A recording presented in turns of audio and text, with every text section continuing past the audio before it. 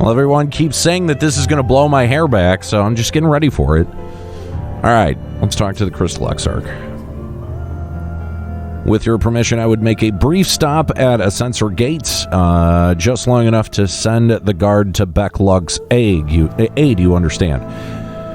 Were it not for them, we would have escaped, we would never have escaped Elidibus, much less with the spirit vessels. Though mine fell into our foes' clutches, Becklug gathered up the rest at great risk to themselves. I must see that they are safe before we press on. Enough good people have given their lives that I might fulfill my duty. He said duty.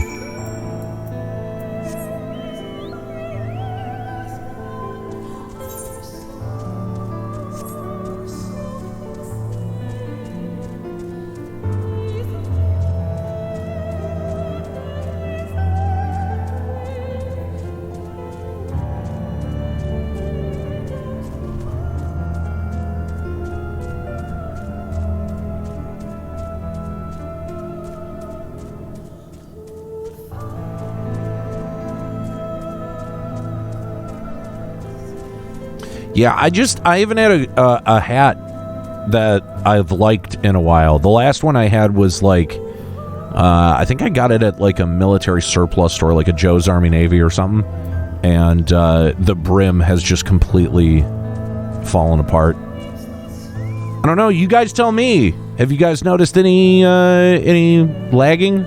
I think it. I mean, just looking at the bit rate readout on the stream dashboard, it looks better. So.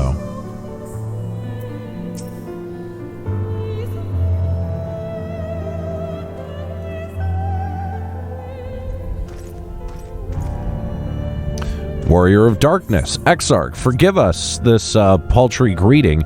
We were not notified of you coming.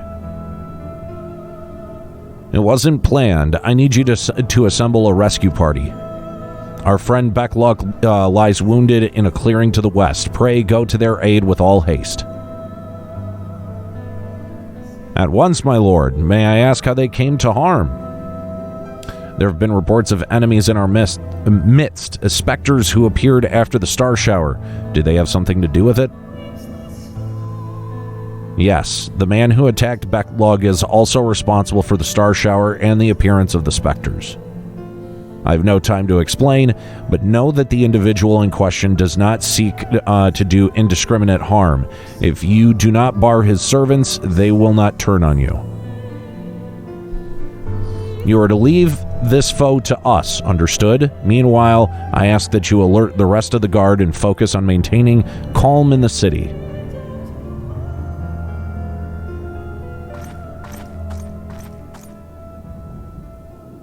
Understood. It'll be Bunny Lady, I'm sure. Yep. Lina.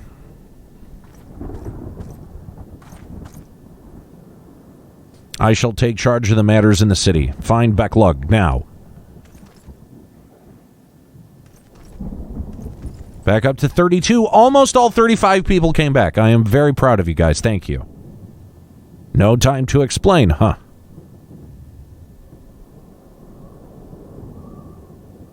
The graver the matter, the less inclined you are to speak of it, even when it's plain for all to see, like what's happening to you. Lina, this time, there truly is no time. I know, my lord. Were matters otherwise, I believe you would even be willing to speak of your past if pressed. Yet I remain afraid to do so.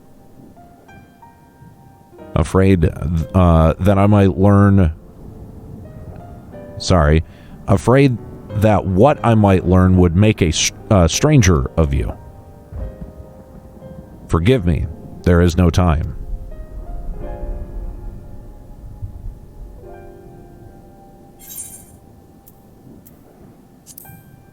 Yeah, whatever. Say your piece.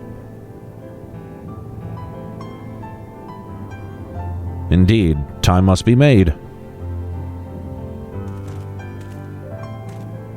Lena, do you remember the time that you got lost in the tower when you were little, and I searched for you hours on end?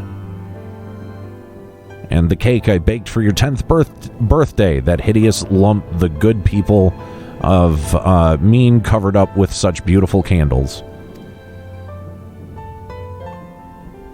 And your hapless first encounter with the Sin Eaters as a guard. Afterwards, you threw yourself into training, pretending nothing was wrong, though I could see tears in your eyes. God damn it.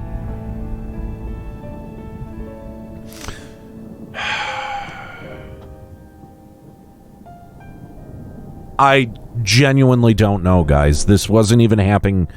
This was not even happening yesterday.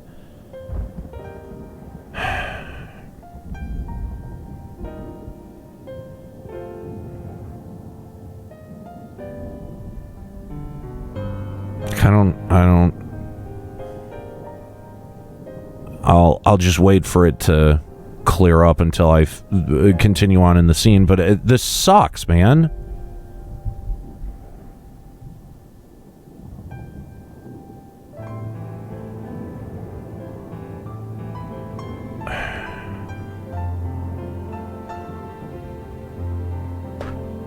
Dude, come on.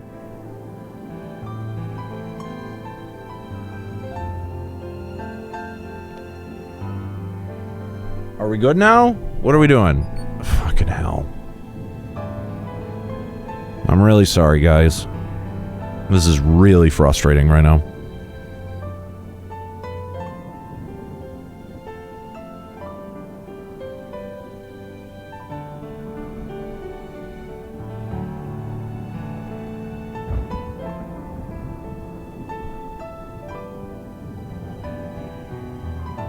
Did my camera freeze? No. Okay. I think it's better now. So, all these moments that we shared, all the feelings that accompanied them, they are as real as aught that came before, and nothing will ever change that. Will ever change what we mean to one another. If I have made you worry, then I beg your forgiveness. Heaven knows that you deserve better. Though the darkest of times, through the darkest of times, you have kept faith with me, standing tall as a proud daughter of the Crystarium, as an example to us all. I count myself blessed to have you in my life, and I want you to know that.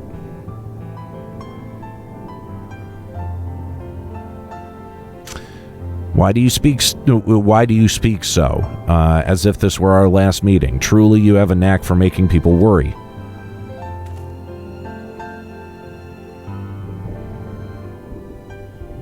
Besides, it is you who are an example to us all.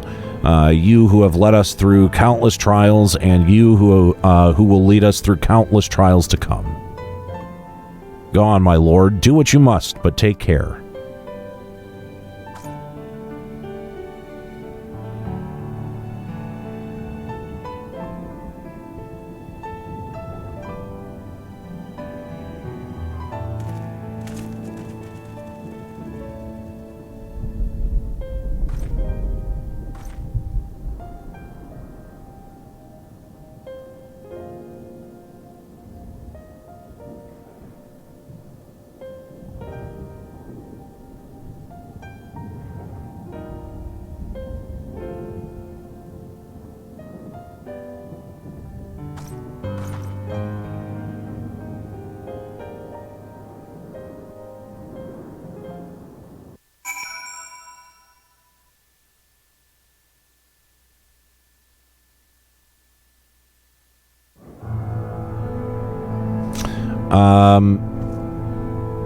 I don't know. We tried restarting the computer. That didn't seem to do it. I am going to make sure that there are no other devices that are using the network. So give me just a second.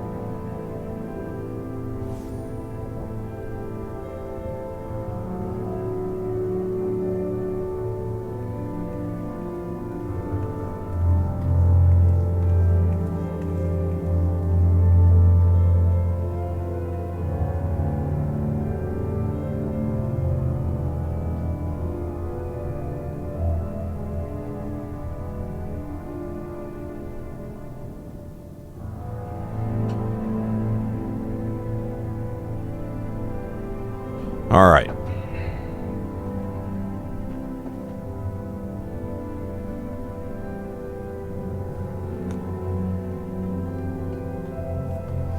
We'll see if that makes any difference.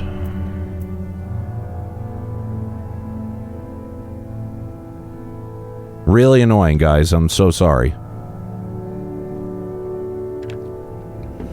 But I've got the performance metrics on Streamlabs OBS, so the next time that it happens, I should be able to have an idea of what's causing it. The ward holds. Excellent. Elidibus will still be within the tower.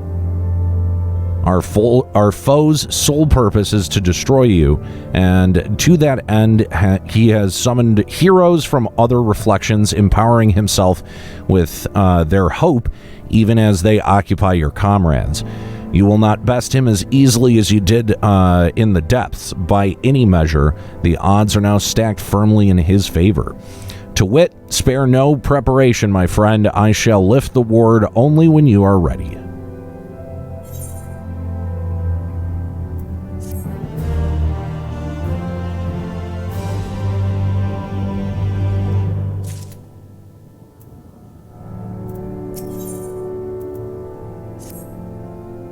Are you ready then? Very well, I shall lift the ward.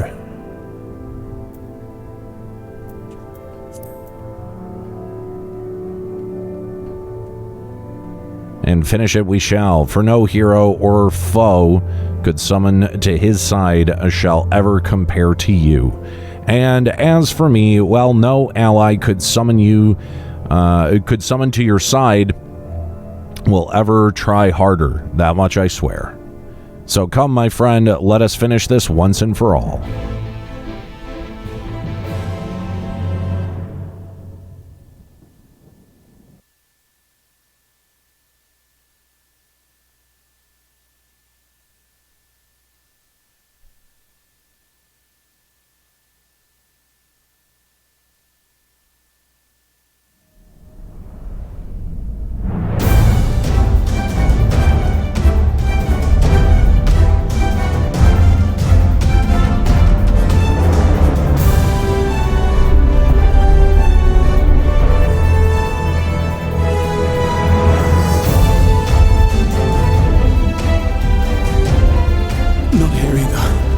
Keep climbing.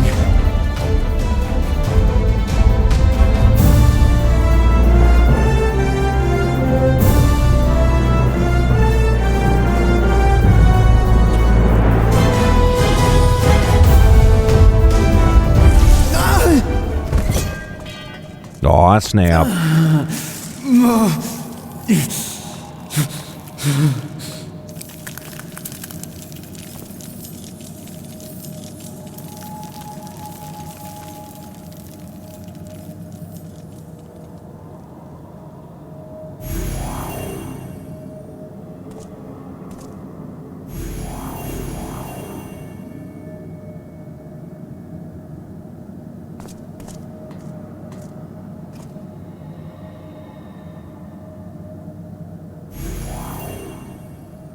Twas but a matter of time. I cannot keep up with you, nor will it avail us to make a stand here. You must go on without me. Find Elidibus and stop him.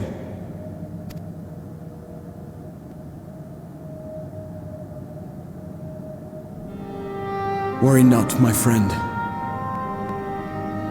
Though I am no warrior, I have learned to hold my own over the years.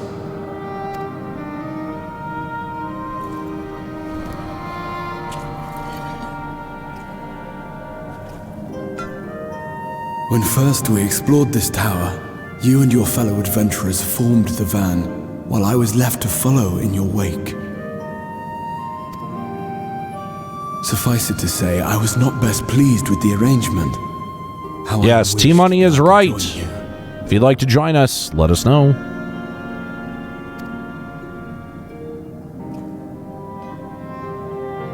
And now I have, here where it all began. I was right to trust in you, and the power of your legacy, of your name. to let them guide my every deed. Yeah, send me a tell.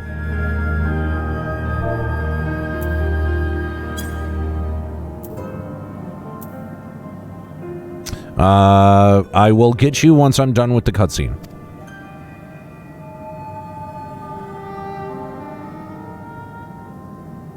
For Elidibus is my name and my mission, guiding my every deed.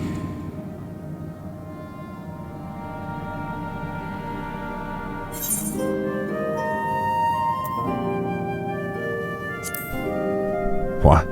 Did you ever consider any other heroes? Because there are better ones. I did, but I chose not to walk them, thank the gods. Why ever would you ask me such a thing?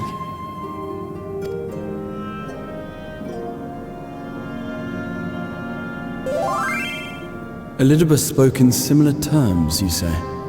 How curious. I will get you once the cutscene is over. To answer your question, then, I made my choice for reasons which seemed obvious to me, but may not to any other. There were the expectations I placed upon myself before beginning my slumber, and the expectations of those who roused me. Of course, I had the choice to turn my back on the lot of it, but in the end, it was no choice at all.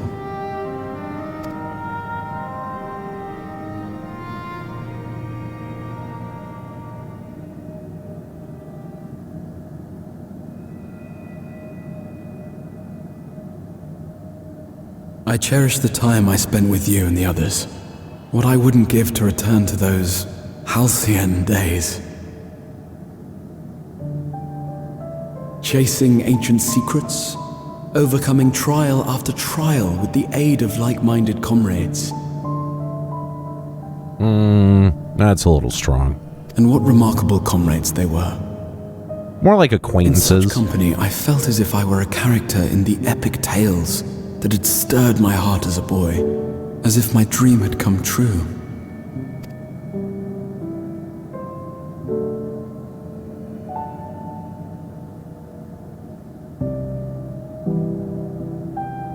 It hadn't, of course, for I was no hero, neither then nor after.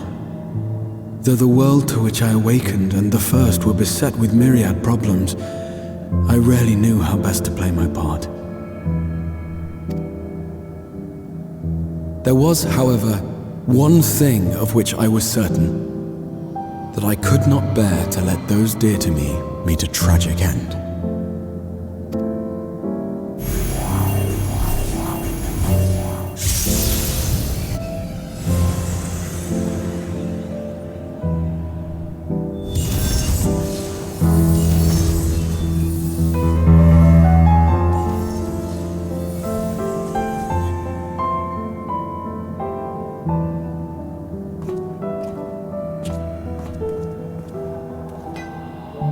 I'm afraid our time is up. Go!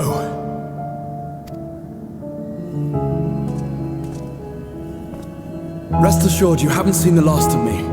I wouldn't dream of playing my trump card save in your presence.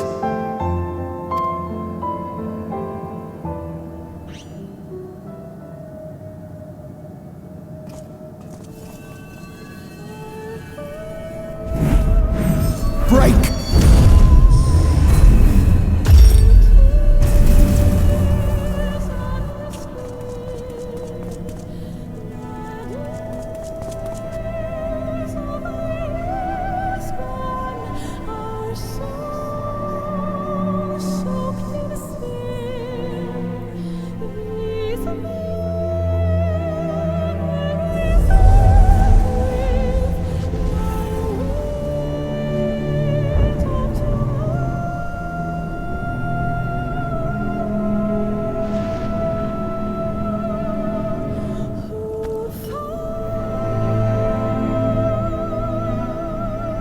Memories of a possible future.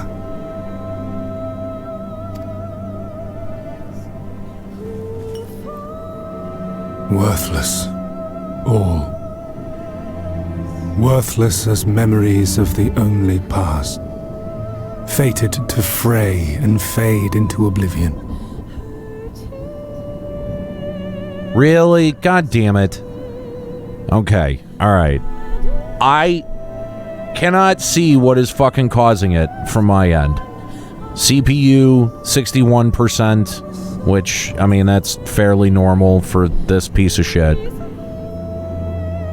The connection looks stable between 1,300 and 1,500 kilobytes a second.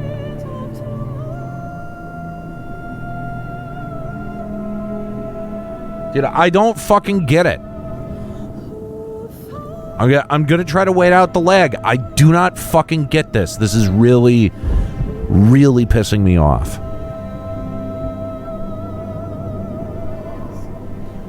Well, at least it was short-lived this time. I literally, on my performance metrics, nothing happened.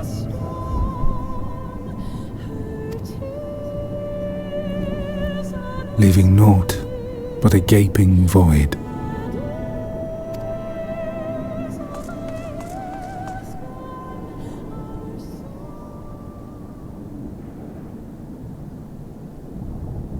The waking sands.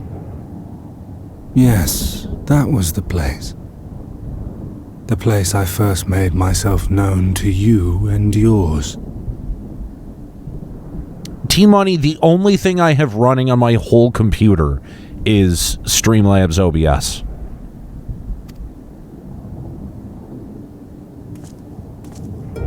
The seventh rejoining had left the realm listing dangerously towards darkness, and events were unfolding that threatened to push it over the brink. Thus did I approach you in my capacity as emissary, thinking that you would make a useful pawn. But I was wrong. And for my misstep did La Habrea and Emetzelk pay the ultimate price, leaving me the last of the Unsundered. My remaining brethren, fragmented as they are, cannot hope to see our mission to its end. It falls to me alone. Defeat is not an option. I will strike you down.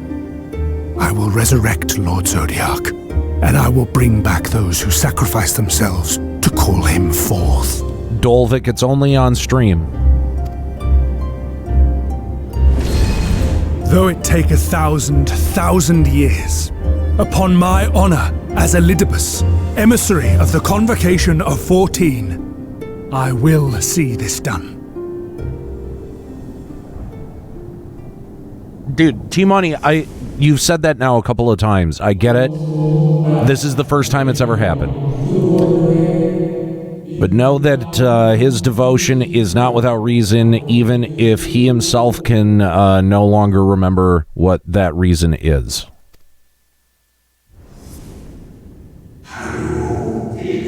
You worry too much, Elidibus. This dedication to your duty verges on obsession.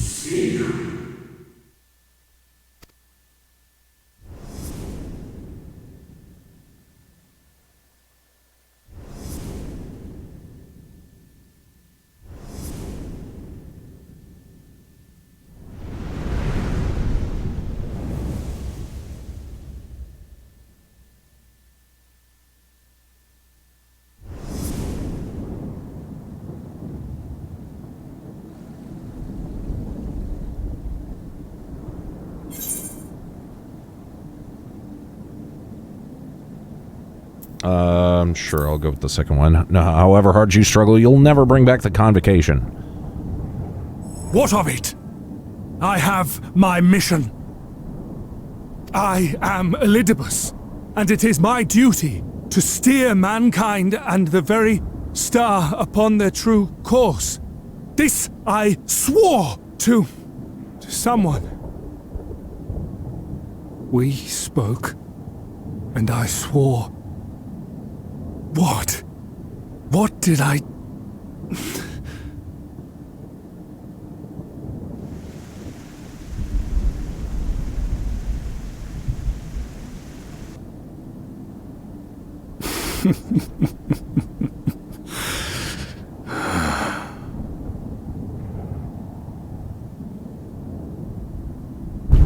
This pain, this torment, is nothing.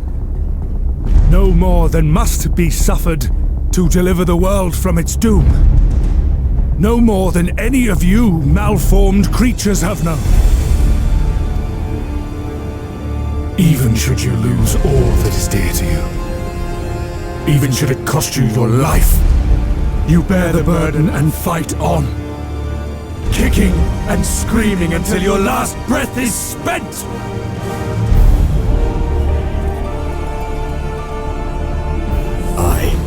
It's true. We've lost much and more. Known unimaginable suffering. But through it all, we never, ever forgot what was dear to us. And that's what gave us the strength to carry on.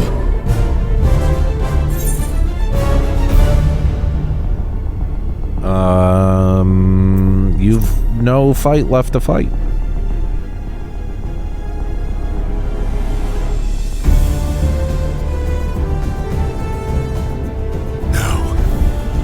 No, it will not end here.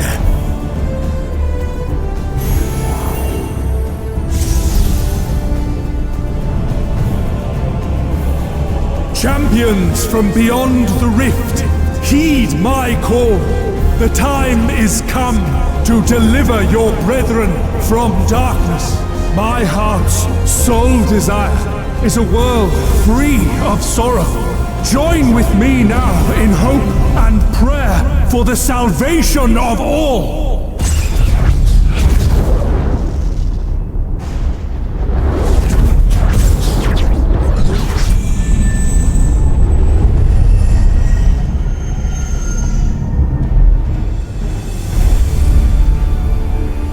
If you would usher in the end, then with my all shall I oppose you. As the avatar of those mortal heroes who fought unfalteringly in all their imperfection, as the warrior of light incarnate. Come, warrior of darkness, let us finish this.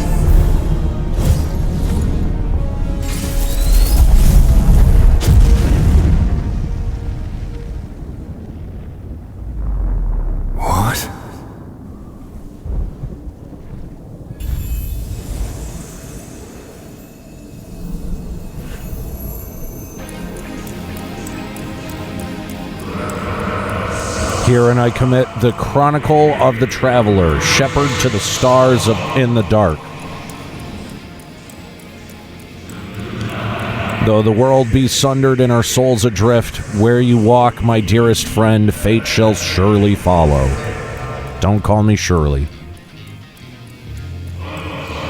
For yours is the 14th seat, the seat of Azim.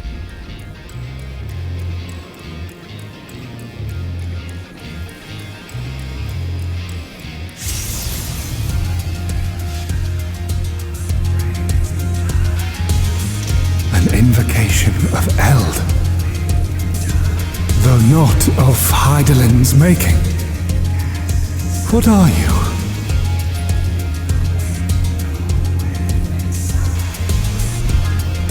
No, it matters not. You are the enemy, and you will fall. Even should it cost me everything, I will not forsake my duty.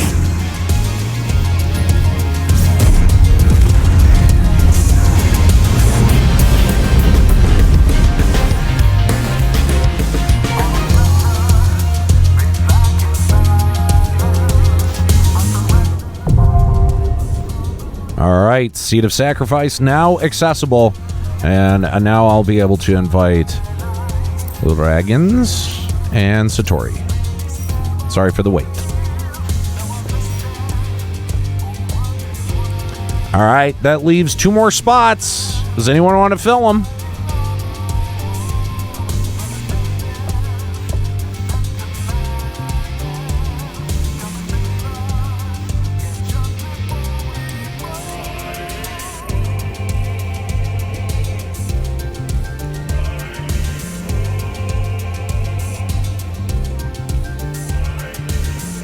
Yes, the Elder Primal of Salt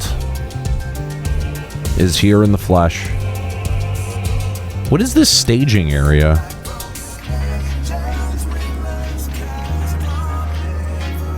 It's just the throne room. I thought it would be more interesting.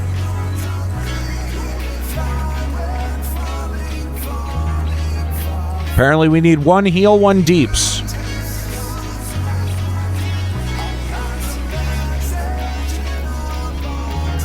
I'm going to give it like 2 minutes in hopes that there's another lag spike that we can start the fight like right after the lag spike. Gotta try to plan around him now. Torquil saying I want to, but the ERP on Balmung is too good to leave. Jesus.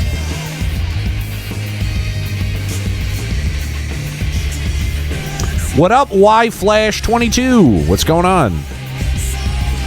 Yeah, I figured that out, Torquil. Thanks.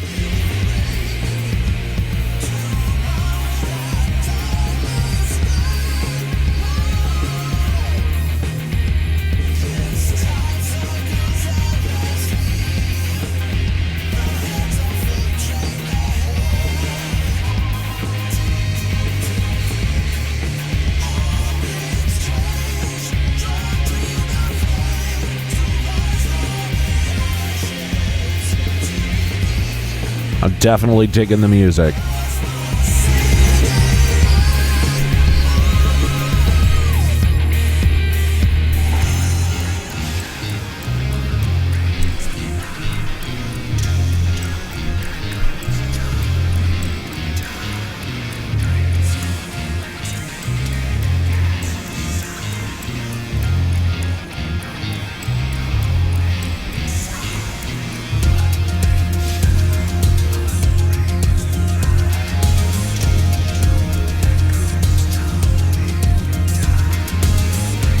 Oh boy.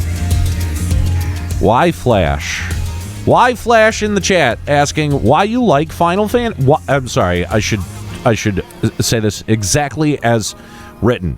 Why are you like Final Fantasy? Don't you know it's now woke trash for making Tifa look like a man? Question mark? All right, guy.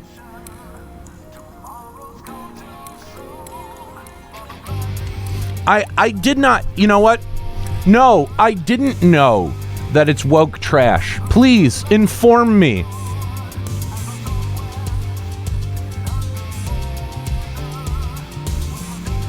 Go on. I'll wait.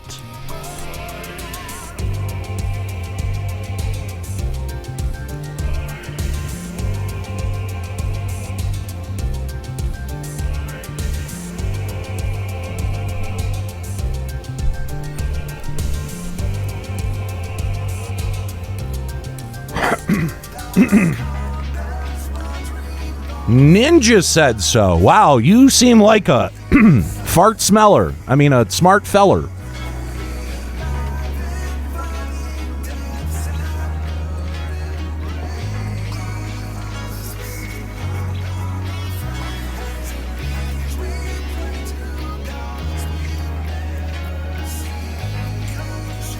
Waiting for another lag spike to hit.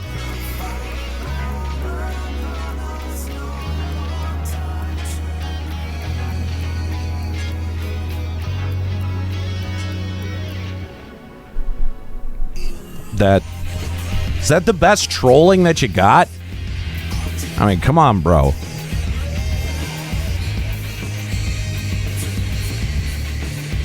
Let's see. This guy came in, what, like 2 minutes ago? Let's clock him to see how long it takes to devolve into racism.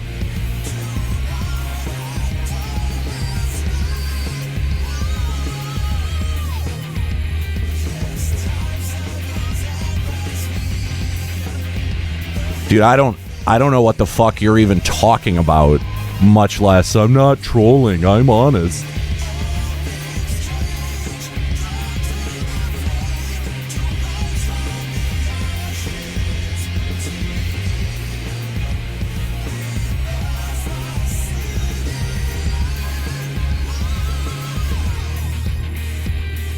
You look here. You look, listen. I am not a racist. Oh, okay. Sure. Dude, this is fucking pathetic, man.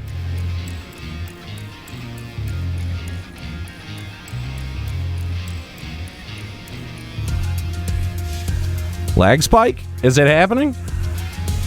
'Cause I'm trying to wait through it.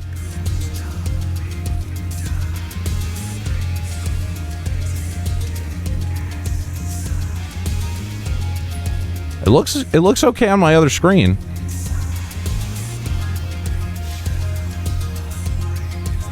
Yeah, it is dropping frames, but okay. This looks like an internet problem, guys.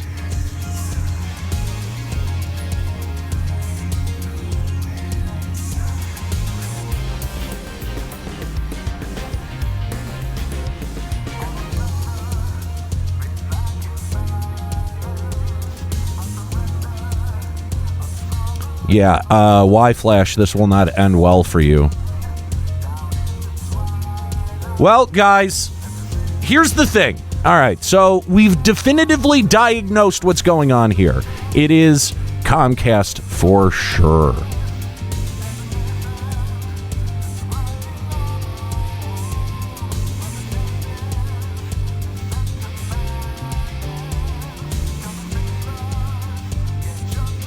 Is that an anime poster behind you? No, it's a it's an Overwatch stand-up. Genius. He's trying real hard. All right, so that's the problem. Is the fucking internet is being a piece of shit. So, all right, lag spike ended. I'm gonna hit the duty finder. Fuck this shit.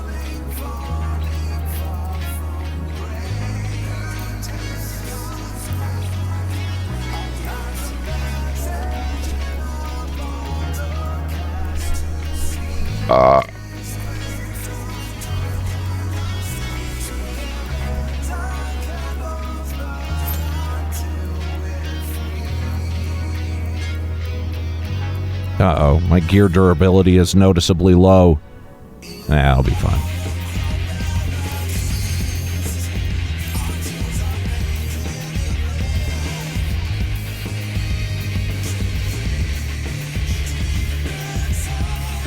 Yeah, man, you picked the wrong, for sure the wrong channel to try this shit out for the first time in.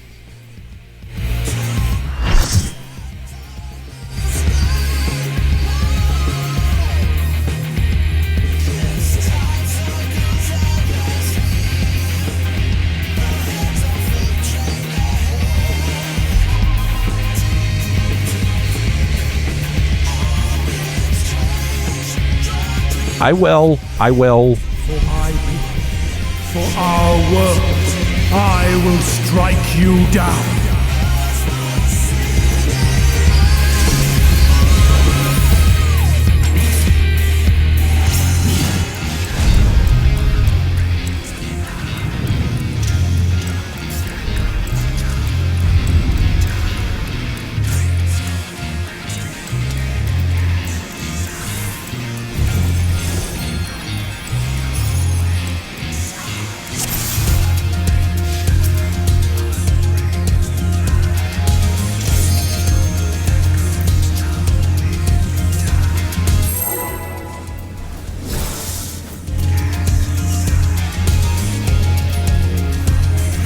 This battle shall be our last.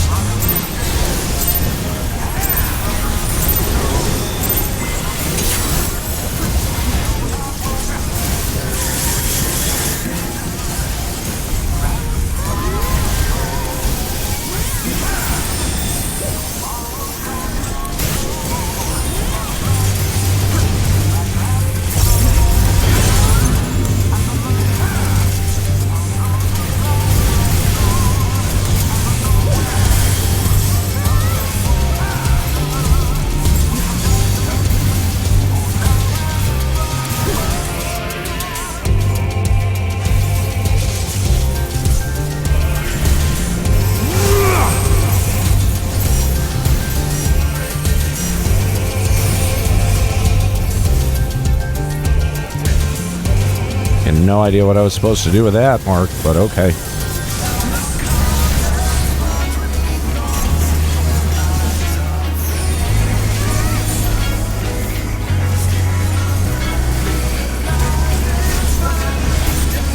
Begone, spawn of shadow!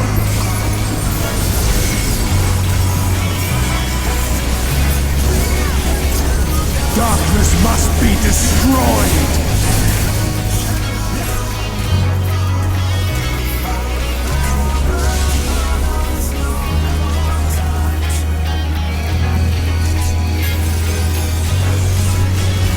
Gleaming steel, light my path!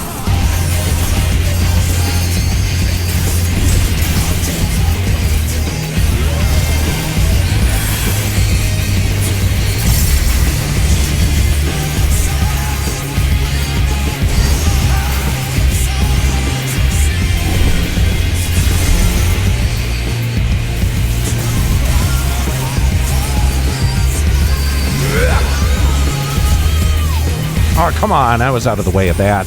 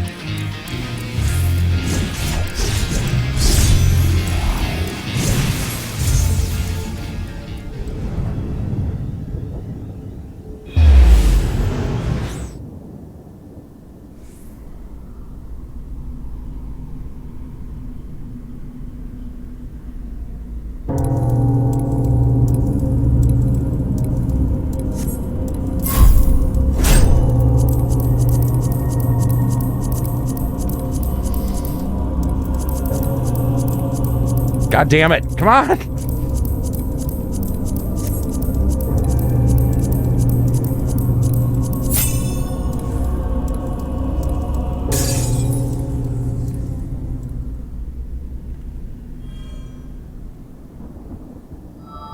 You clutch the crystal of Azim to your breast and wish upon it with all your heart. And so it ends in unceremonious silence.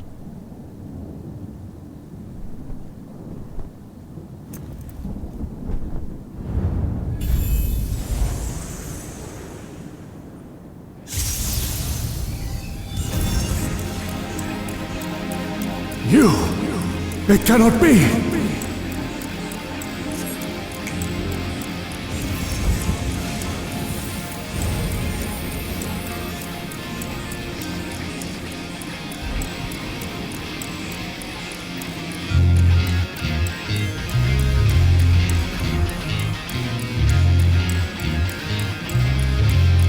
To me, warriors of light!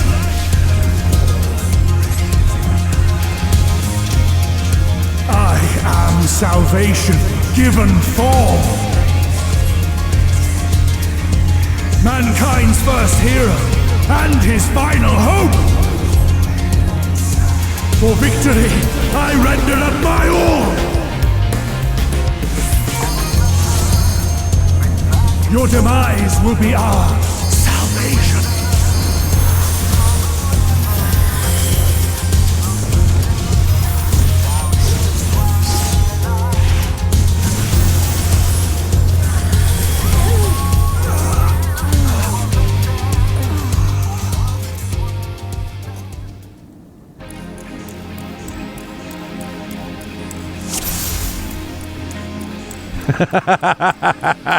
Oh, T-Money.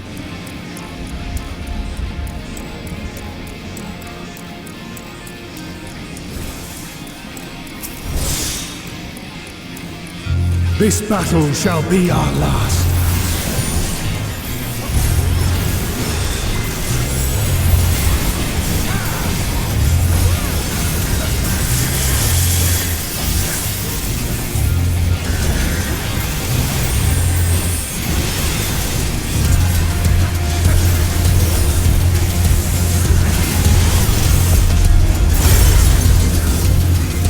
I was sitting there like, should I be doing something right now?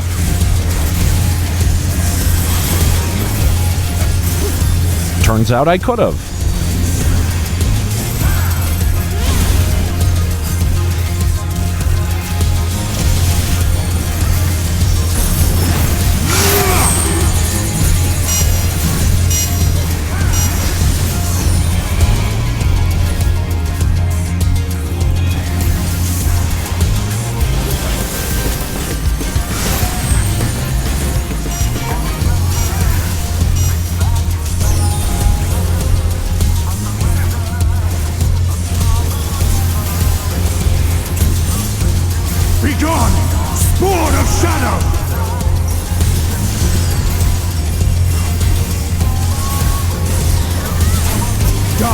Must be destroyed!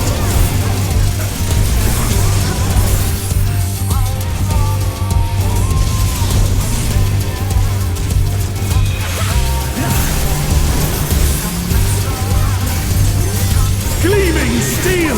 Light my path!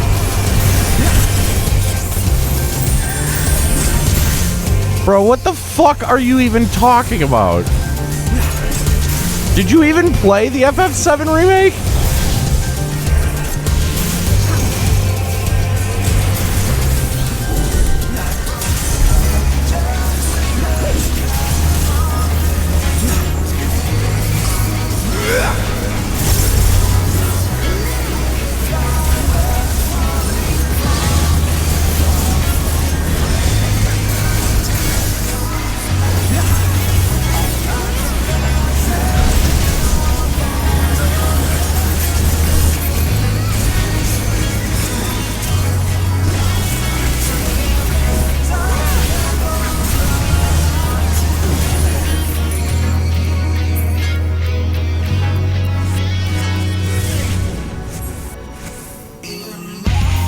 Of course you haven't, because you sound like a fucking idiot.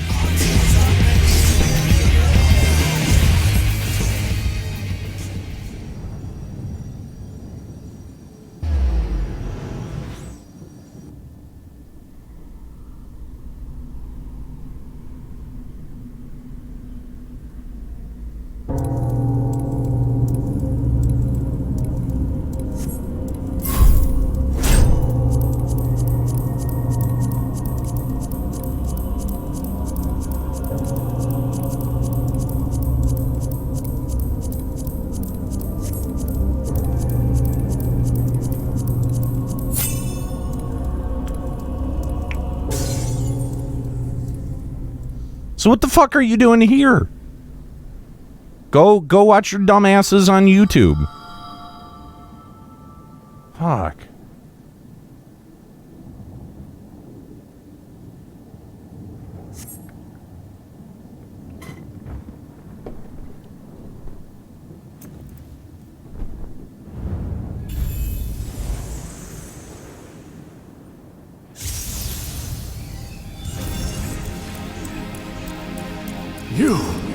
It cannot be!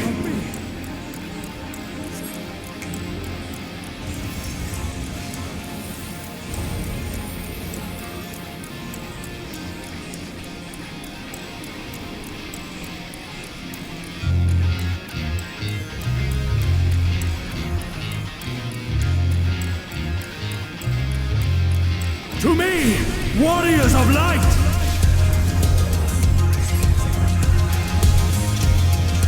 I am salvation given form. Mankind's first hero and his final hope. For victory, I render up my all. Your demise will be our salvation.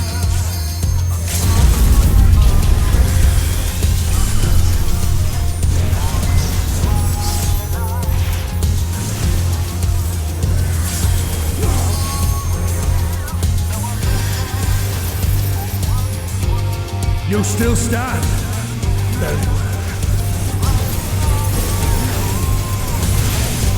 well. So you're proselytizing for some shitty YouTubers? Do I have that right?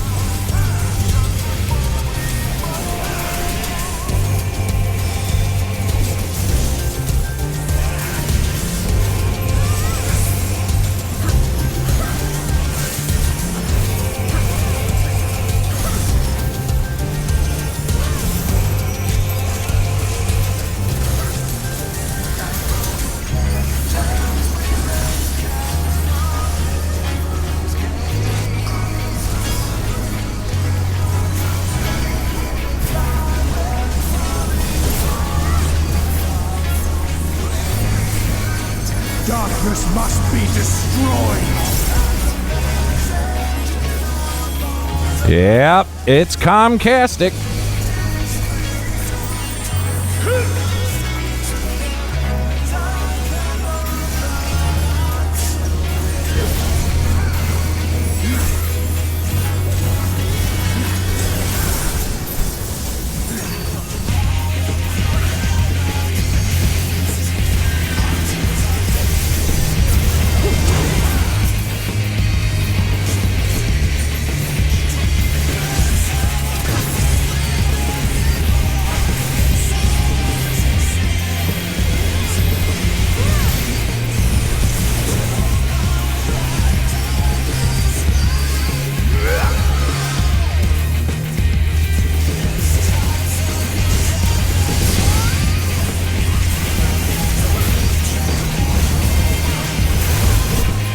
It'll come back momentarily, guys. I can already see that the connection is rebounded.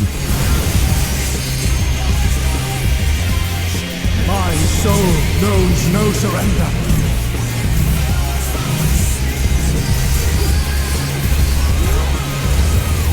Hope, grant me strength.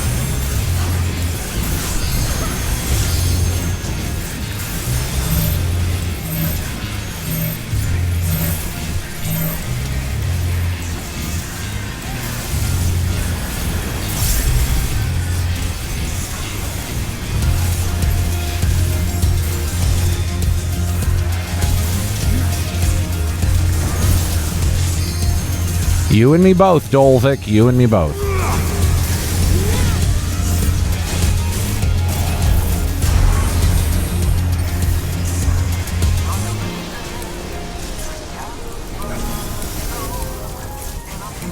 Gleaming steel, light my path!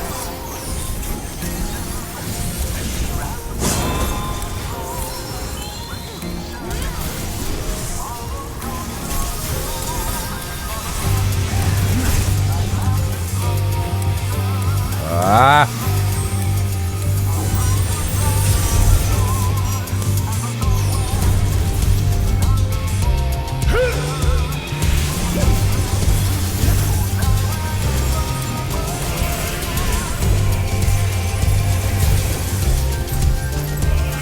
Yeah, maybe Comcast is trying to fix their shit or get it together. I don't know.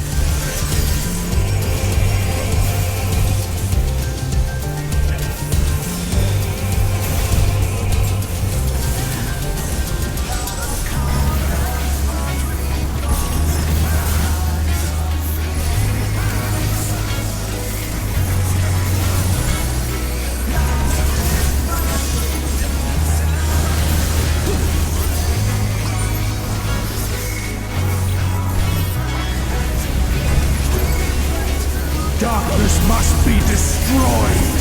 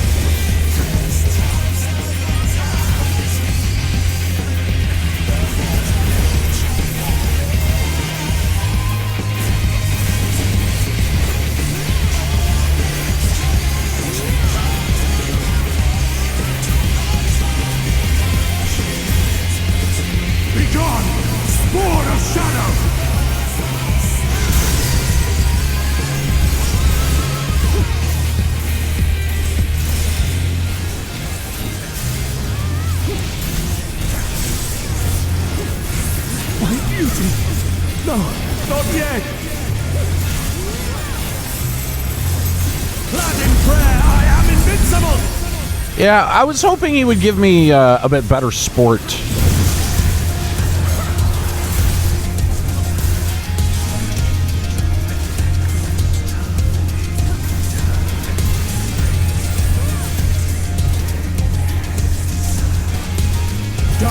must be destroyed.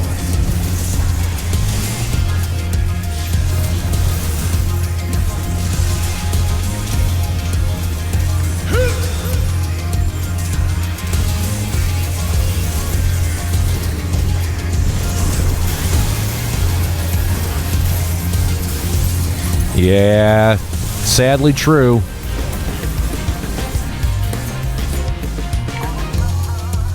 I did see that, Ramos.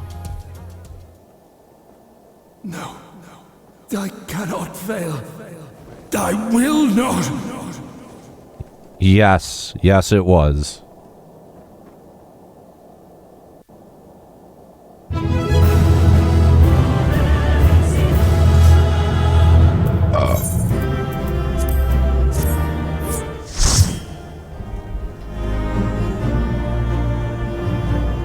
If you want to get a screenshot, go ahead and get it. I am going to refill my tea. Give me just a moment. To that rapper kid that called in, that was the same kid. We're talking about the same person, where he started off saying the N-word, and then eventually he started rapping to us. Like, okay, that took a turn.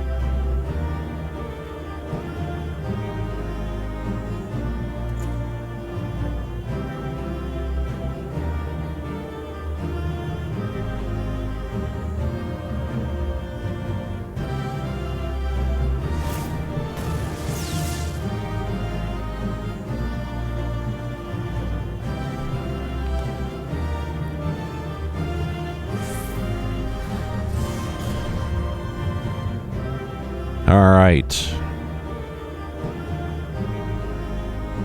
Yeah, look at that.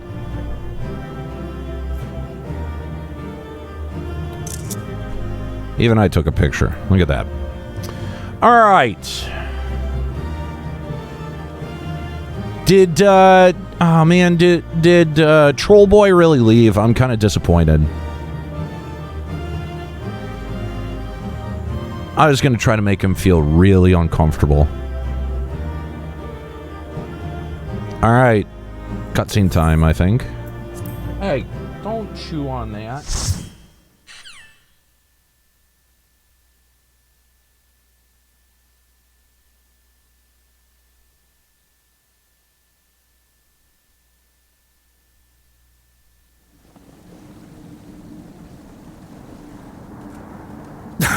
Fool!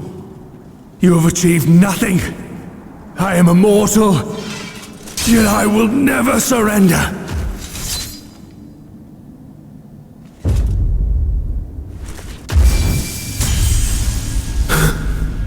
Elidibus, so fixated were you on my memories of the future, you failed to heed the lessons of the past. Your obsession blinded you to the true nature of this tower. This beacon of hope for mankind.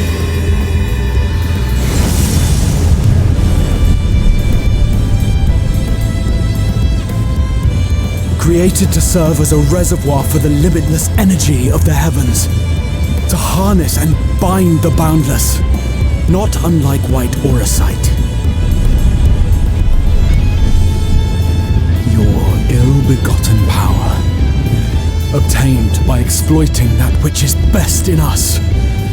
I shall have it. Your soul and all! Snap.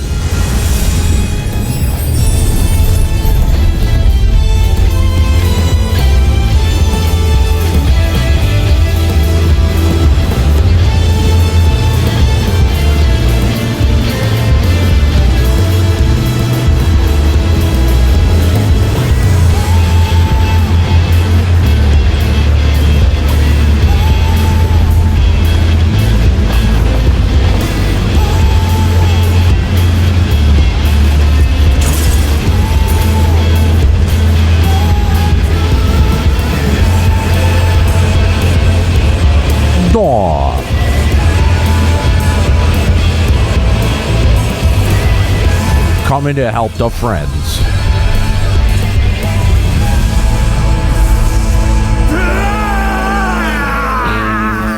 Oh, nice, and we get a Frieza face, too.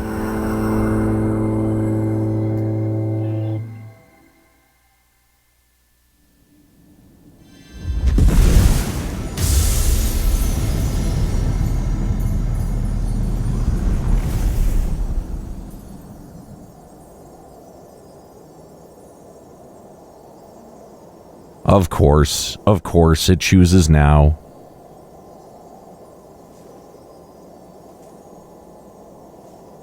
Comcast, you piece of shit.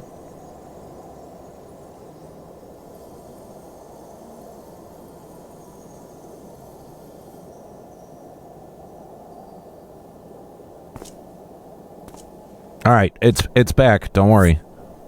I can already see the numbers. I'm way ahead of you guys. You didn't miss anything. It's all good.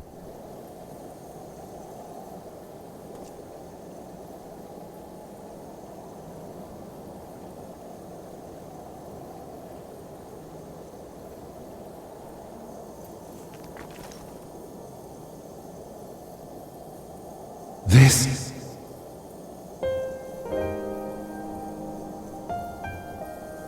Yes.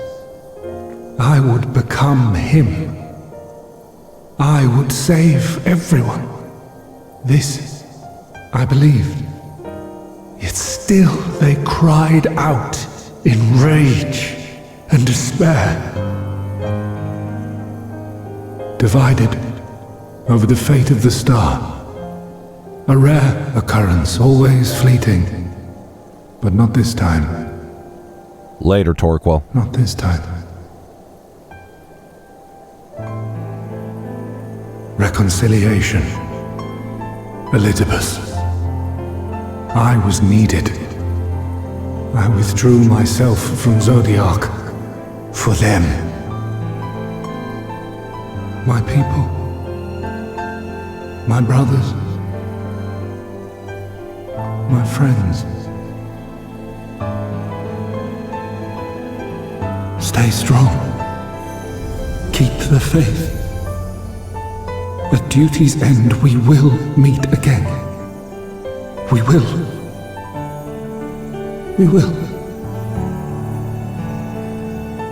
The rains have ceased, and we have been graced with another beautiful day. But you are not here to see it.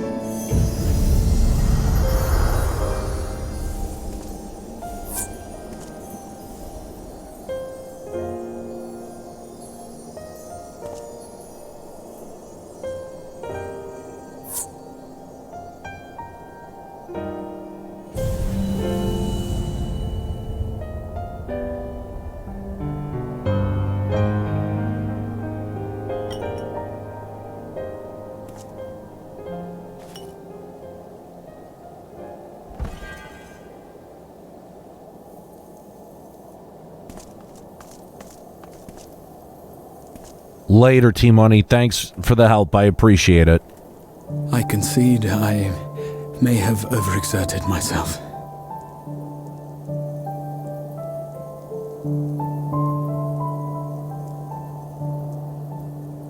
Steady now and listen. I told you before that I had a plan, and that when all is said and done, I would ask a favor of you.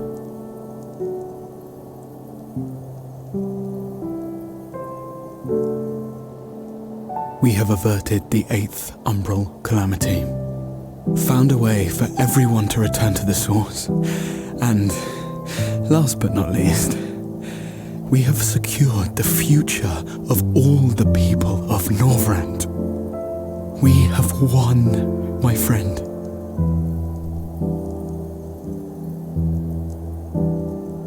So, I hope you'll forgive me this moment of selfishness, and while I wouldn't want you to feel obliged,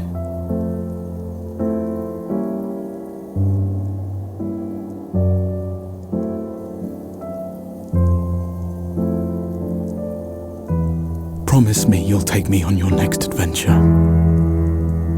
A journey. Together. That's all I ask.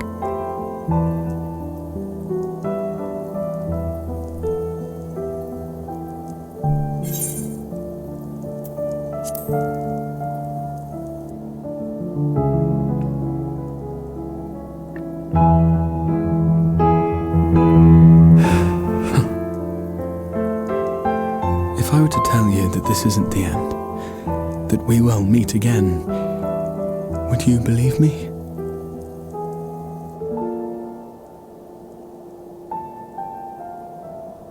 Slow, stoic nod.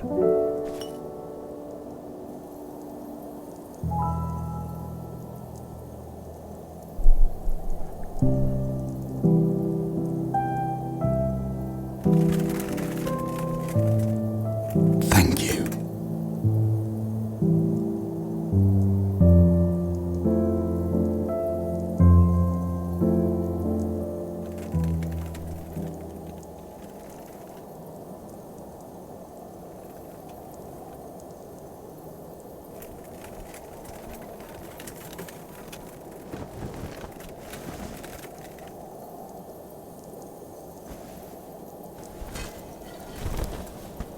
My friend, with you, my mind and memories shall travel to the ends of the world and beyond.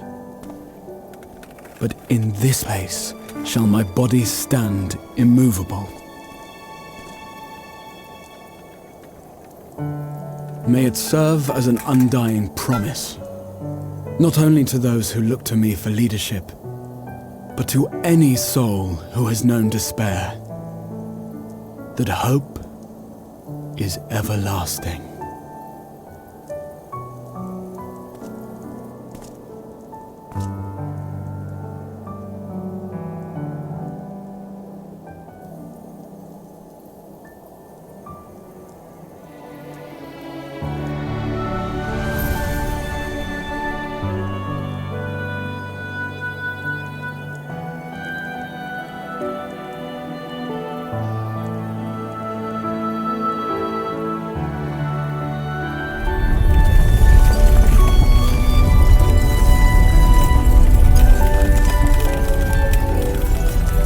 Deuces, homie.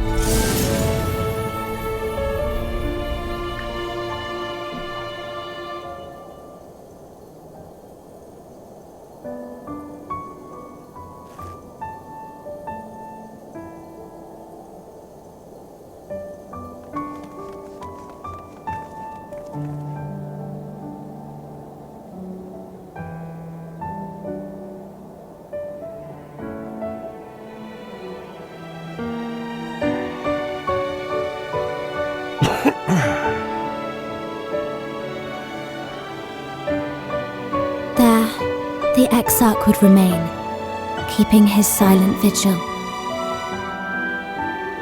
When the Scions were not released from his summoning spell, we proceeded with the plan to return them to the source. The Warrior of Darkness, however, retained his ability to traverse the two worlds at will. And in time, the Crystal Tower became a symbol of his link to the First, and of hope.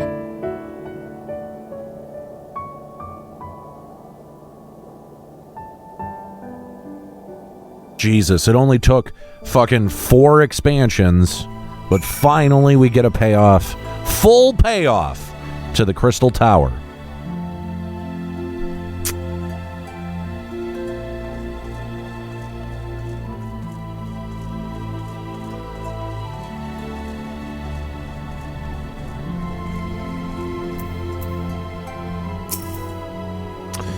Am I all right? I should be the one asking you. But yes, I'm fine, thank you. We all are. The people are fine, the city's fine, and the star showers have stopped. It's almost as if we'd gone back to the peaceful days that followed the knight's return. Almost.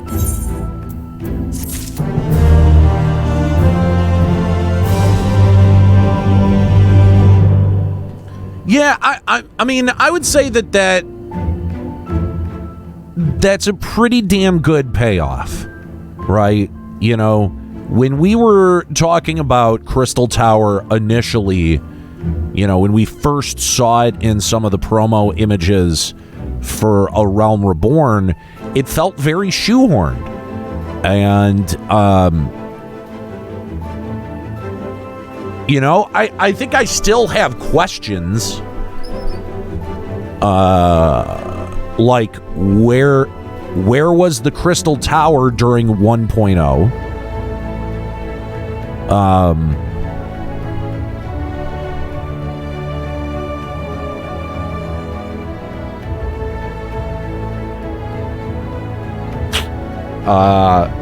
I think that, I mean, that's my first big question is like, yeah, where was the Crystal Tower during 1.0? Trying to think. Yeah. I'm trying to think if they underground, really? I mean, because I remember them saying that. I remember that being a piece of dialogue from someone, that the Crystal Tower appeared after the Calamity.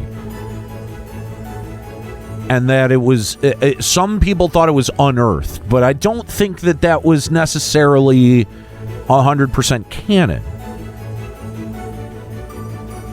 You ripped the seal off it during the quest line. Yeah, I remember that. That was the first thing that you had to do for it. It was buried. Was it? Was it though? Like, what I'm saying is that yes, that is what the dialogue and the characters said during that cutscene. But there's a little thing in literature called the unreliable narrator, of which we've had several instances of where lore has had to go back and be retconned. So, is that one of these instances where the characters who were saying, well, the Calamity uncovered it, it was buried underground, are assuming that? Or is that what actually happened?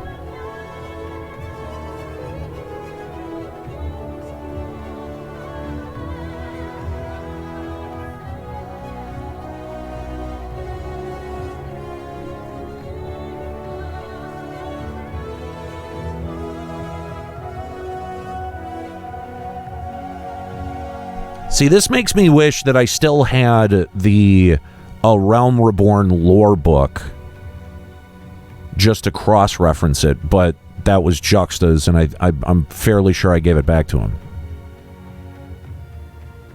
The deep pits of Yoshi P's Mindscape. That sounds accurate. They'll probably make it come from the moon.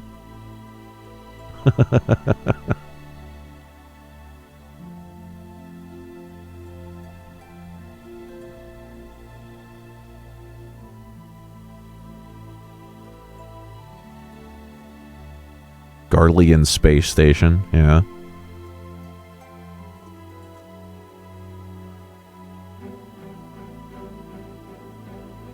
All right, Fusion saying the monk quests mentioned a big bit of energy under Mordona.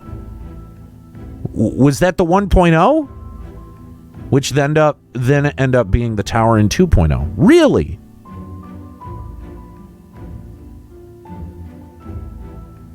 Yeah, I wish I had the lore book. Because now I'm very curious.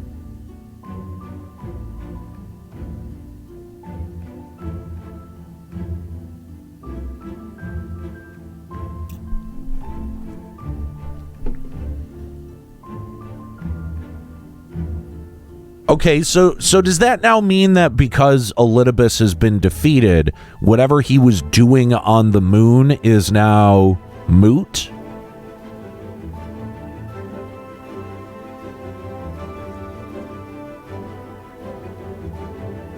And depending on the language, it was in different directions.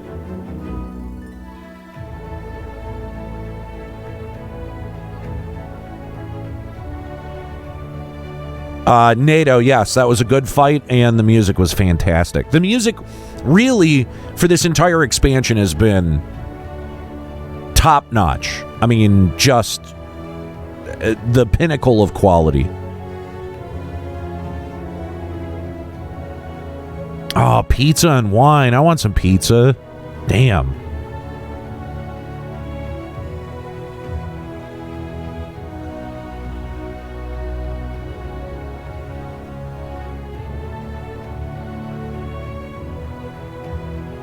Yeah, no, I get you. Shadowbringers, yes. There are a number of Shadowbringers in there. I like that.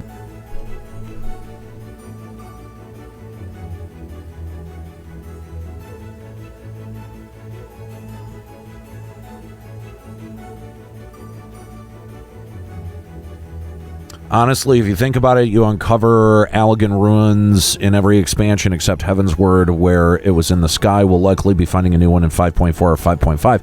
Yeah, I think that that's likely.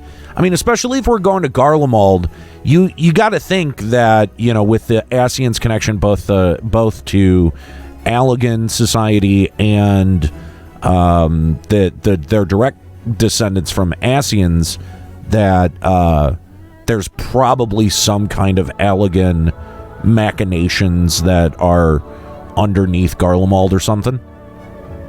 Allegan Ex Machina, yes, that's true. If you need a MacGuffin, that's also very true.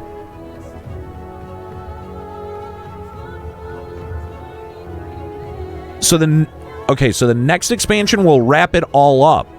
Meaning the whole story? Like the next expansion is the last one? You guys got to forgive me. I have not been paying attention to things like live letters, so this is all new to me. I just saw the 5.4 artwork earlier today.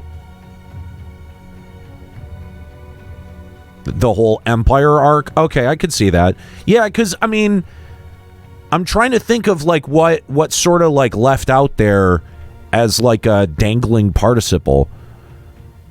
I think it's really just the Empire and what's his nuts.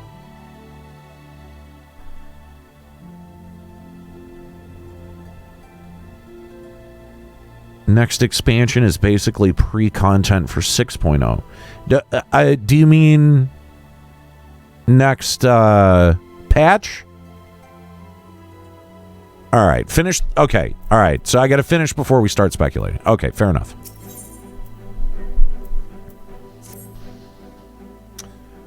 Aniero, if you are ready, I would recount. Aniero, if you're ready, would you recount to us how the day unfolded?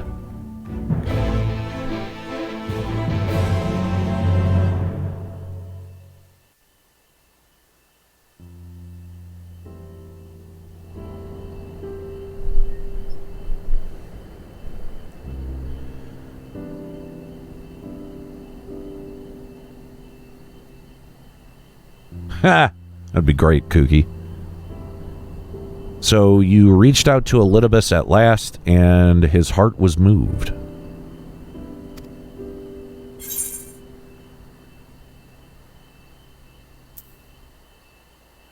And it changed nothing.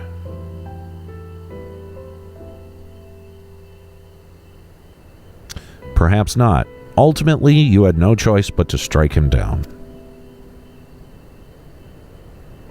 But the important thing is, through violent... the important thing is this. Though violence proved unavoidable... God, I'm reading terribly tonight. You did at least come to understand your foe. And in knowing his hopes and dreams, do we best remember him and his legacy. So long as they remain unforgotten, the love he and his brethren bore for one another and the star may yet be rewarded.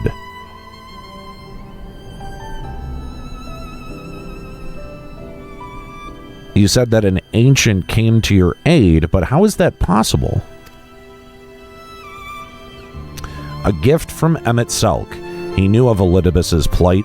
Foreseeing his own death, he made provisions to bring Elidibus' suffering to an end, lest his friend be left to continue the struggle alone. Or so I wildly speculate. It is unlikely we will ever know the truth. The best we can do is remember the events as they happened, no more, no less. As the Ronkins so rightly put it, history is learned, not lived. Ah, there you all are.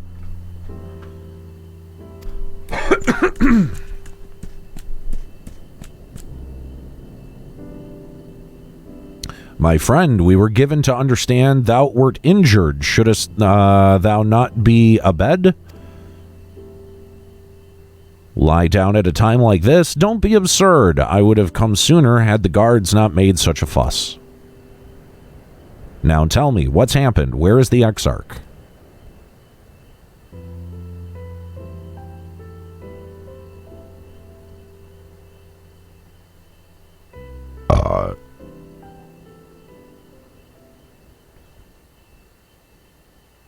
I see. Aniero, will you show me his spirit vessel?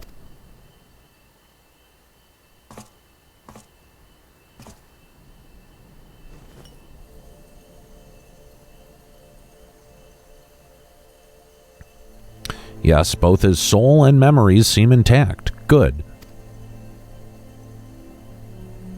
Unlike the others, his aether was not highly charged, and so it did not seem necessary to employ a familiar for the imbuing, but I need to be certain all the same. Oh, what a relief.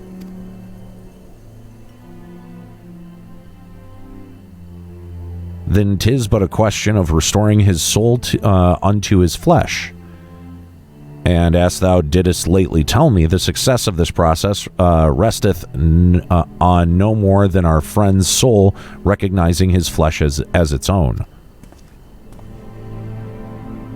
Given his apparent desire to return to the source with Aniero, one would think that his soul would only be too happy to go home, no? Surely it wouldn't balk at the relative newness of its accommodation. So one would hope, but none can speak for the Exarch's heart of hearts, and he can no longer speak for himself. Furthermore, though I have drawn upon all of my not inconsiderable expertise to predict the outcome, the facts remain that there is no direct precedent for what we are attempting. Will his body accept his soul? Will his essence blend properly? Will he awaken whole of mind? Any number of things could go awry.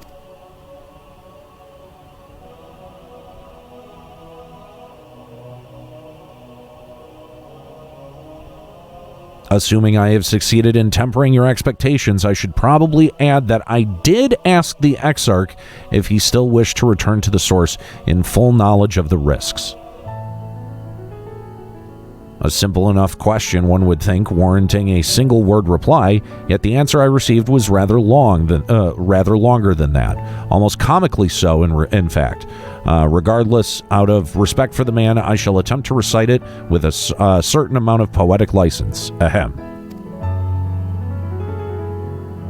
As I grew older, the burdens I carried became ever more numerous, burdens which weighed upon my hopes, burying them deep within my breast, so deep that I couldn't be certain that they were still there. But when I look around me, I'm reminded that no matter how deeply buried they may be, our hopes never truly disappear.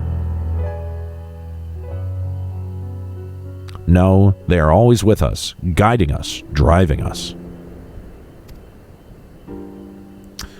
I see it in Vothri, who sought to vindicate his existence by creating his paradise.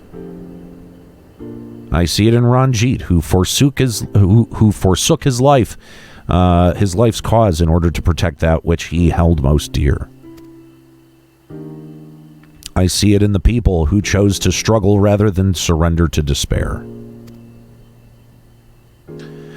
And though our struggles may differ greatly since the beginning of time, they have all shared that one common thread: hope. We struggle because we have hope. And when the time comes, I too will embrace mine. I will follow my heart, regardless of the risks. And I will live with all my being as benefits one who has been granted a second chance. As befits,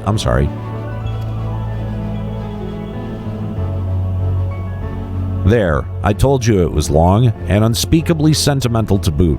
One would think them the outpouring of a dewy-eyed boy, not the old man the Exarch seems to believe he is. I mean, really, he's scarcely been alive as long as I've been hiding. I dare say he is blushing in his vessel. Speaking of which, we should make ready for our journey. Time remains of the essence, after all. Needless to say, once we leave, there is no guarantee that we can return. If anyone has unfinished business, now is the time to see it.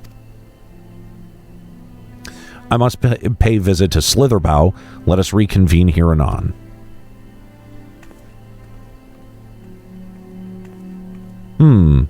There remain some few matters which require mine attention in Ilmeg. May I leave Thancred in thy care, child? I've been meaning to get some flowers for Minfilia. I thought you might help me choose them, and then we could go to Nabatharang together one last time. A fine suggestion. Lead on.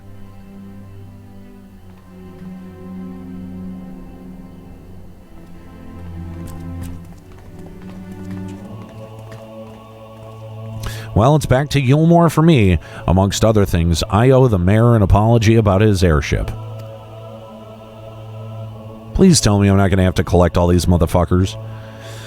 I assume you have places to be, I assume you have places of your own to be, Alice. I shall see you later.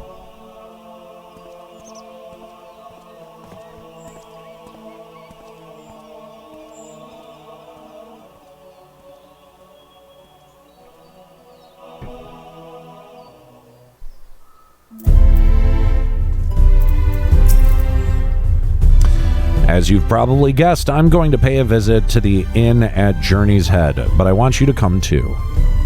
I realize you don't need to say any farewells, but the Exarch does, if only in spirit, so I thought you might bring him along, if so to speak.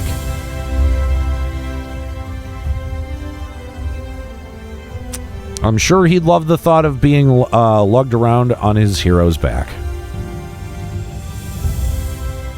So let us be off, shall we? I can't wait to see how Halaric's doing.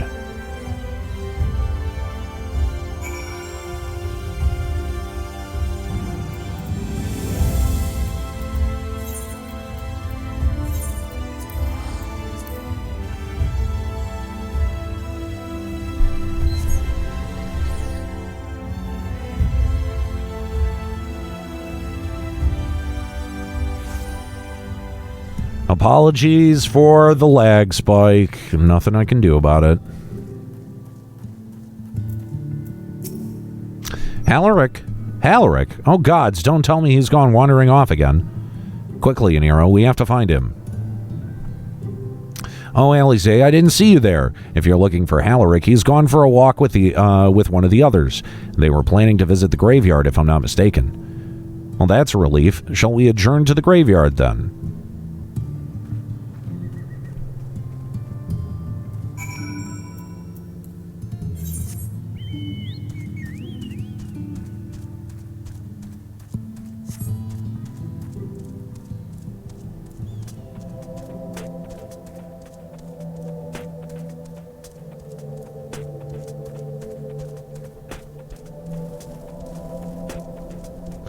God, I really wish that would fix it.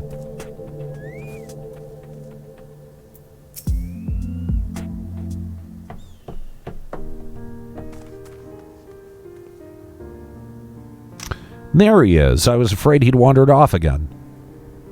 Oh, there's no need to worry. Halaric's safe and well. He's been showing good progress and likes to go for walks as of late. though his steps usually bring him to this particular spot.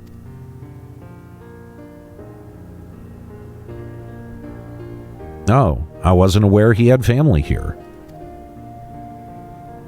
He doesn't. It's Tesleen, her sword. That is. We buried it here in her honor. So he remembers. What brings you back so soon, out of interest? I didn't think the next round of treatments was due yet. No, it isn't. Look, I realize this is sudden, but I've come to say goodbye. It's time for me to return home. But rest assured, the treatments will continue. Backlog will come to oversee them in my stead. I see. You did mention that you and your friends were searching for a way home. Needless to say, we'll be sorry to see you go, but I know everyone will be happy for you truly. Happy and grateful. You've done so much for us, achieved what none of us dared hope was possible. And we'll see to it that your good work continues and that no more poor souls are buried here before their time. So rest easy and take care. We wish you every happiness. Thank you. I will miss you all.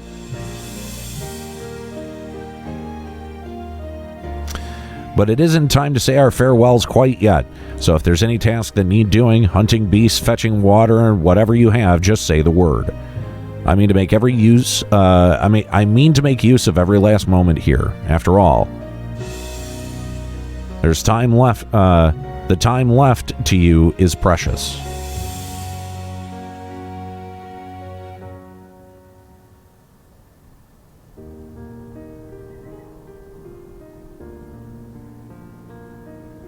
That's right, Halloran. That's exactly right. Those words will guide you true, so never forget them. And neither will I.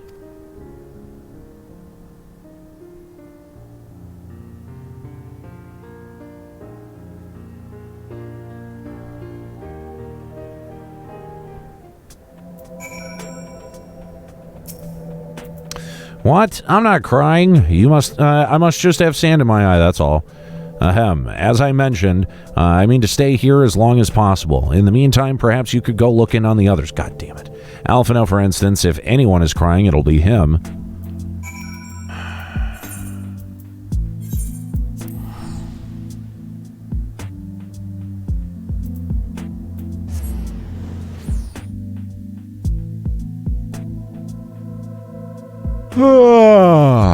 Excuse me.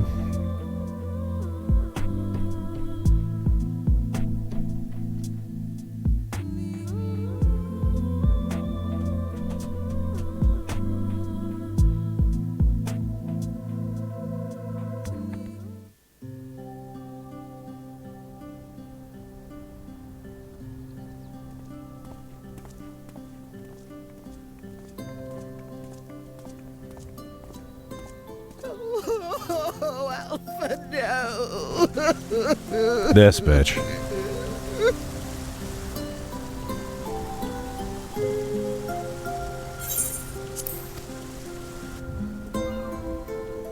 Please, Lady Chai, dry your eyes.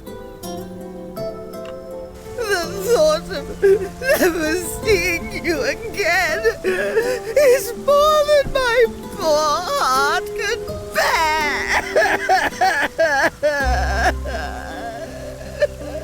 Jesus, lady.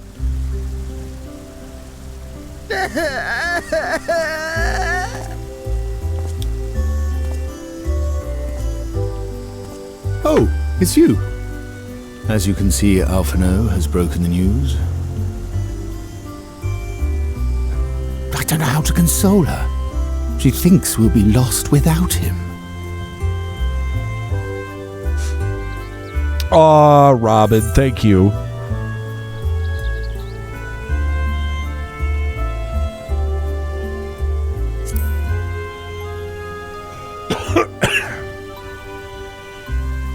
You'll never let me forget it, will you? I'll have you know I completed the promised painting in the end. Be that as it may, there are times only words will suffice.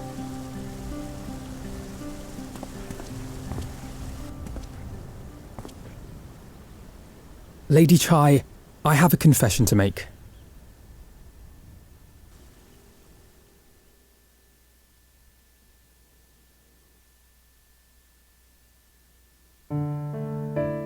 On the day we ousted Lord Vorthree, when I revealed the truth of his tyranny and your complicity in his crimes, I did so with great trepidation. Not out of fear that you wouldn't listen, but that you might never recover. There was a time when I too, in my hubris, believed myself worthy to lord it over others. And when the lie was laid bare, when I was forced to confront the cost, the lives lost, it all but destroyed me. To awaken from a naive dream to so harsh a reality, I would have understood had you all surrendered to despair.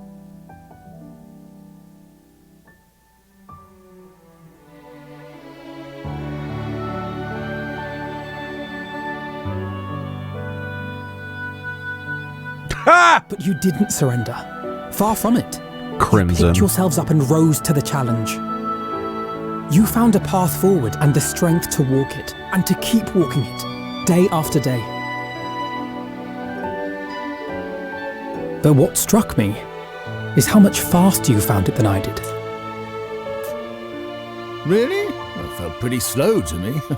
But rest assured, we'll make Yulmore into a nation anyone would be proud to call home. Eventually.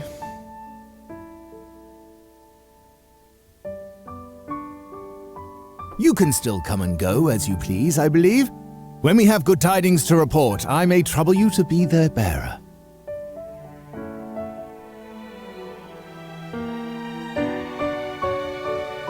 There may also be less than good tidings, in which event I hope I can trouble you for your counsel.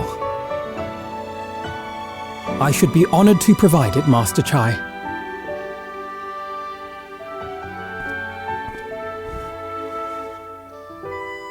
Oh, Alphino, I know you aren't one to sit still, but do remember to take your ease from time to time. And no matter where you are, remember that there are people here who are praying for your health and happiness. That's right, Alphino. Take your E.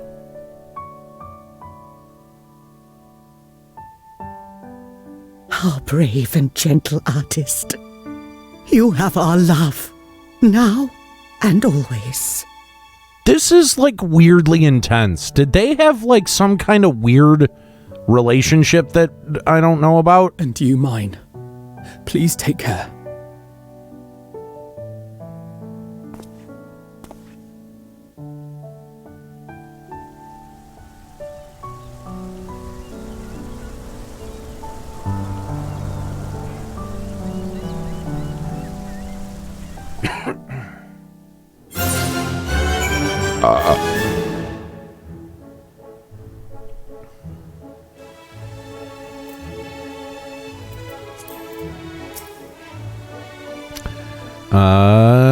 Tis a strange feeling, Aniero, to stand in the company of our friends, knowing that I will never see them again.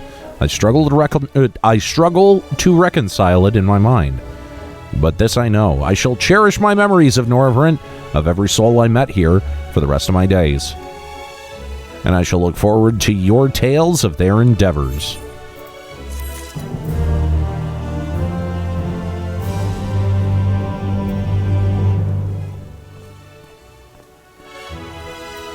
Uh-oh. We hit a lag spike, ladies and gentlemen. I'm just going to hold until the lag spike is over. We're just going to wait. And it looks like it, but by the numbers, it is stabilized. So that's good.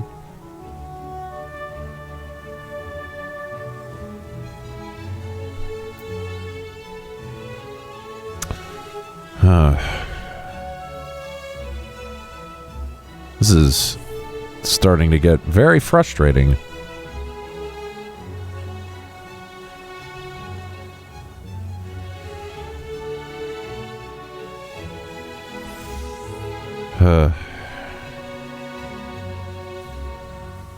All right, I think it's back. I think it's good. Forgive me. I realize now that I never asked you what business brought you here. Can I be of assistance? Alice said that, did she? Well, as you can see, I'm quite all right now. Unlike her, by the sound of it. Perhaps you might consider visiting Urianger next, given his conversance with the idiosyncrasies of the Fey folk. I doubt it will be an issue, but a small part of me worries that they may not relinquish him willingly. As such, I would feel better if you would look in on our friend, assuming that you have the time. Of course, I'm made of fucking time.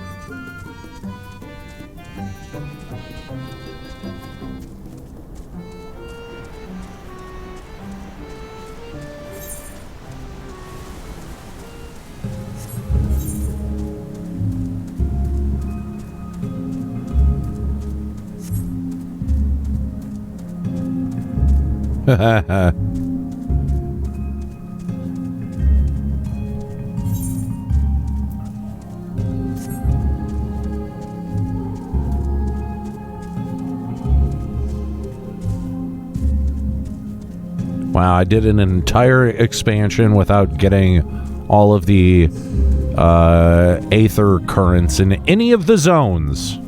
I am lazy. Actually, how'd I do not trying?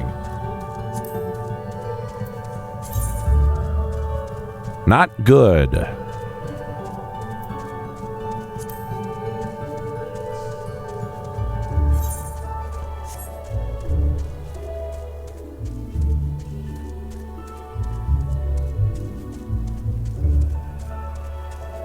Yes, it's called 2020.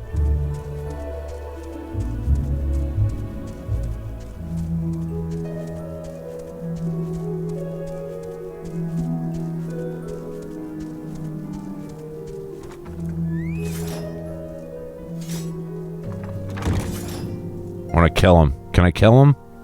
Please let me kill him. Damn it. Fine. What do you want?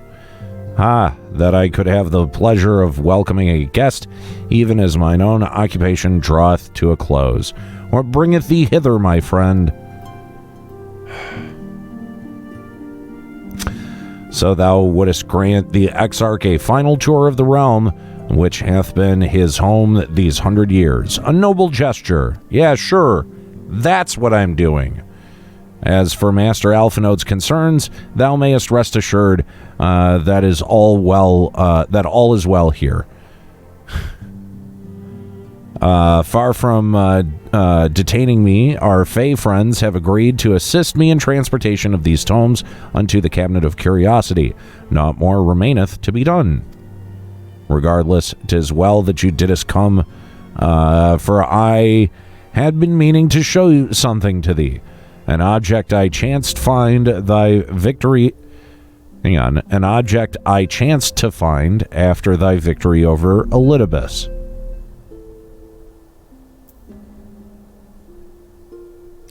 Though it hath lost its radiance, 'tis unmistakably a crystal of light, one that did, in all likelihood, once belong to Ardbert. Having been interred with his body, it would have remained upon his person after his possession by Elidibus. And when his mortal form was, forgive mine indelicacy, consumed by thy foe to fuel his transformation, I posit that the crystal did tumble free. save that which doth abide in thee. It is all that remaineth of our friend, and if thou art willing, I would have thee deliver it unto Ceto. I can think of no worthier recipient than he, and no more fitting a bearer than thee. Jesus Christ. As ever, thou wilt find the Aniero in Wollickdorf. There it is. Wollickdorf. My thanks, Aniero. Sure. Get fucked.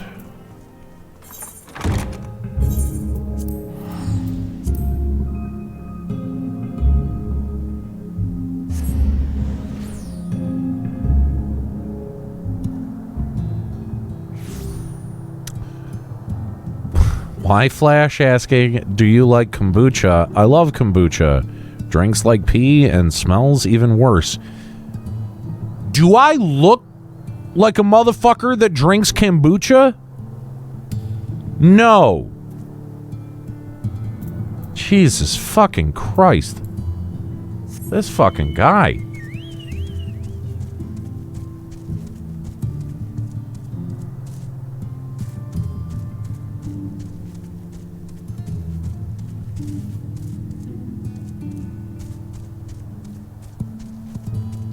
Did Ninja tell you to drink it? Jesus fucking Christ. This is stupid.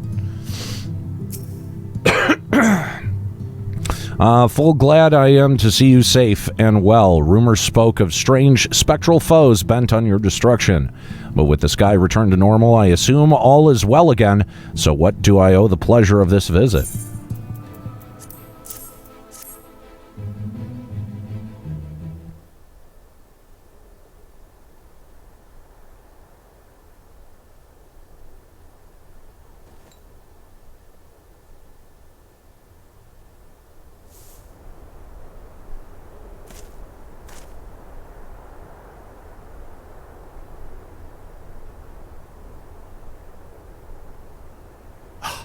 Is that Ardbert's crystal?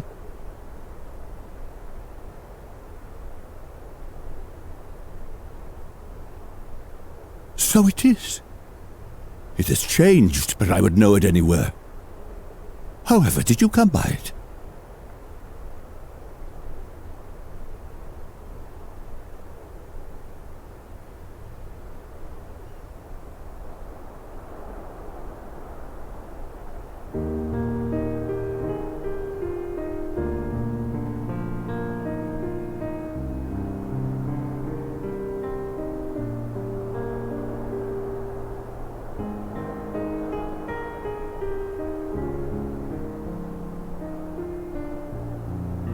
Then, even in death, his enemies found a way to profit from his sacrifice. Oh, it grieves me to think of his body being used for evil ends. But, thanks to you, his honor is restored. His honor is He may restored. finally find peace. No words can express my gratitude. I will keep this crystal safe to the end of my days. Right, we'll keep this crystal safe. Rest easy, my friend. You have earned it.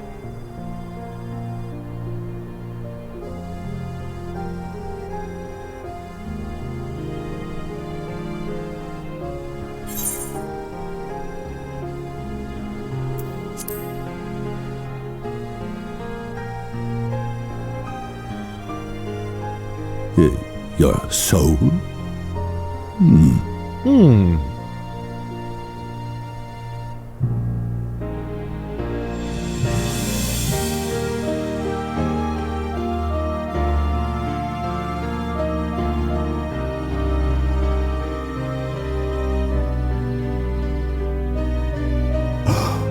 Oh, how can this be?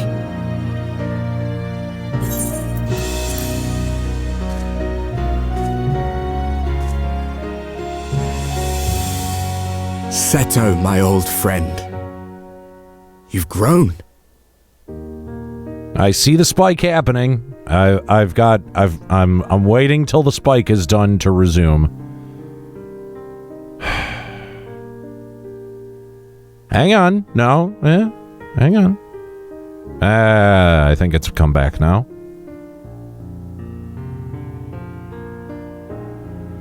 This is so supremely fucking irritating. I'm very sorry, guys.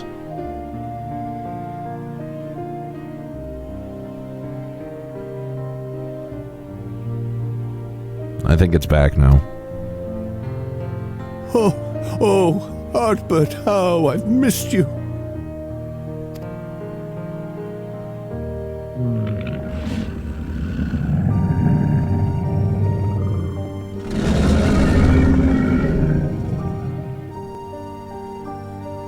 I'm sorry I couldn't keep you safe, or even console you. Had I only learned to speak sooner, I would have told you how much you meant to me, how much I cared.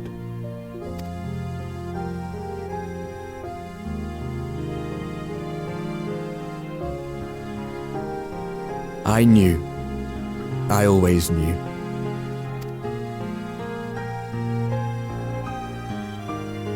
But I'm happy to hear it nonetheless. Thank you, Seto. My partner in crime.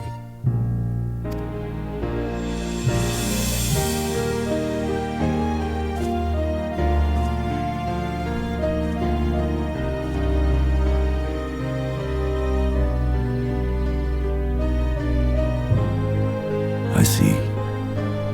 His journey continues.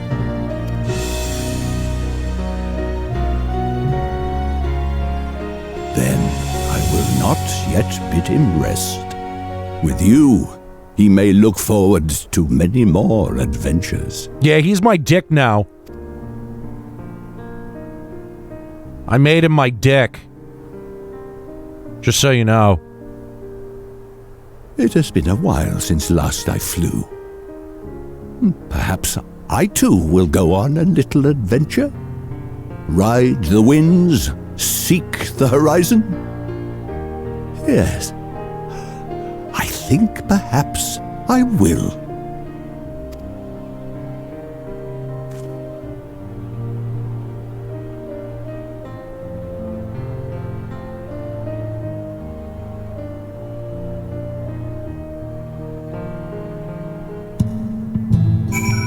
Yeah, I guess that was closer to getting me than any of the other ones, because, you know, I own an animal, so...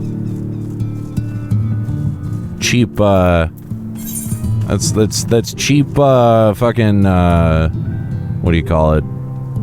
Sympathy. Jesus Christ, I gotta walk all the way the fuck back there? Fuck. Great.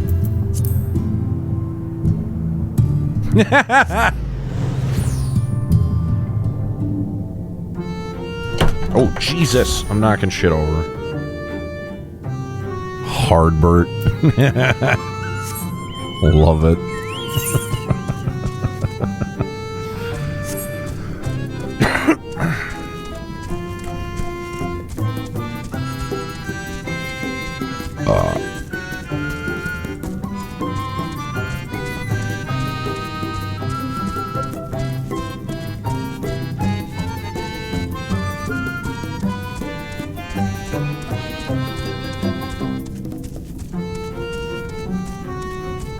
I don't know, man. I don't think you can come up with a taint a taint name as clever as Hardbert. I don't think it's there.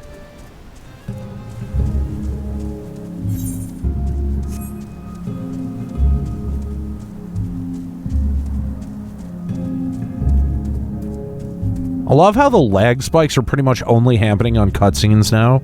Like, you fucking bastards, you're doing this on purpose now.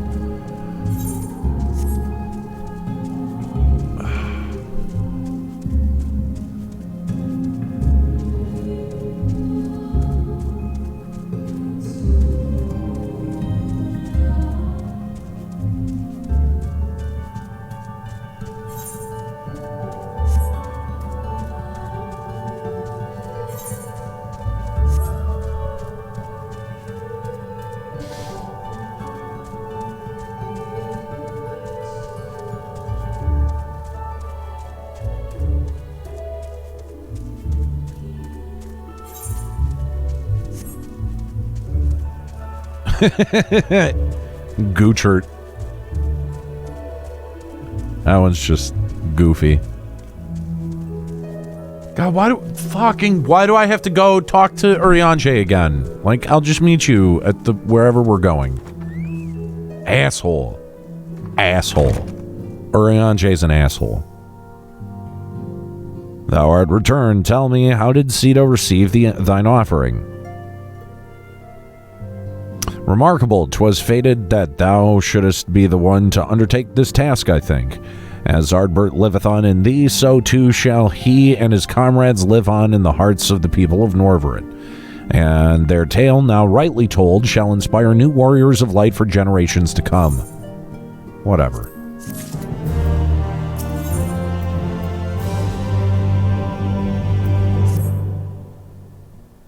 Now, assuming thou intendest to continue thy journey, might I suggest Slitherbow as thy next destination. The task of tidying up one's abode is seldom light work, yet I suspect Y'shtola is heavier than most. Y'shtola's is heavier than most. Well, I thought that was an assessment of her weight. I was like, fuck, Urianger, that's the deep cut. Suffice it to say, a pair of hands might, helping hands might not go amiss. Yes, just anything to get me out of your fucking presence, thank you.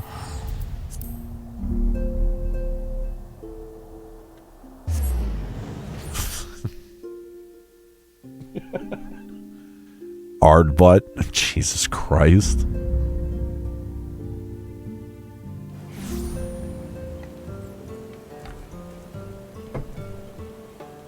That's not funny. That's hilarious.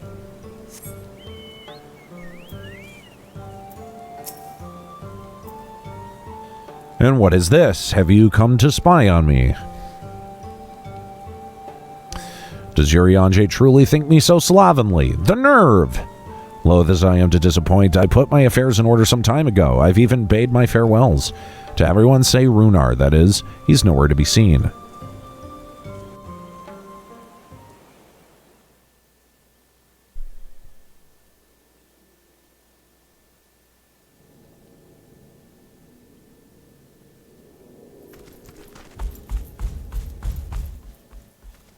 Master Matoya. Oh boy. For too long I have remained silent, but no longer. I could not bear it if you were to leave. Oh, fuck's Please, sake. Stay. I beg of you.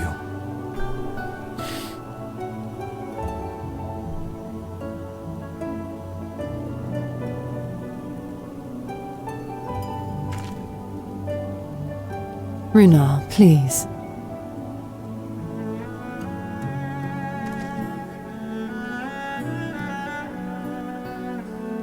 I jest, at least in part. What I came to say is this.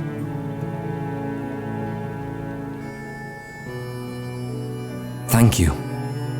Without your wisdom, your strength, and your kindness to guide us, our people would still be lost. We will never forget you, Master Matoya. Wherever your journeys may take you, you will always be in our hearts. And you in mine. Remember that your people's journey, that our people's journey is yet ongoing. Your lives will change, and so too will your dreams. Yet come what may, you need not forsake your time-honored traditions, nor less your beliefs. But neither should you be beholden to them. For it is with curiosity and courage that the Knight's Blessed first triumphed over adversity. New knowledge and new wisdom are ever worthy of pursuit. Indeed they are. Alright, now we're getting preachy. Until we return to the Sunless Sea, we shall endeavor to live our lives to the fullest.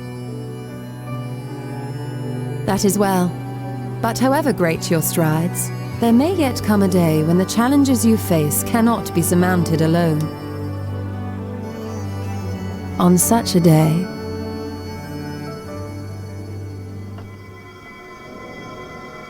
On such a day.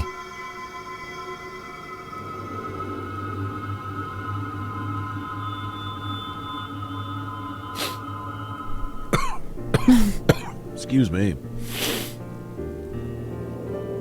You may call on me.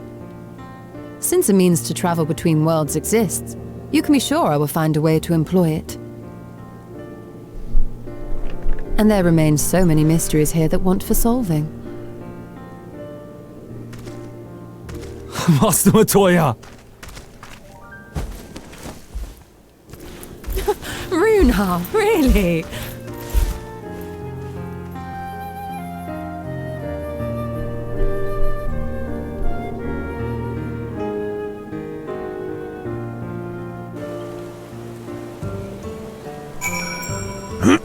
Okay, that was the thing. Honestly, he's a boy in the body of a man. Damn it, Y'shtola, you just made it fucking weirder. Anyway, it's time we headed back to the Crucerium, shall we? Please, get me the fuck out of here. You still have to take the Exarch to Nabatha Rang. God damn it. I see very well. You can look in on Thancred while you're about. His will be a difficult farewell, and I'm sure he would appreciate your support. The path goes through Twine. If you wait here, you are like to meet him on his way back, if not before.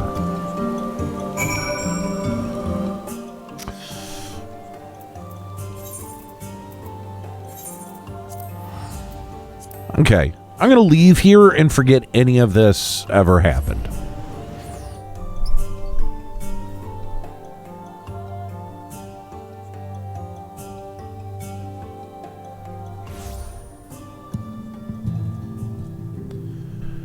Ah, another lag spike.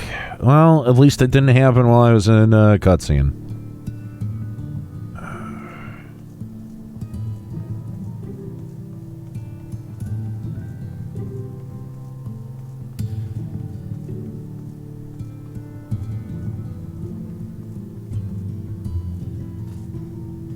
Oh, Comcast, I hate you so much.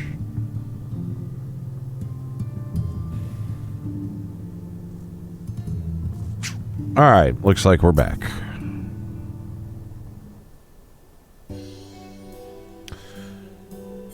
Hey, you two, what is this? My bloody name day? I see. Yes, Thancred was here, and Reen too. They said they wanted to go to Nabatha Rang, so we gave them use of the trolley. That's right, the old girl's up and running again, but we didn't just put her back together, mind you. No, with a little bit of help from Master Chai, we made her faster and stronger. Oh yes, the future of trolleys is looking brighter than ever. Whisper it, but I reckon it might be time to reach for the stars with a trolley to dwarf all other trolleys. Oh, fuck this guy. If you ask me, we'd be better off making them smaller. That way they can fit in narrow shafts. But that's genius. Why didn't I think of that? Enough. You can daydream on your own time. In case you've forgotten, our priority is to have more working trolleys. That's why we turned to China's, by the way. Not to make one trolley. We've got to go faster. We needed help getting a few Talos back in working order, see? We were out testing them when your airship came down, as a matter of fact. You seem to have a habit of crashing things.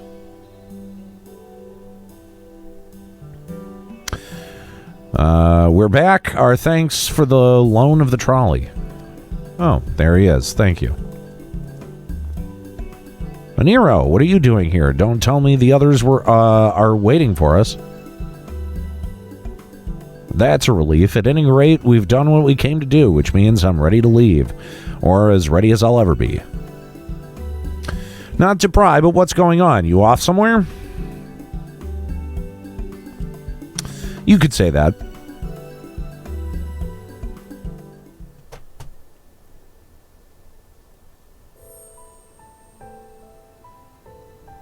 So you're heading home. I'm just a simple miner, and I don't know much about about this world traversing business.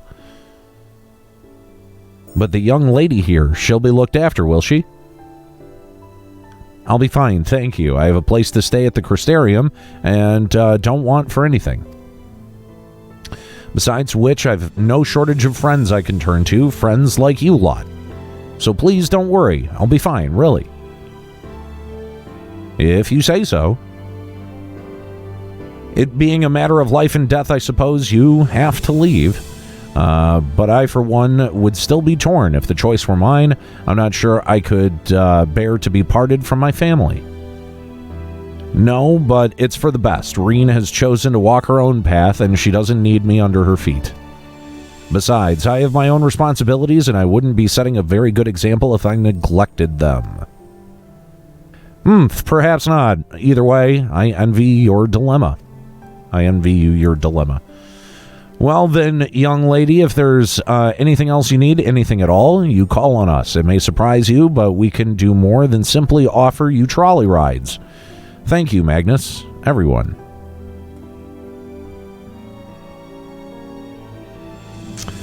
Shall we then? If you've nowhere left to visit, we can go back to the Crystarium together.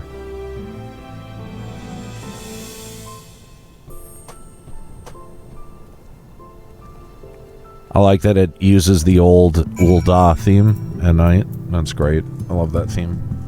It's probably my favorite FF14 theme in general.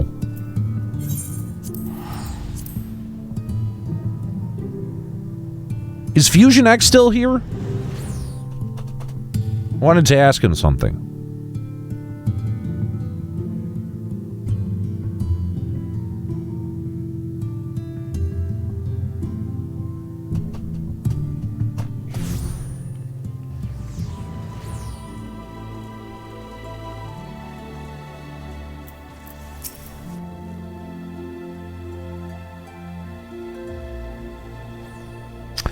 Oh, it's you. You're probably wondering why I'm not with the others. Sigh. It's just I always knew everyone would leave one day, and I always had hoped and prayed that we would find a way to send them home. But now that the time has come, I feel lost and lonely. I don't want our last moments together to be sad. I want to hold myself together just long enough to say the things I need to say, but I'm not sure I can even do that.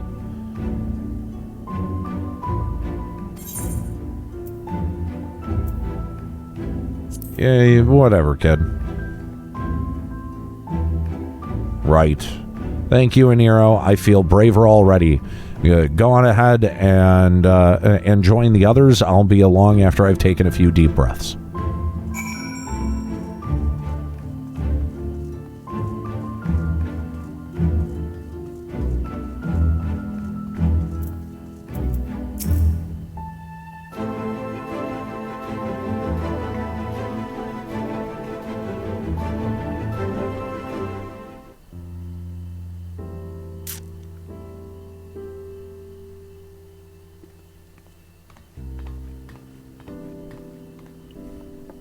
That's everyone then. We've all said what we needed to.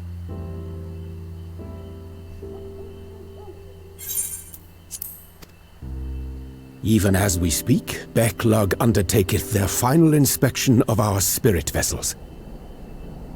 When thine own preparations for the journey are complete, thou art to present thyself in the ocular.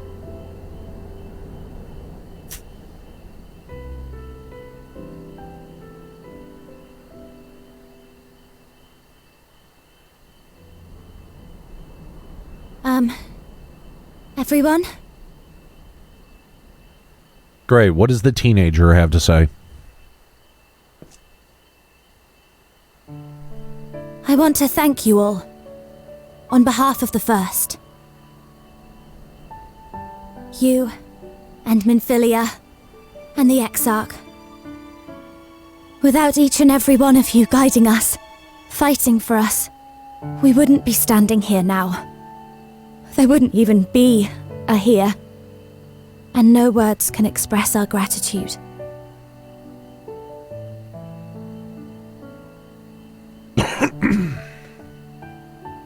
We still have a lot to do. Countless trials to overcome. But if it ever seems too much, I'll think of our time together. The happy moments and the sad. I will remember it all. And it will give me the strength to carry on without you.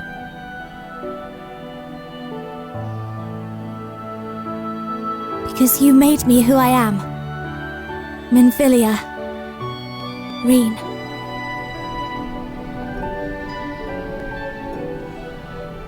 To honor these names and these memories, I will stand with all the people of this land and strive for a better tomorrow.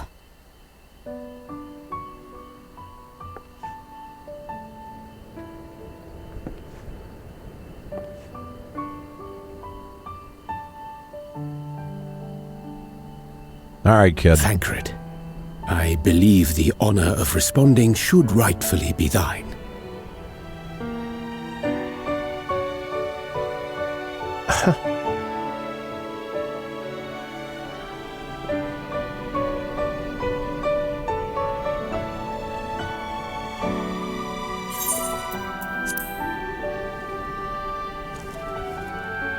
I know better than most how much you've grown, and I have every confidence you'll make your people proud. All right, I'll hold till it gets better. Again, I'm really sorry.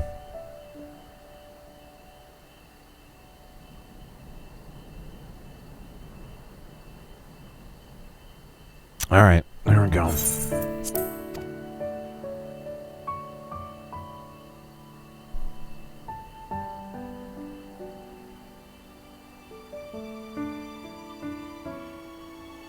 Gods know I'm proud of you. I always will be. You deserve all the happiness in the world, and more.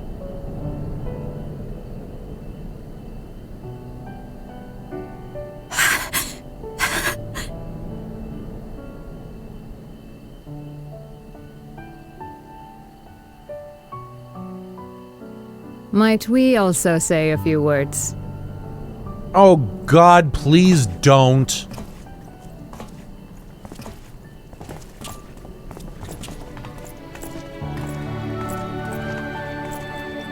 Why, this is just about all of you. To see you off seemed the least we could do.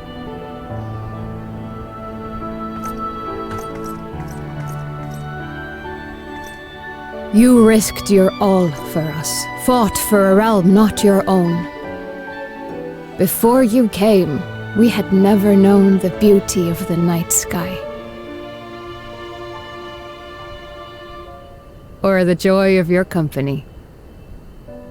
Jesus Christ.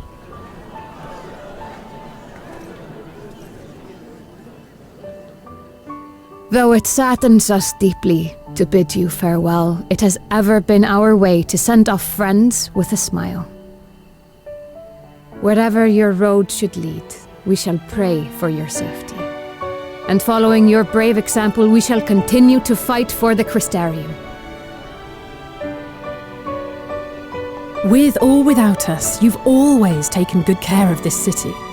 I don't doubt for a moment you'll continue to do so. I, a more resilient people we have never known.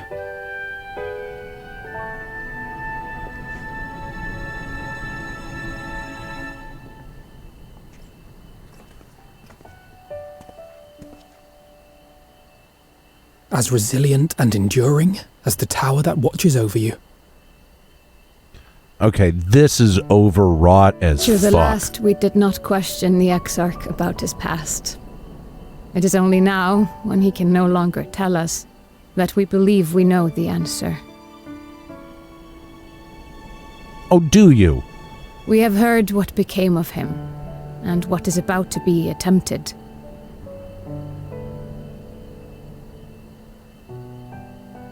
All will be well. Of this we are certain. How could it be otherwise, when every soul in the Crystarium is praying for it with all their heart? Don't do that, you'll make a primal. And so, when our Lord awakens, I bid you give him a message. Tell him he needn't worry about us.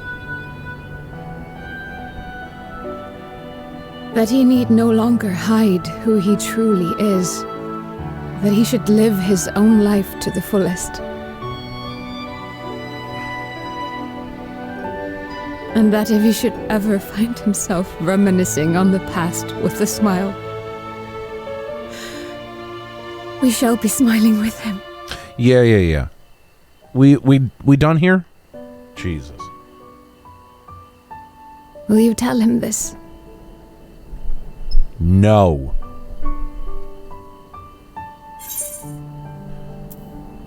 Yeah, sure. Whatever, kid.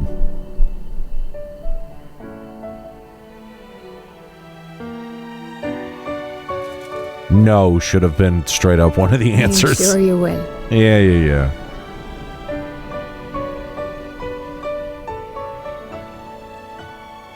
Can we I hurry? dare say we have all the good wishes we can carry. Let us be on our way. Jesus, finally.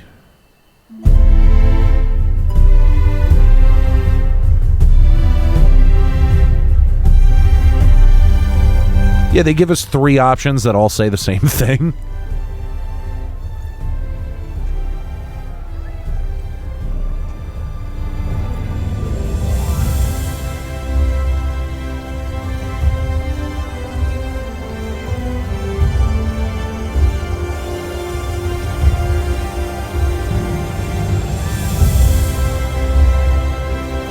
Jesus.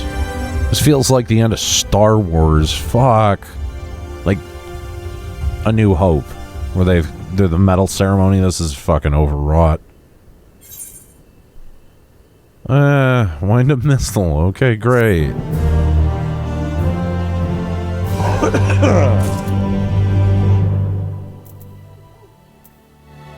Oh my god, there's fucking more?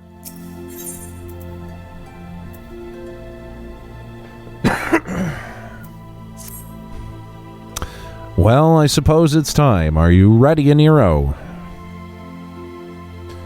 Alright, let's not keep the others waiting. Yes. Fucking let's.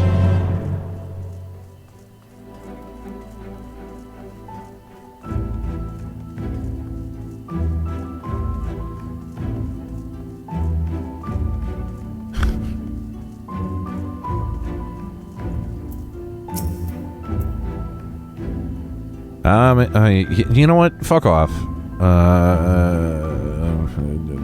Whatever. Sure. Oh my god, just let me in.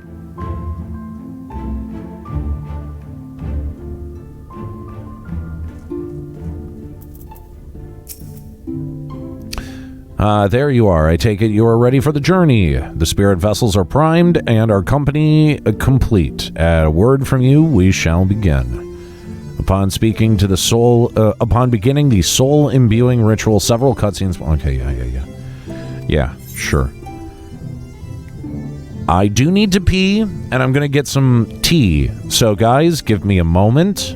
Hopefully, in this moment, we'll experience another lag spike, so we don't get another while these cutscenes play. But give me just a moment.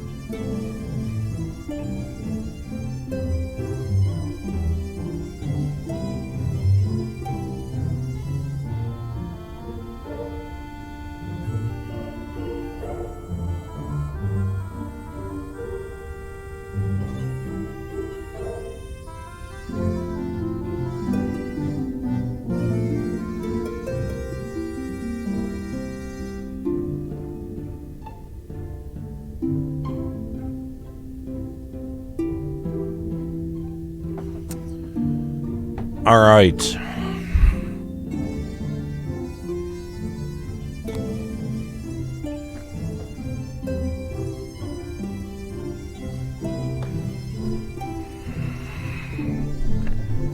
We all ready? The connection looks good, so let's hope that this stays stable. Very good. I shall distribute the vessels at once.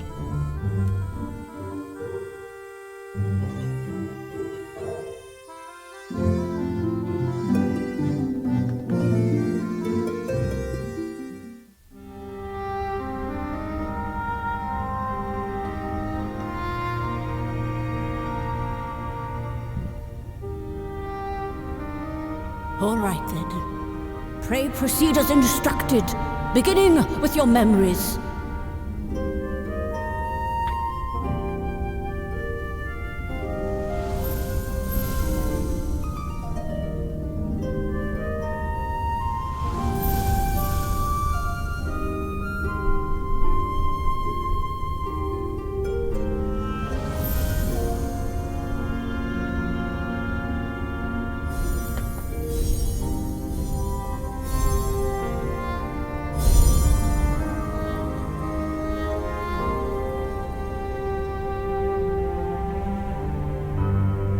Oh, God damn it. The first step is complete, and all appeareth to be in order.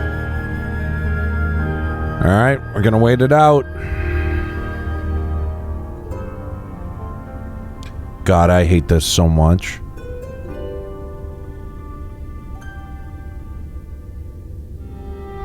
It just fucking infuriates me.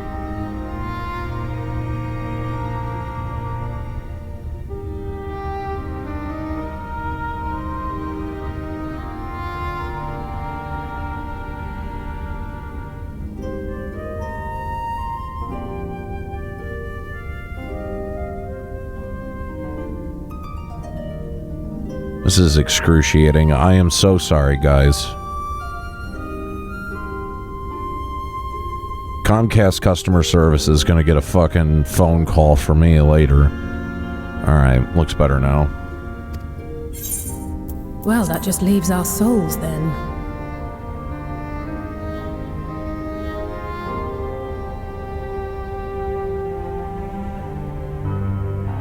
True, Chuck. We're in your hands, Angelo. Oh God, that's terrifying.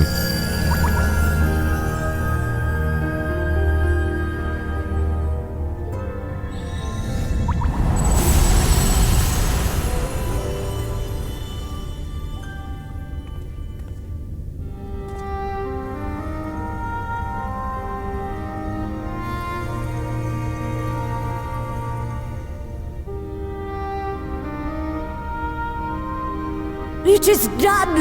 The vessels have received of both their memories and their souls. I hereby entrust them to your care. They belong to you now. Just be sure to guard them well, yes? Now all your friends are ice cubes. This will work, won't it? Our theories have held thus far. But I make no promises about what is to come. Even the greatest mages in history knew better than to transport a soul across the rift. We, my dear, are in unknown territory. Prepare as we might, we cannot account for all possibilities. And it is in such circumstances that accidents are wont to occur. Yet miracles do happen, so let us pray and will our friends home. Yeah. No? Wait, what? I won't stop praying until I know they're safe. Aren't you supposed to be some sort of fucking scientist mage thing? All safely stowed away. I do hope so. We're leaving this down to fucking hope. Into the mirror. Go now, and safe travels.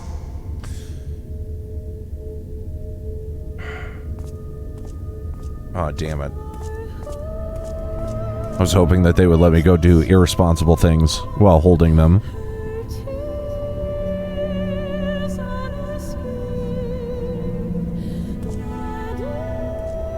What are you doing, buddy? No, you can't munch on that.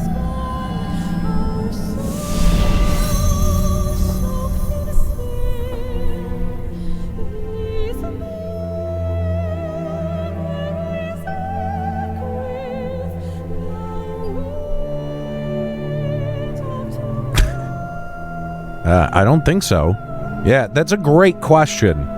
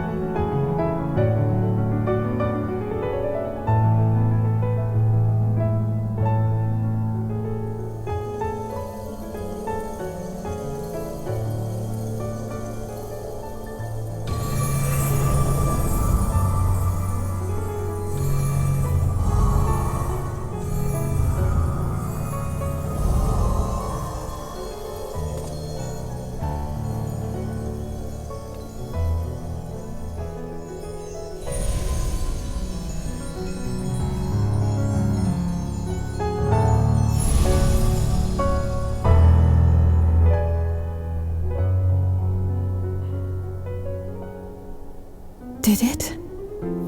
Are we?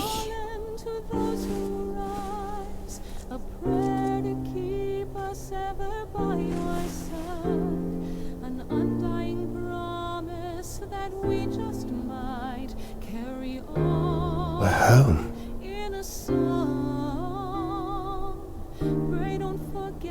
I'm not huge on this song particularly. Oh, you're back! You're back!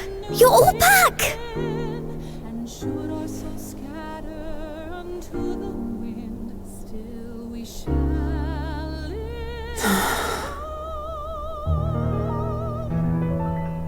Thank you.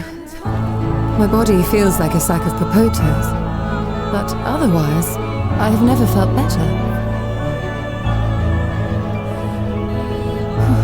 That said, I doubt any of us will be fit to travel for some while. May we leave the rest to you?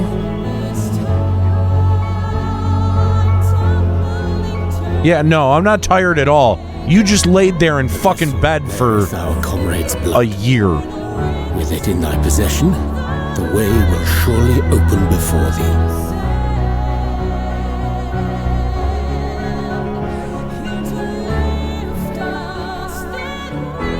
Yeah, sure. Don't trouble yourself.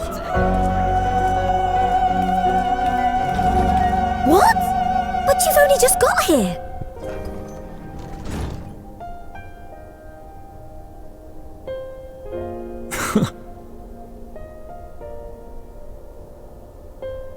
Tataru, might I trouble you to brew us all a pot of your special tea? Yeah, weed tea. Let's do it. Ah, and we may require an extra cup.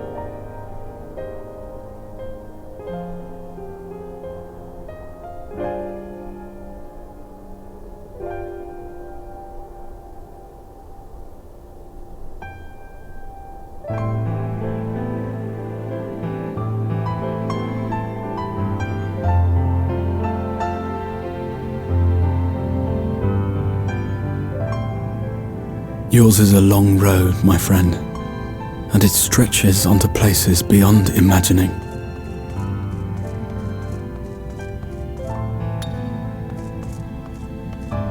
With your every step, these grand adventures shall grow more distant and faint. And there may come a day when you forget the faces and voices of those you have met along the way. On that day, I bid you remember this.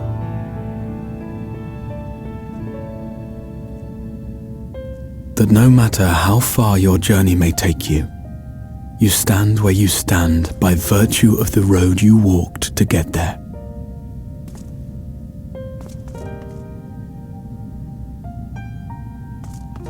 For in times of hardship, when you fear you cannot go on, the joy you have known, the pain you have felt, the prayers you have whispered and answered, they shall ever be your strength and your comfort.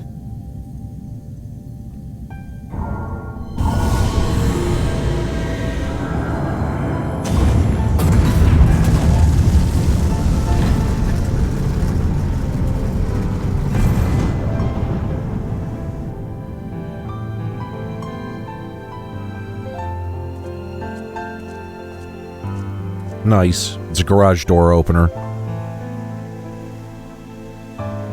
This I hope, I believe, here at memory's end. New phone. Who dis?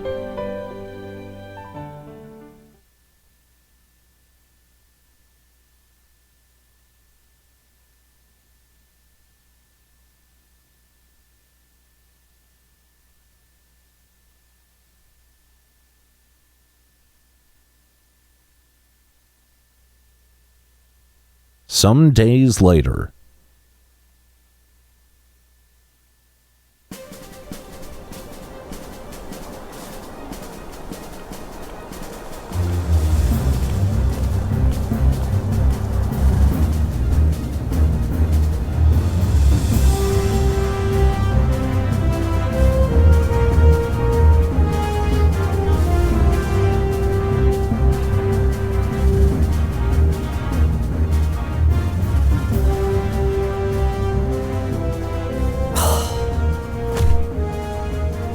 Ow. What is it, Alize? Are you all right? Do you still feel under the weather? Physically, I couldn't be better. Thanks to Kryle's ministrations, I'm already looking forward to our next fight.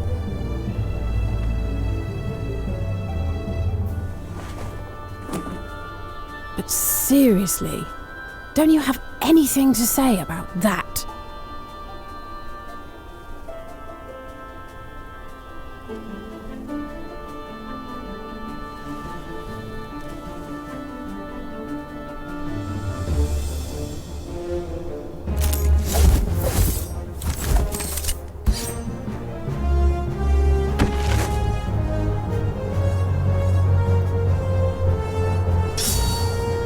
Oh, God, I hate Oriange. Fuck off. No less impressive than our garments. You've outdone yourself, Tataru.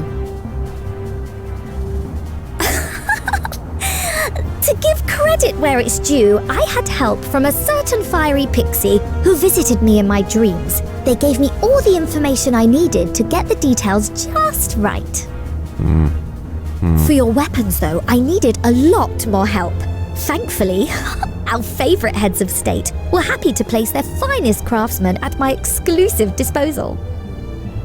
Oh, and speaking of the Alliance leaders, they all expressed their unreserved elation at your safe return, and promise to come and see you in person as soon as they can. They really needn't have gone to such trouble. But we'll be keeping these gifts all the same. Do pass on our gratitude.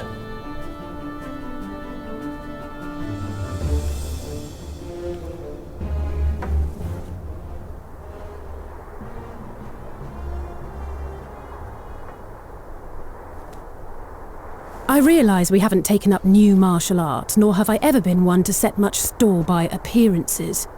Oh, Jesus. That's what you're I can't help sulking feeling about? a certain lack of, I don't know, personal development. Oh, Jesus. I quite understand. But as you observed, the others had the more pressing need.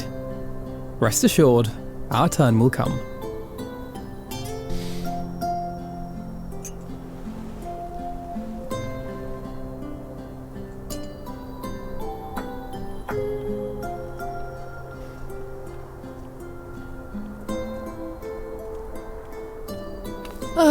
If I expend any more ether, I swear I will blink out of existence.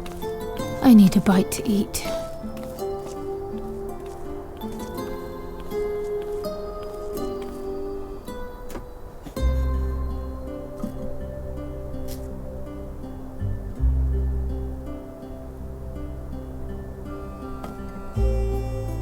Tataru, a cup of tea, if you would be so kind.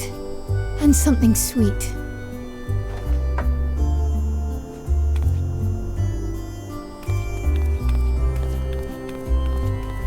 By Mistress Kryle's exhausted state, may I assume that the ward hath been restored? Indeed. We succeeded in weaving it anew, albeit at a slightly diminished potency than when I had Becklug's assistance.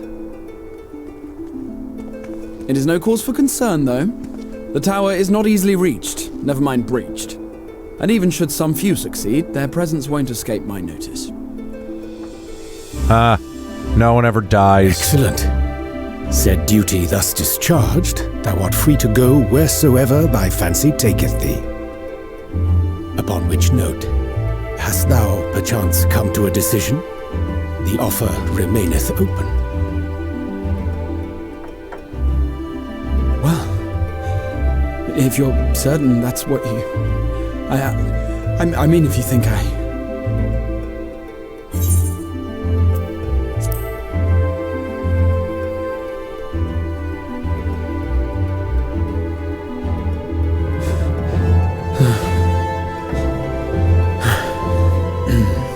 Right.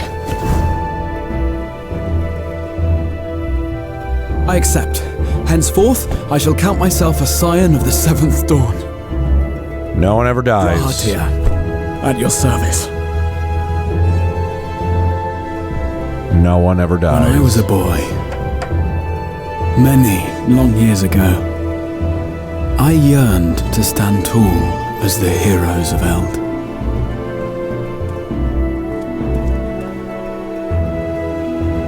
But, like a fool, seeking to pluck the stars from the heavens, my every attempt to reprise their deeds fell short. Oh, he'll come back. Just give it an expansion or two. Somebody help!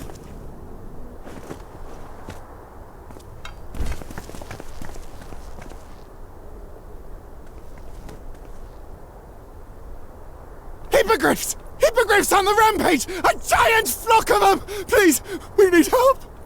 Oh, for fuck's sake. I could do with a little rampage myself. Yeah, whatever. What? Now wait, just a...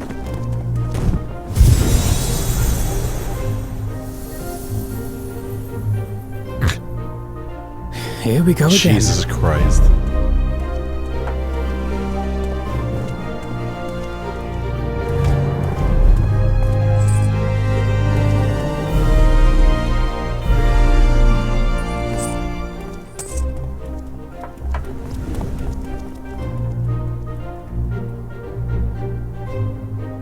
I will join the fray when I've finished my tea. Thus did the Avatar of Destruction descend, and in her wake leave naught but tears and ash. Oh, shut up.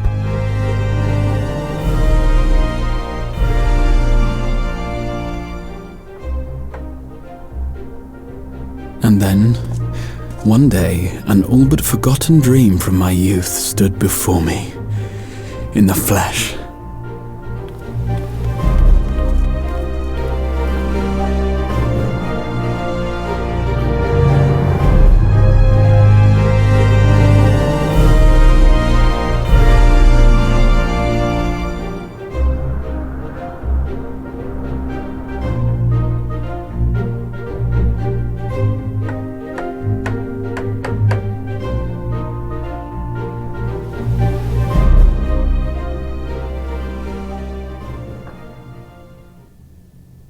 So it was that a new adventure began.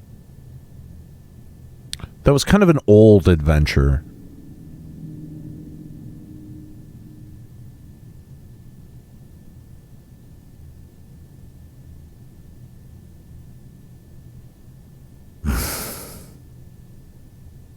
The memory of a dying world's end.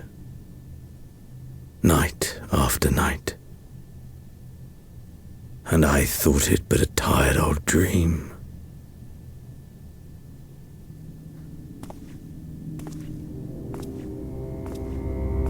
I say, I knew that securing the palace would provide your radiance with depressingly little sport, but that you should fall asleep out of boredom. Splendid, truly splendid. And my own preparations, you will be pleased to hear, proceed apace.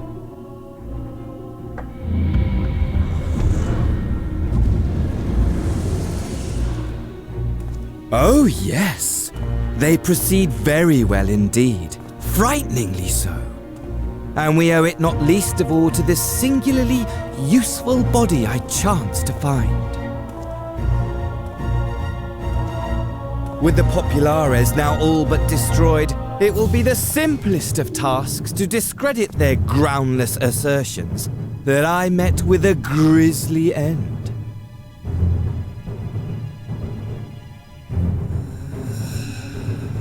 It's what's-her-name's brother, right? As the very much alive Lord of House Brutus, I have a vast fortune at my disposal. Ah, money! Money, money, the great motivator. There is simply no better way to move men and expedite plans than with its alluring glint. Would you not agree?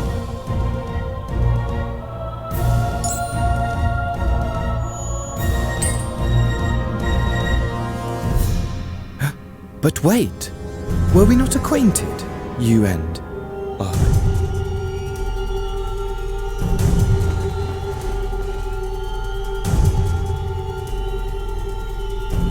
Ah, knew it. Called it. Should our familiarity cause you distress, I beg your forgiveness.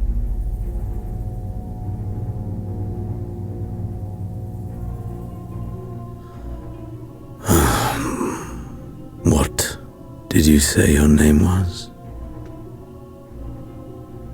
Oh, a dagger through my heart! That my deepest desire should forever remain unfulfilled, to live unrecognized, to die forgotten. Oh. So it goes. Whatever this flesh may have been before, it serves only as a vessel now. And I, faithful Fandaniel, labor only to advance my lord's ambitions.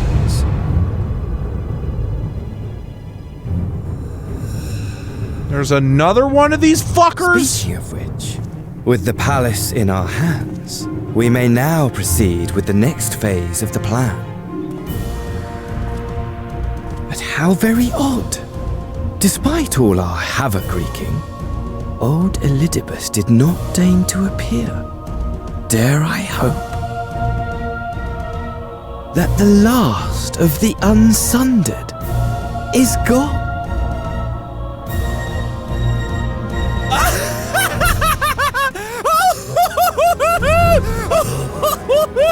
Imagine it! Bound no more by the shackles of mouldering memories of damnable duty, free at last to live for the moment!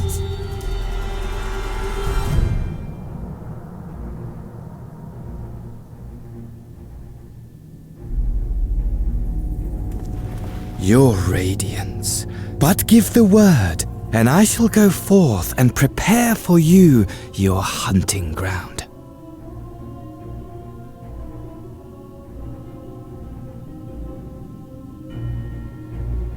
That which awaited was a fell beast.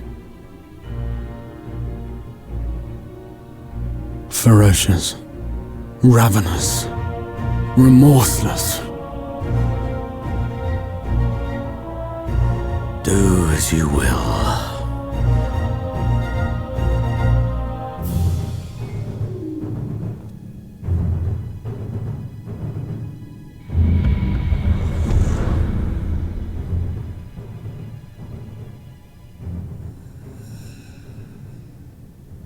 It has been too long, my friend, and insufferably dull in your absence.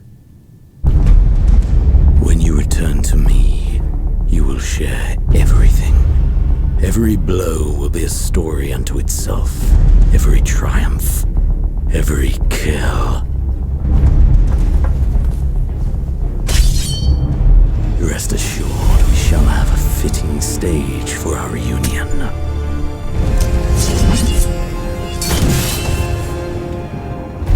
Oh yes, to reprise that transcendent moment, I will set this world ablaze. We shall dance before the pyre.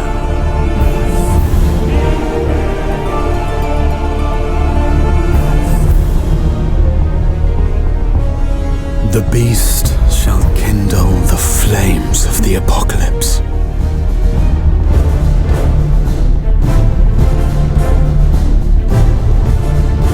Into its domain shall the hero set forth for the final chapter in the tale of this star.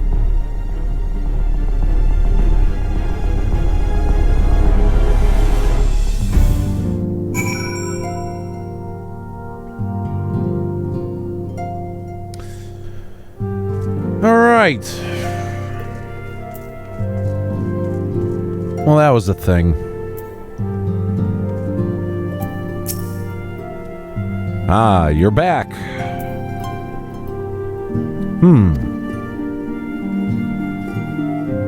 Tell me, Aniero, do you think I was excessively familiar earlier in my tone and mannerism? I thought it'd be better to be familiar than formal if we're to be comrades, but now I worry that it may have detracted from the gratitude and respect I harbor for everyone. Perhaps I might consider it a nod to my regrettably less than humble beginnings. Yes, that will do.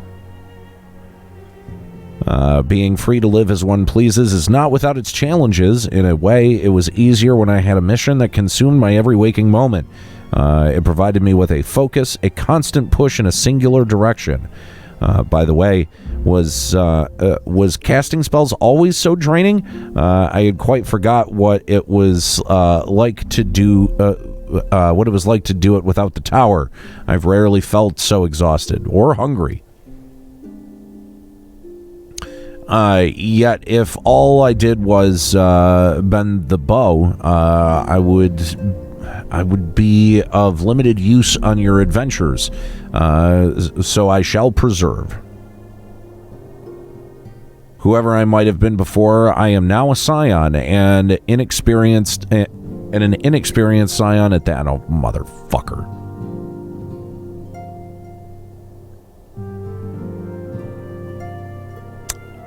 Just waiting out the lag spike. Ah, fuck you, Comcast.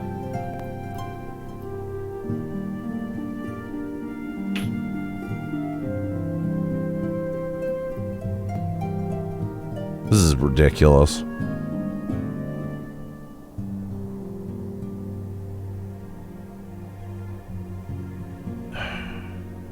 Unbelievable.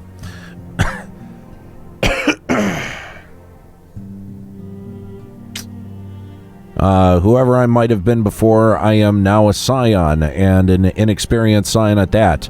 A green initiate, eager to learn how best to contribute to the cause, that he might follow in the footsteps of his inspiration.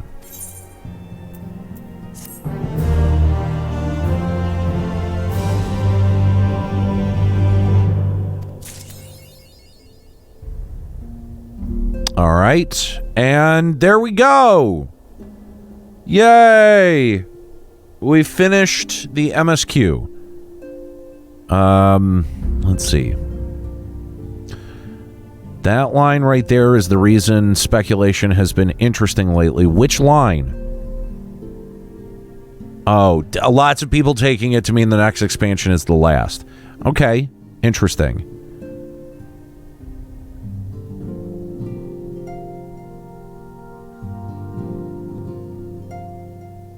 I have to wonder if maybe that means this is the end of the story arc that they had planned since A Realm Reborn. Because we've heard for a really long time, you know, that much of the story was, was sort of like blocked out ahead of time. I have to wonder how much of the actual story was blocked out. Like, did they know when they introduced the Crystal Tower in 2.0 that this is what it would lead to in 5.3 or 5.0 in the 5.0 series?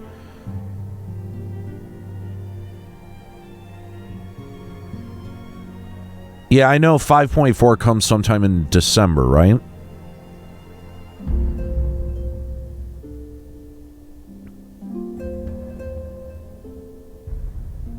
Technically, if you read the Tales short stories in the splintered timeline, the Ascians are still very much alive.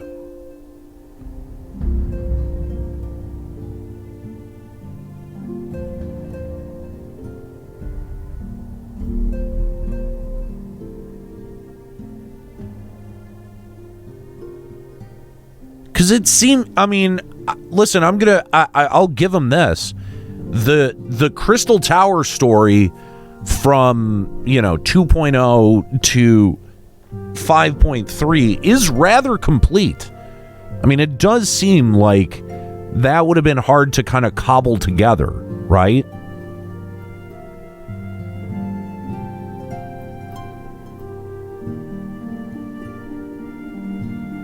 So this will be the end of the Zodiark Hydaelyn arc. Okay.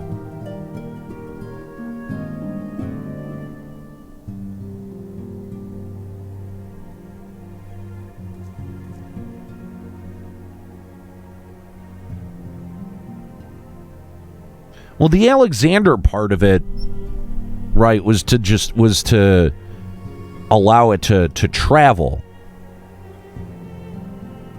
So Alexander does still sort of feel like this weird sort of tacked on thing where it's like we had to do that in order to help understand the mechanisms of time travel. Is that right?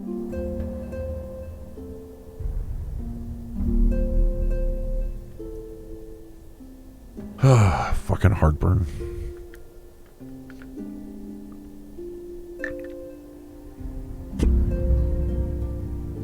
I'm kind of curious, have any of you guys gone back and looked at like the old lore book after finishing 5.3? Because that's one of my favorite things to do is like, how many breadcrumbs did the creators sort of put in there to sort of hint that this is where it was going? There's a lot of times that sort of like, it's not definitive, maybe ever, but like it usually is a pretty good indication of, whether or not they had an idea.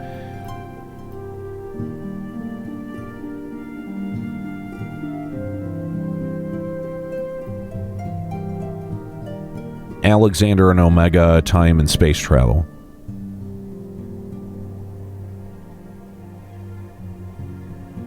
So the entirety of Alexander and Omega served as a way for Sid's little group. I can't remember what it is. The Ironworks? Yeah, the Ironworks.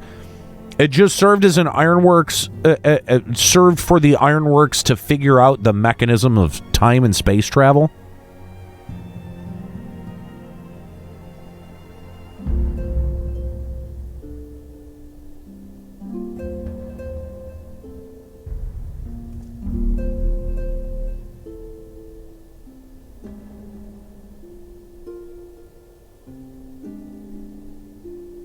Wow, that seems like a lot to place on the raids, right? Like, those seem like two fairly trivial things that it's like, well, we got to figure out how to get there. Fuck it, let's just make them raids. That part of it seems weird.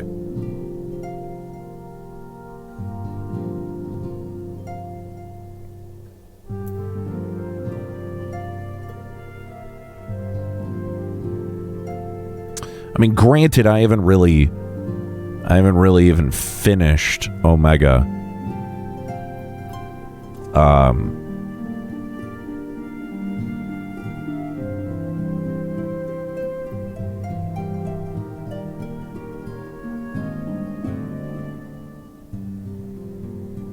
Right, because like that's a lot of story to put the player through to understand really two small mechanisms that play into, you know, like a moment in a dungeon. I mean, yes, I guess, in a way, but like, remember that those here's what I think I don't like about it. Here's what I think I don't like about specifically Alexander and Omega, with now the information given to us through all the way through 5.3. What I don't like is that they started as like random existential threats that somehow at the end of them have play some sort of role in, you know what I mean? Like, it's almost like too fucking perfect. If you can, if you understand, if you ken what I mean. Do you ken it?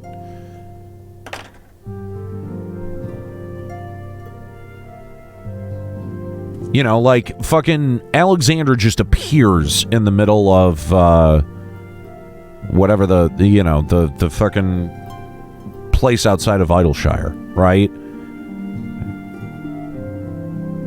And it just so happens that we end up needing that down the line to serve the Crystal Tower, right? Omega is the most tacked on piece from that Trinity. What is because what's the thing that gets the Omega storyline rolling? What's the inciting event for the Omega raids? Is it that stupid fucking chocobo finding you or something? What the fuck is it?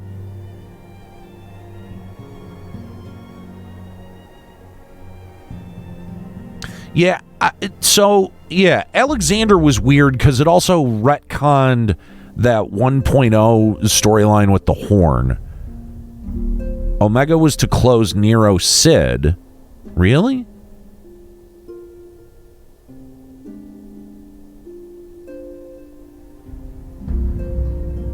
I forgot that Nero played any part in this. This is how much I paid attention to the fucking Alexander raids. I forgot Nero was even a part of it.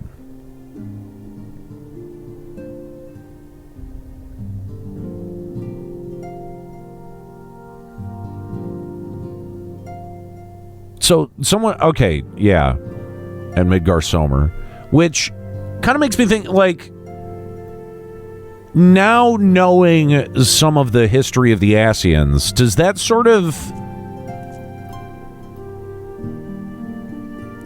lessen the overall impact or powerfulness of the dragons? Because there was a lot of speculations that, around the time of Heaven's Word, that, like, dragons were sort of like...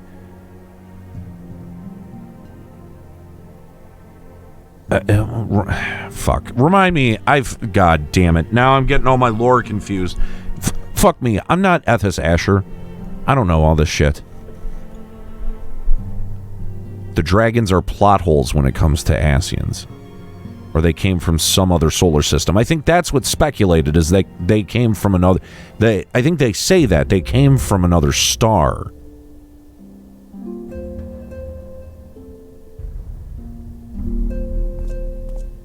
Yeah.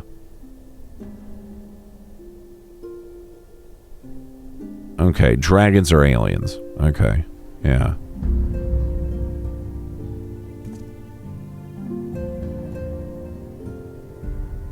Jesus Christ, I need like a lore, like a full lore refresher. I expunged all of this shit out of my brain for 2 years, so it's really hard to come up with the answers.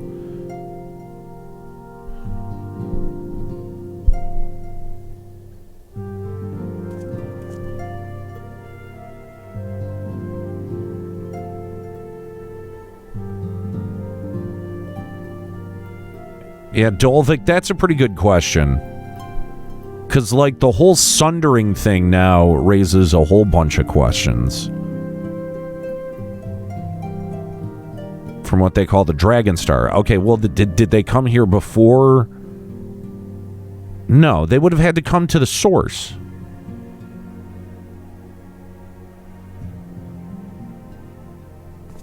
Jesus Christ, I know, there's a lag spike. I hope it doesn't interfere that much with my audio. I got this weird patch of dry skin on my finger. It's itching.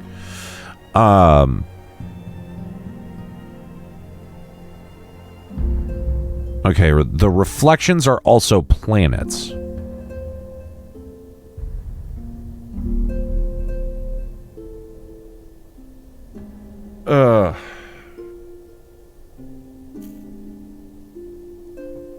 Guys, my brain's starting to hurt from trying to understand all of this.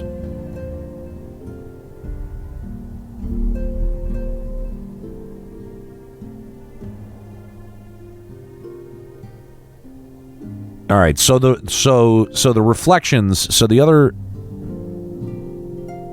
you know, like the first, the second, the reflections are like different planes of reality. See, okay, are they just other planets, or are they different planes of reality? Are they other dimensions? Because, like, I get that, you know, you've got time and space between Omega and Alexander, right? But if what Ramos is saying is true, they're like different planes of reality, or almost like different dimensions.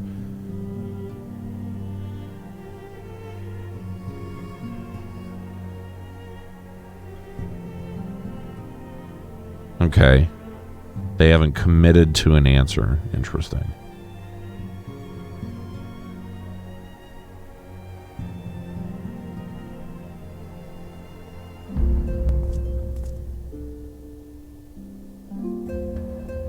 I mean, just interesting anecdotally that, you know, the first lacks two distinct features that the source has. Dragons and the Empire, which makes me think, or wonder rather, if before the flood were there analogs to the Garlean Empire? Were there analogs to dragons, but that they were all kind of wiped out? Because, you know, Eorzea isn't necessarily flooded with dragons. We saw mostly dragons after 2.0, right? So it's conceivable if, you know, the flood of light had basically surrounded the same landmass that would accompany or be Eorzea.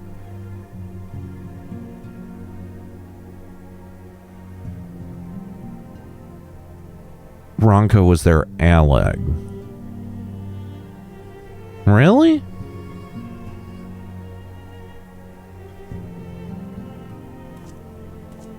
I didn't really get that from the Ronca stuff that we did. That seemed more like ancient mystical ruins sort of shit. But I could be wrong. Because Because, I mean, that was a lot of moving fucking statues to different pedestals. That seems, again, that seems ancient, less technological.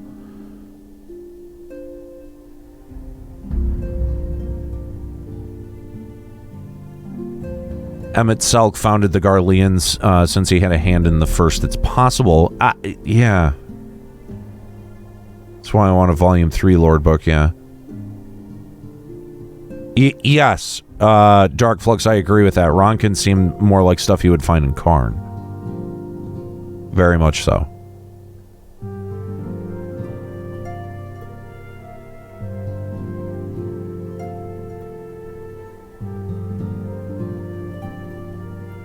Okay, fair. I see. I'm not sure that there was at least not that I saw, an analog to Alig civilization there either.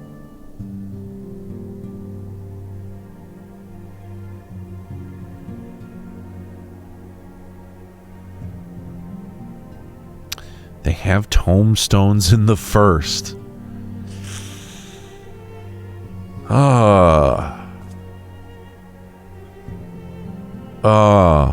You know, Dark Flux, I'd love to give you that one, but that seems more like convenience than anything. The tomes come from the tower. Oh, okay. All right. I could see that. The Kikrin quests go into Ronkin lore. Interesting.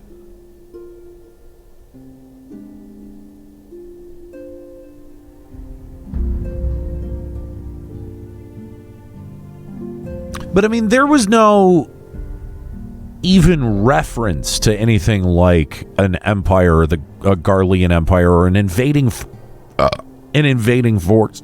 Excuse me. An invading force. We got a lot of lore on each of the places that we went to, but not much outside of that, which makes me wonder, is there more lore as a part of the Eden quest lines that kind of explore what existed outside of just this little sphere of Norvrent that we get to explore?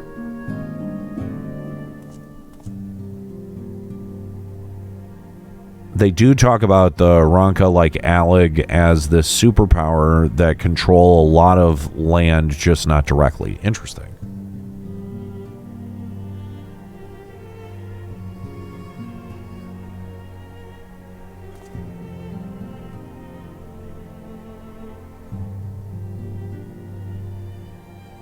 I mean, forgive me if I'm wrong, because I might be wrong about a lot of this.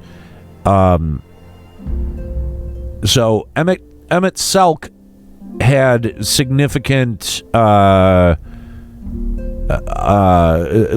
he had significant ties to the Garlean Empire. He helped found the Garlean Empire. Didn't he also say he helped found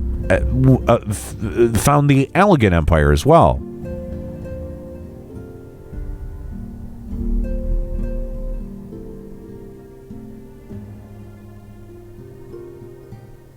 Also, it's strange that bits of the first world is in the first, but not the source. He founded Alig as well. Yes, okay.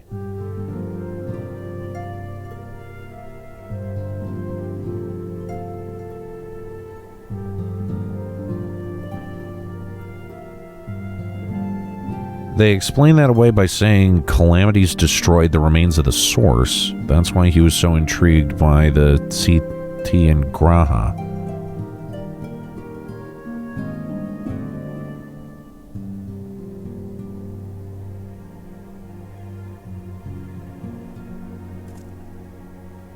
Hang on.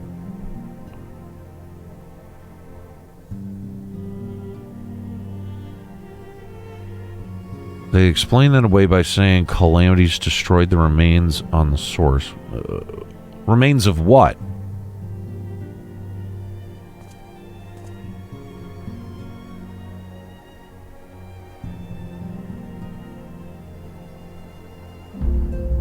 I love how fucking lagged this whole thing is. Oh, the remains of Amaron. Okay.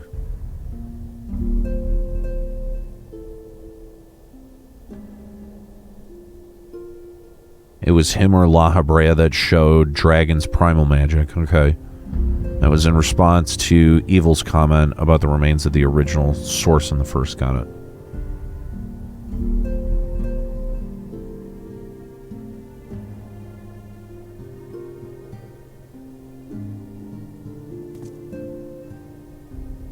One thing about the reflections, they did not have calamities. Their worlds are largely similar to how things were before the Sundering. Is that right?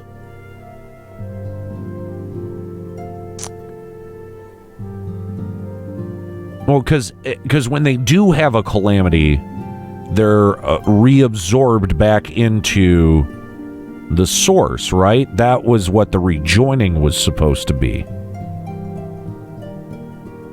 Am I right about that? Yeah, the reflection gets absorbed into the source, yeah.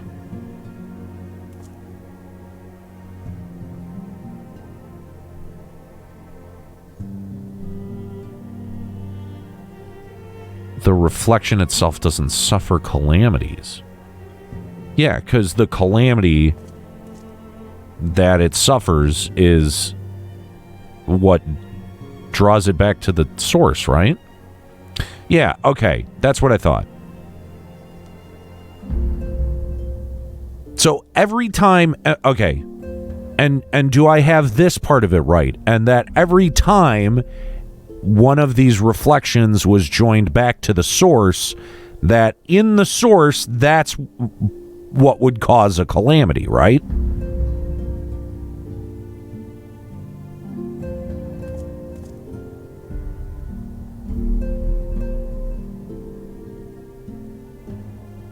So, Nate, it turns out you were Emmett's friend this whole time?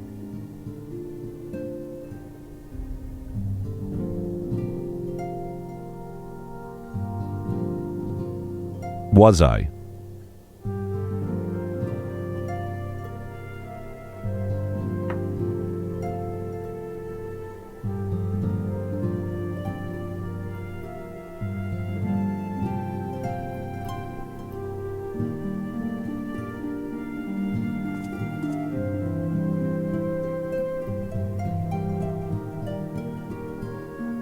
The 13th did not have a calamity to go with it, thus why it's just a void.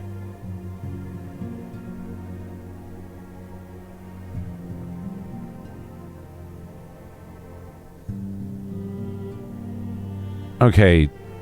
Remind me what the 13th is and the void. Is that, I mean, is that where the cloud of darkness is?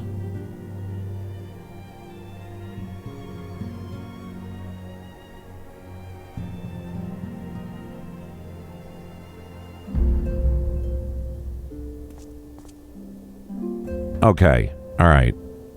So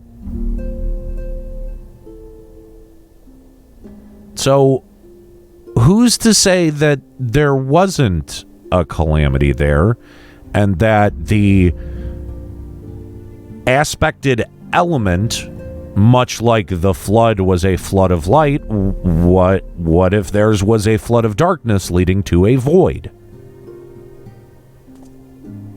Is that not possible, or was there additional lore about the 13th that I obviously overlooked?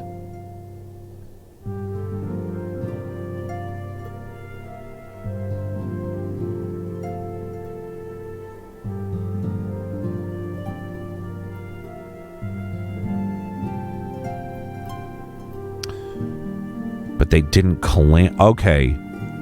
So the 13th is what happens when you don't initiate a calamity.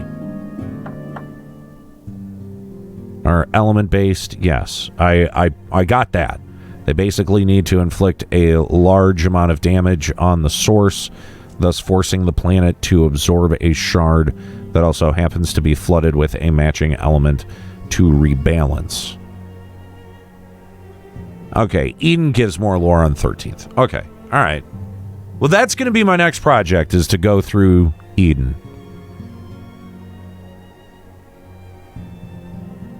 Except that the shard didn't rejoin the source. They messed up. Okay. Interesting.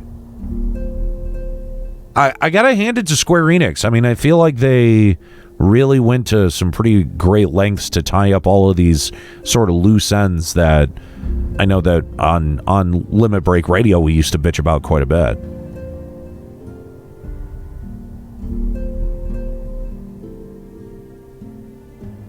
Kind of sucks that we had to faff about in Stormblood for so long.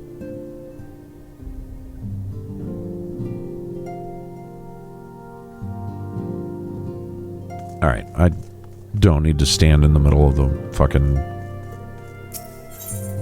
rising stones.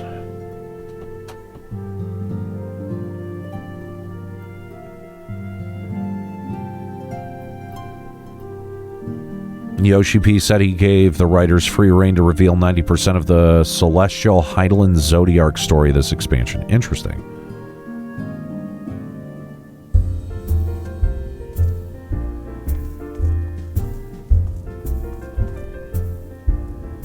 We as him, not quite sundered and a little like the unsundered. Okay. Well, Stormblood is what obviously sets up what comes next. I mean, I kind of understand why they would have to, for narrative purposes, do it in the order that they did, but still, that part of it was not fun to play.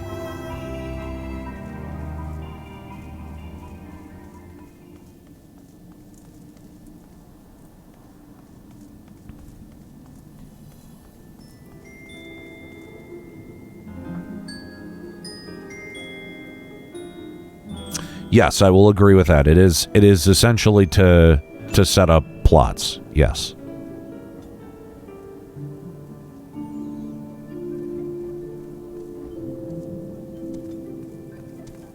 All right. Forgive me. I need Pot to try to understand all this.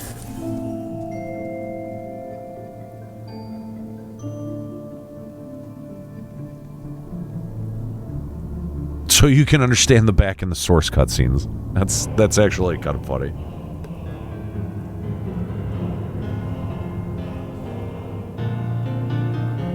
All right. Now, Evil. What exactly are you talking about? Because, I mean,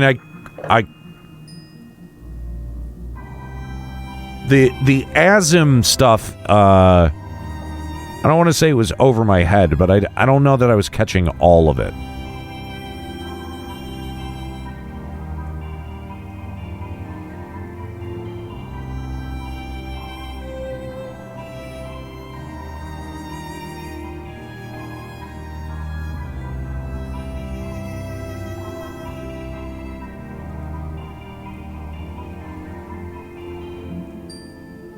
That we are part of the convocation of 14. Yes, I did catch that part.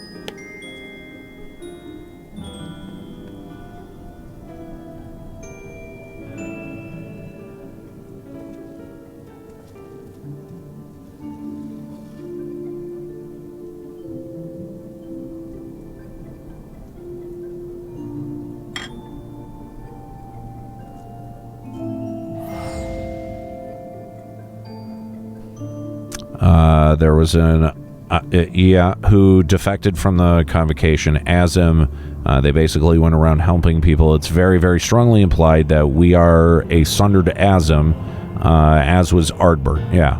Okay.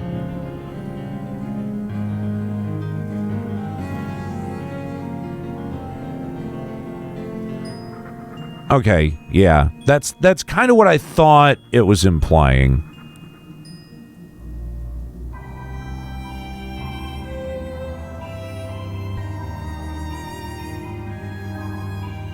Interesting, though, that... Okay, so... But we were sundered.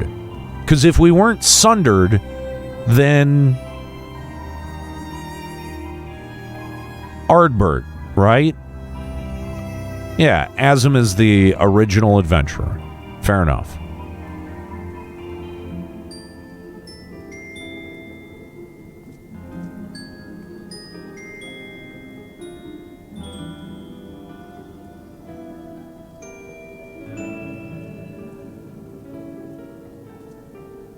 You're the 14th member of the convocation that was exiled. Every time a rejoining has happened, our soul has gotten stronger as our soul has rejoined with itself.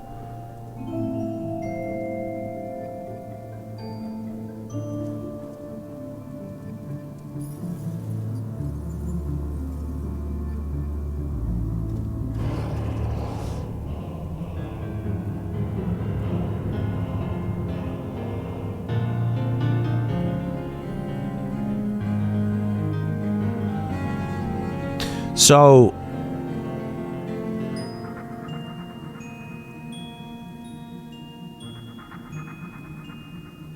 okay, yeah, I think I get that.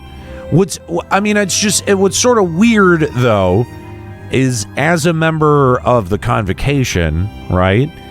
We're still at the beginning of, technically, I guess, 1.0. We're still blessed with the gift of Hydaelyn, the Echo.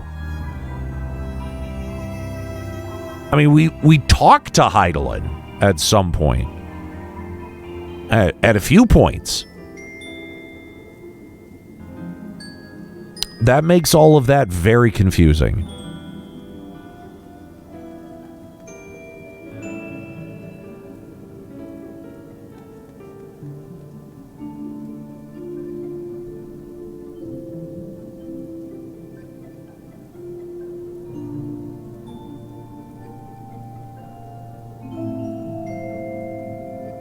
Technically, all of the source becomes more etherically dense with each rejoining. The Warrior of Light is even more dense because of Ardbert.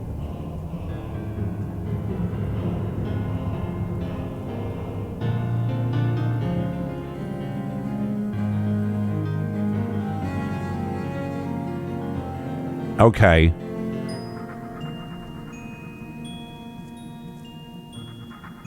Oh, right. Yeah, that's right. Hydaelyn just activates it in us. Okay, right. That's right. But wait, am I fucking nuts? Or then why are we talking to Hydaelyn?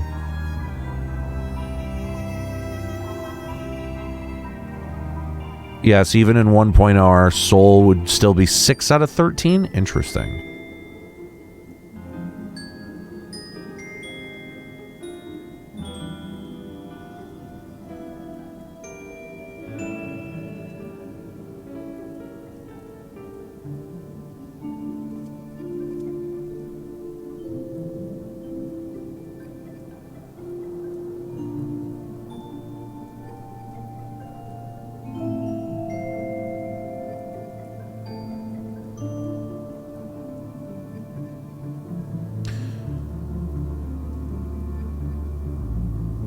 So, wait, okay.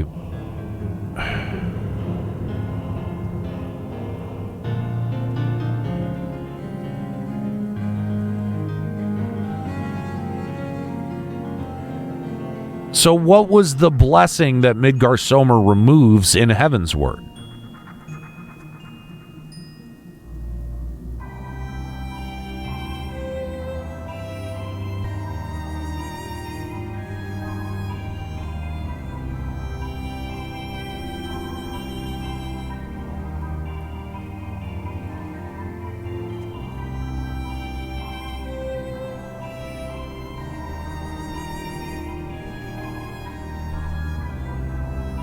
I mean, this is definitely an interesting discussion.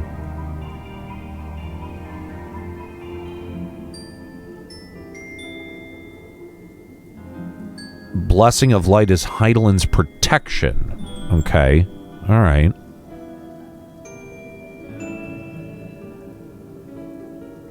Yeah, because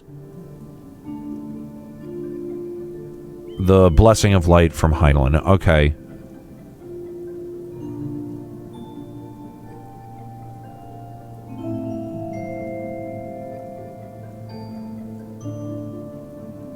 Oh, yeah, that's right. We were protected from being tempered, right?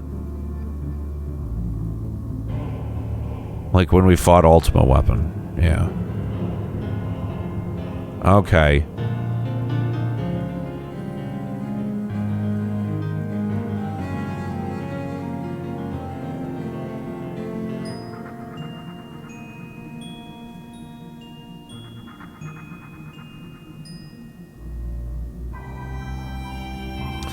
It's hinted that her blessing is the same thing that other primals do. Okay, right. Like it tempers people to her will.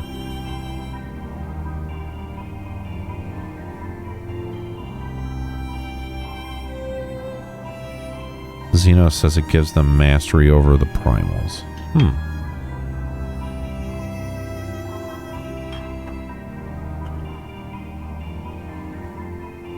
Jesus fucking Christ. There's so much stuff to keep straight, and it's all like all of the information, all of the puzzle pieces are coming out of order over the span of like fucking 6 years or 8 years or whatever the fuck.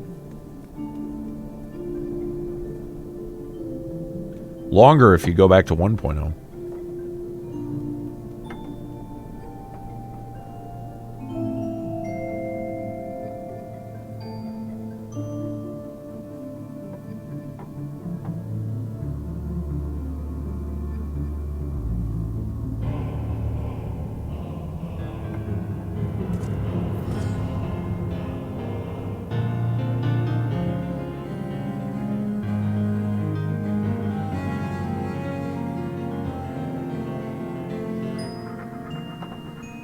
I'm just trying to figure out if there's anything about this that I don't intrinsically understand so that I can get my questions out of the way.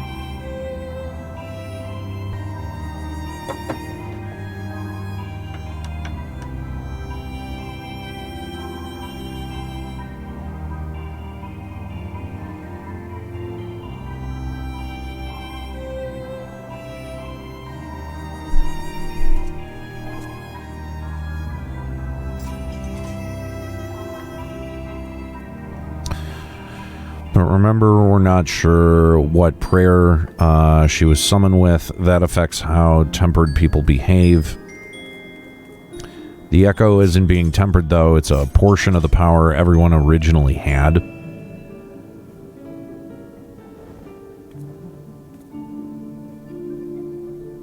Yeah, all a primal is creation magic. Yeah, I got that.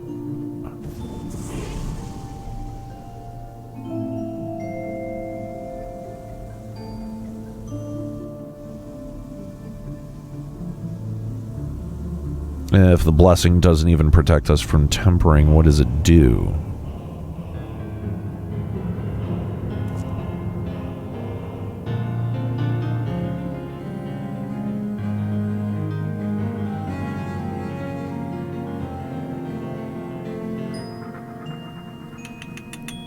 So, are we thinking that down the line our ultimate fight is going to be against Hydaelyn?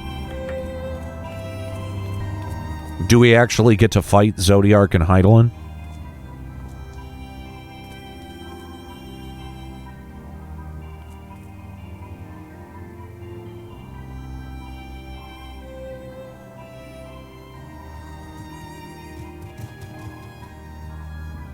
So, hang on. Hang on. Hang on. Elidibus came to us as the white-robed figure that was a part of what storyline? Was that the fucking Heavensward primals? The from FF6? What do you call them?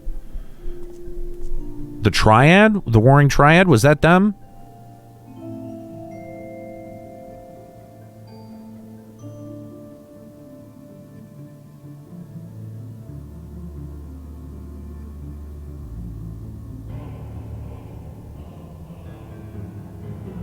Current goal is for him to control Zodiark and we control Hydaelyn. Okay.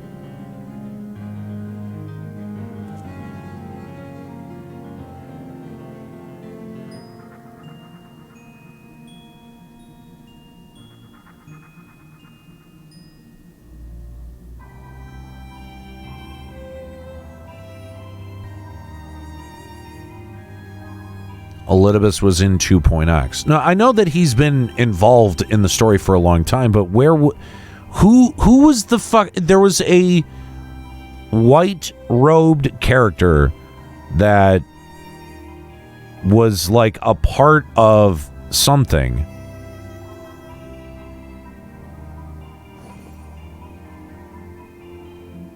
Okay, so that was him. That he meets us at the Waking Sands. But what was that? Oh, yeah, no, that's Unakalhai. That's right. Is that dude still there at the Waking Sands? Now that, because did they ever fucking reveal the identity of Unakalhai? He's still in the Rising Stones. Yeah, he's still there? Okay. Okay, so that was the Warring Triad. And we still don't know who the fuck that motherfucker is.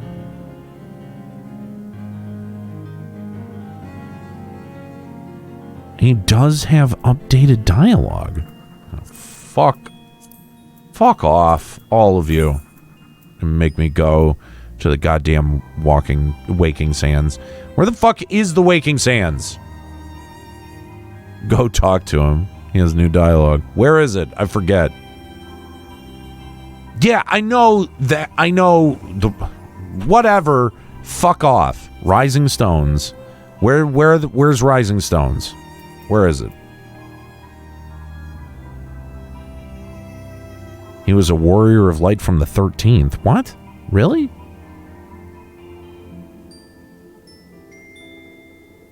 When the fuck did...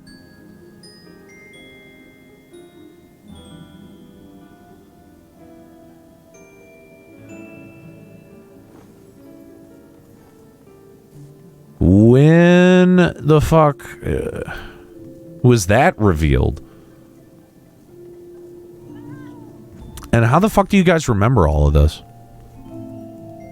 It's in the 7th Heaven bar. I don't know where the fuck that is.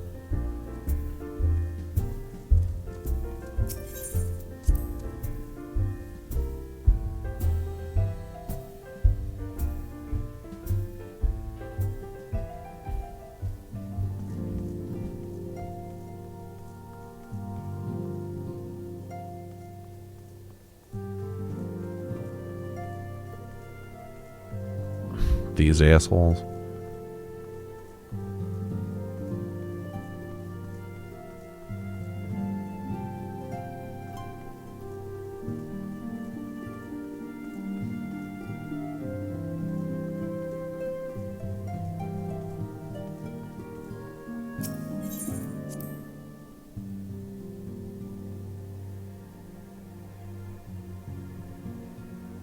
Oh yeah, here he is.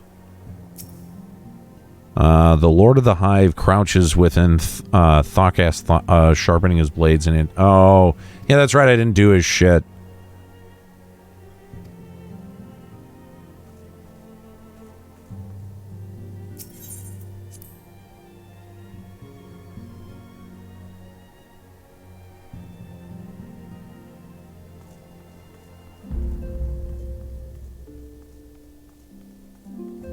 Yeah, I did not catch that part of his story. Although I feel like if you play through at least 5.3 and then go back and replay, like I think it was Evil was saying that a lot of the stuff becomes cast in a very, very different light. I like that. I mean, that's pretty smart. It's pretty good storytelling too.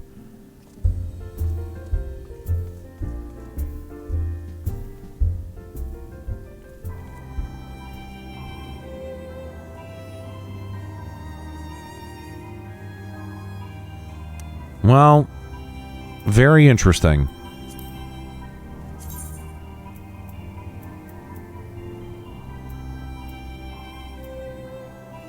I wish Fusion was still with us, because he had said that Shadowbringers gave him one of his biggest OMG moments in FF14, and I'm kind of curious what that was.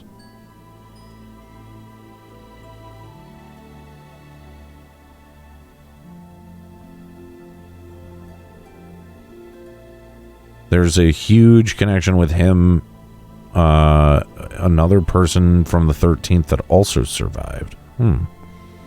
It's in the lore books too. So they had planned out pretty far. Okay.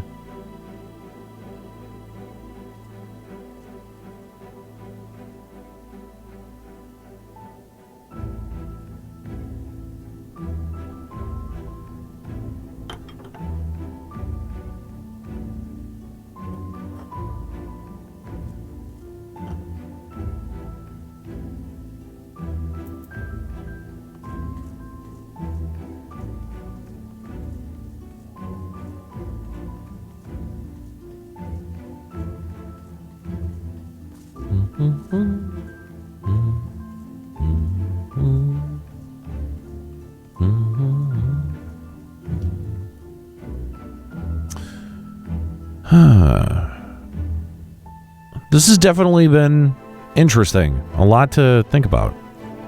Well, you also get more info on the 13th if you do all the role quests. Really? Well, I'm not leveling another role up to be able to fucking unlock more role quests. That's for sure. Oh, She Heals, I Tank. Thank you so much for the raid. I appreciate it. I wish I was not about to wrap up. You unlock a final quest that gives you a very interesting lore dump. Well, go ahead. Tell me the lore dump then. Because you and I both know I'm never going to do that shit.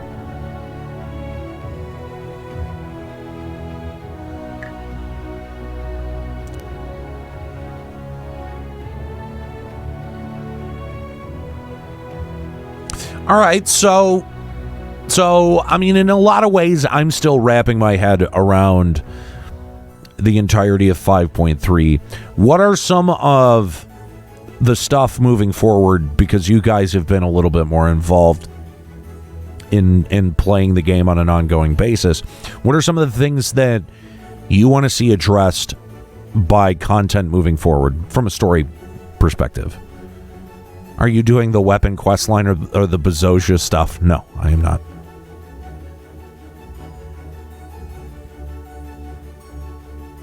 No, my plans for 14 are to do Eden, and then to do the near raids, and then after 5.4 comes out, I'll do the MSQ for that, and then I'll probably hang up 14 until 5.5 and move on to FF11.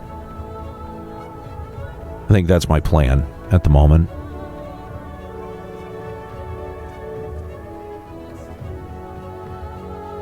I like how my fucking connection stabilizes, like, now that I'm done with everything.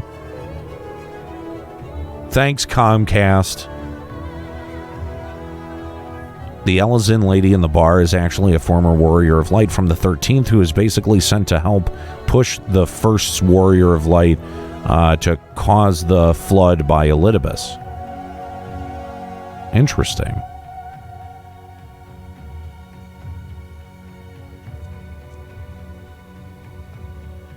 Wonder how she got from the 13th to the 1st. Yes, that is Ramos. Well,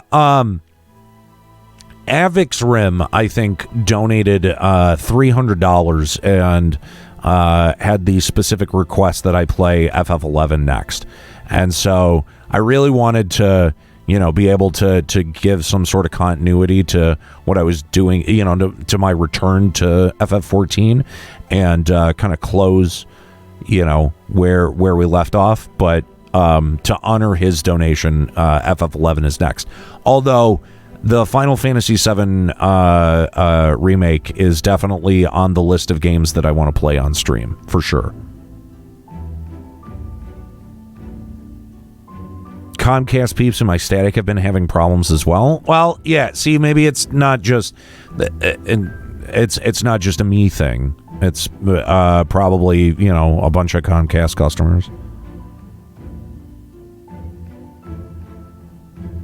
But yeah, I'm curious to know what the story stuff you want to see addressed moving forward is.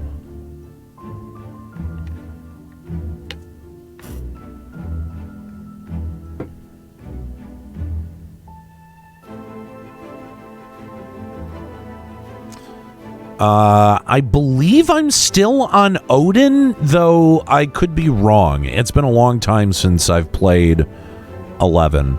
So I may, because I moved to Hades for a minute, and then I think I moved back to Odin, but I can't fully remember. She Heals, I Tank. I really enjoyed the FF7 remake. Never played the OG, though. I have played through both.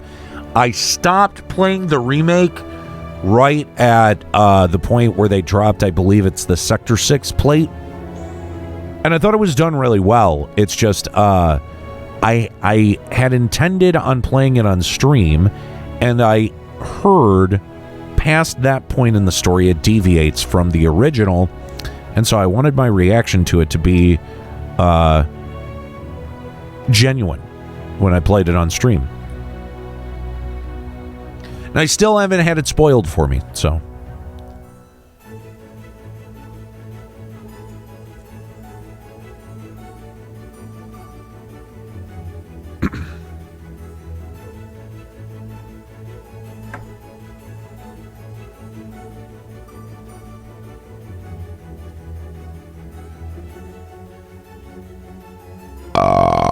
Oh, that felt good.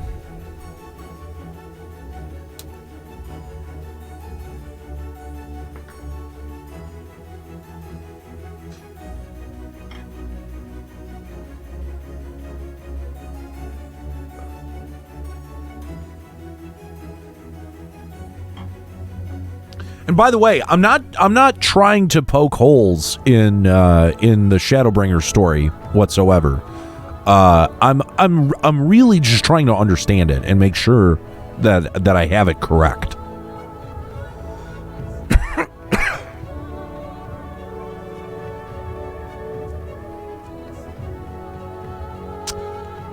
Make Lisa a better character or kill her?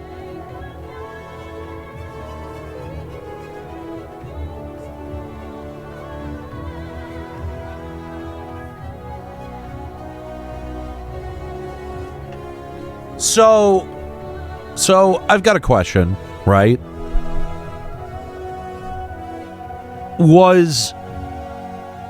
Because they said at one point that Elidibus may have been referring to not so much a person but a role or a title.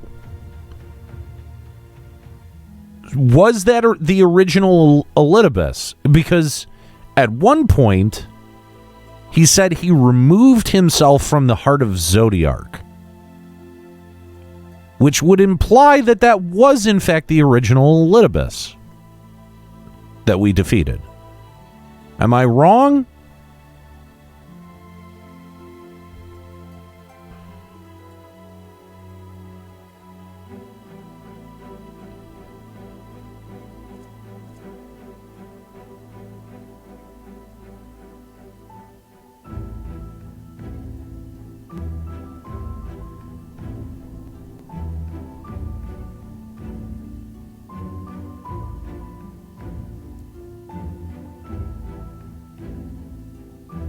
I mean, you're going to have to refresh me on what her actual actions have been. It's a title, like our title Azim, and it's hinted that he was a child that was raised to that office. To be the heart of Zodiark. Right.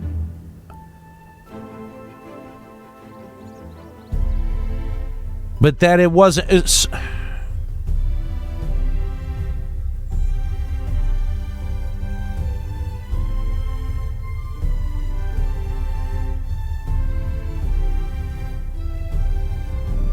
So it is a title, but not a title that was bestowed on anyone else except for Elidibus. I'm confused here.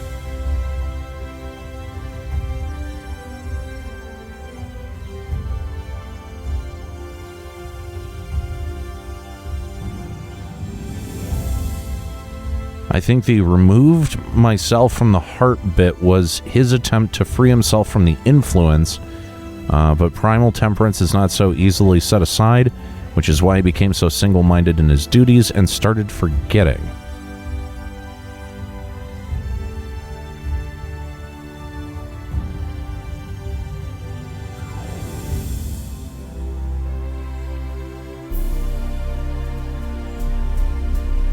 Like most of my response for the lore in this game, who cares?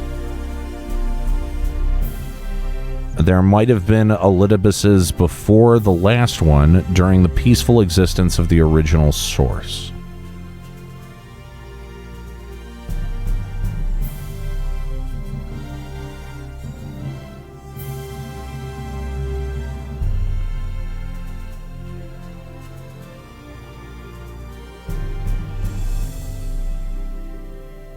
Okay, well...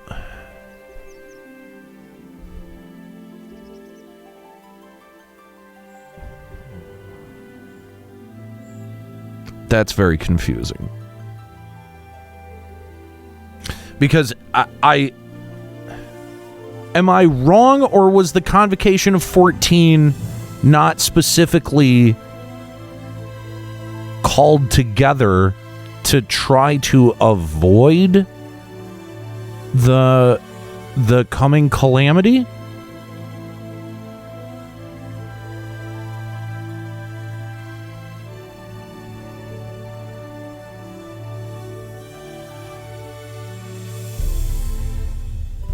But he was picked for the role to summon Zodiark. I thought the picking came from the first. That's even more fucked up since he's implied to be younger. Their world did die super fast. Didn't die super fast. It was a slow buildup. Many years passed.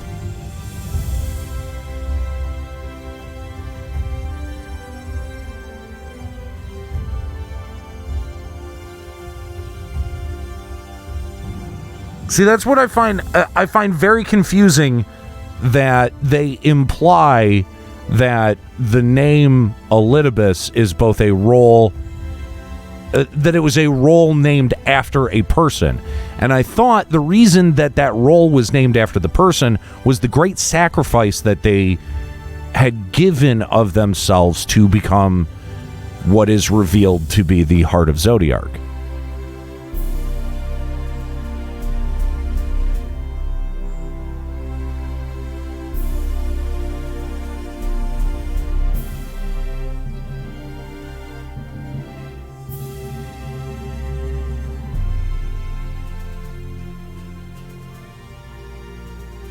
Okay, that makes sense. Elidibus' seat was, I think, was about bringing harmony to the Convocation. He removed himself from Zodiark as a primal after the Convocation became split. See, that makes sense to a certain degree.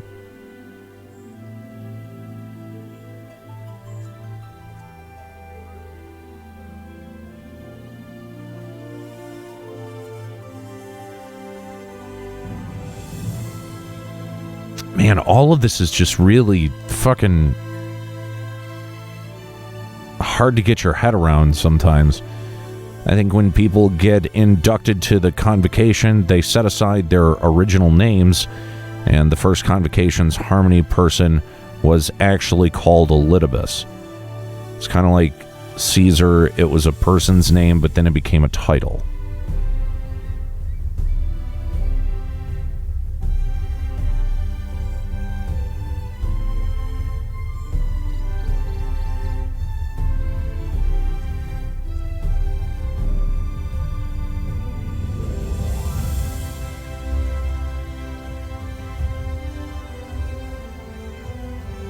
Damn, now I want to go back and kind of revisit some of this dialogue from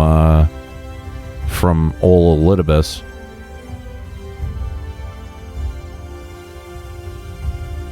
I can see why so many of you wanted to watch all of this shit again, because I could use another refresher to try to understand it.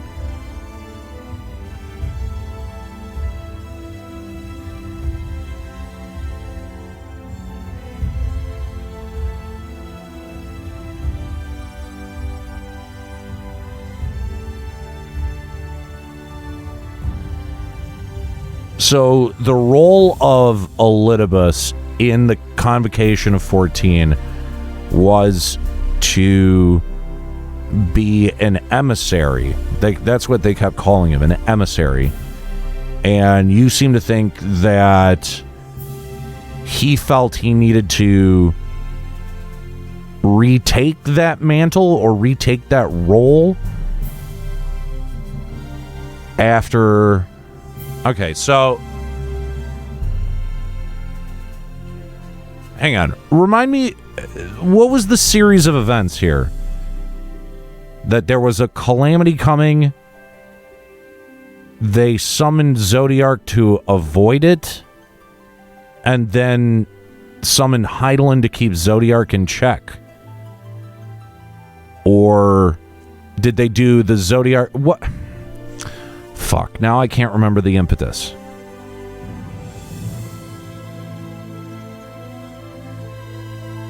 I have no idea if my audio is as shitty as the stream, like the visual for the stream is. I assume that it is. I apologize. There's nothing that can be done. It's fucking Comcast.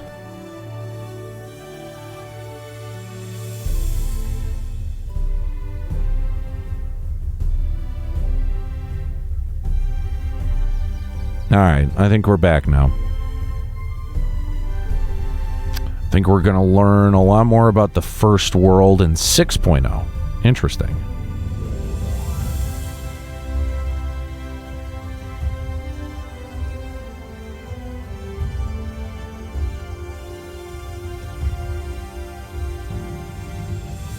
So now I want to do that whole, that fucking like, the, what do you call it? I forget the name of the dungeon. With the fucking Tomb Raider cave paintings. Because now I forget the series of events that led up to the summoning of Hydaelyn and Zodiark themselves. The division is what led to summoning of Hydaelyn broke Elidibus's heart. Wait, the division that led to the summoning of Hydaelyn broke Elidibus's heart. So he separated himself from Zodiark.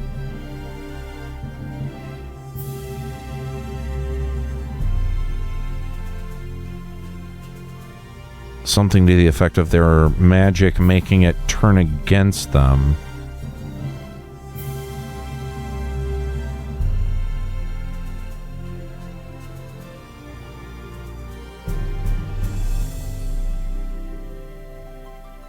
Giant noise coming from the center of the planet. Really? Okay, I don't remember that part. Amarantian's creation magic went berserk. Convocation decided to summon Zodiark to rewrite the laws of reality. Yeah, Katana Raval. Yeah, thank you. Or Katana Ravel. Whatever.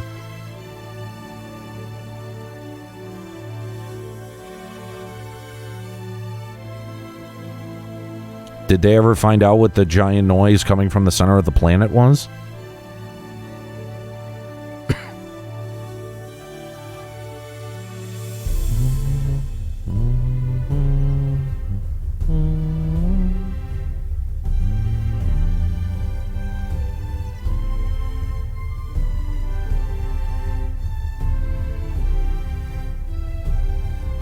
Yeah, I almost feel like so much of this story plays out of order and in fragments that it's like putting together a puzzle at the end of it. It's kind of fun. I actually like that. Tremors.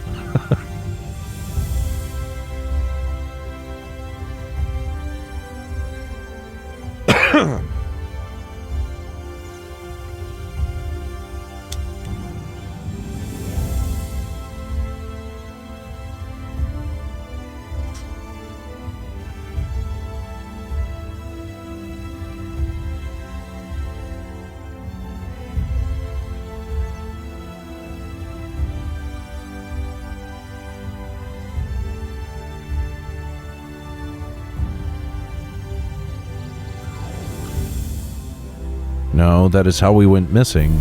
Asm, that is. Wait, what is?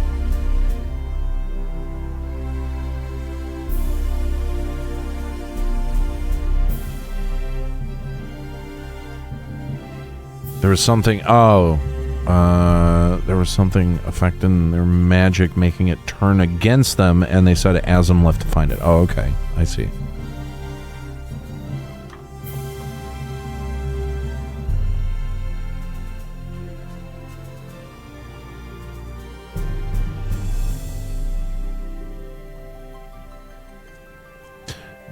Listen, at this point, I have to think that either Square Enix are mad geniuses or they're just mad, because like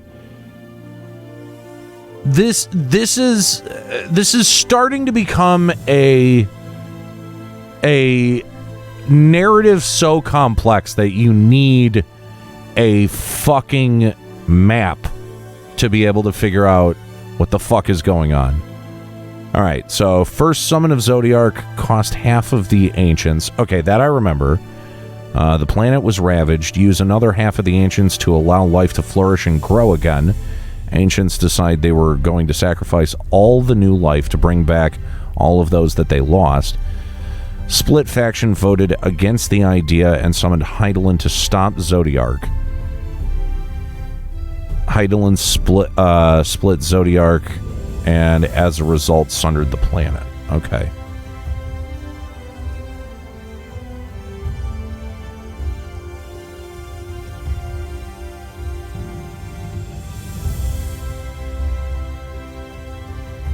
With the help of a sonic screwdriver, please no.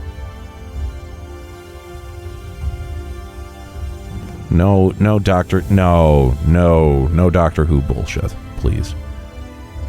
So weird that the Ascians think the calamity was natural when we, the Sundered, can clearly tell this thing was made, not nature.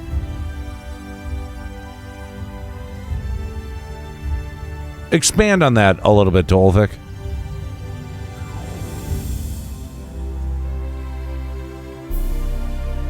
So are you saying that the calamity was of their own making by virtue of just summoning Zodiark?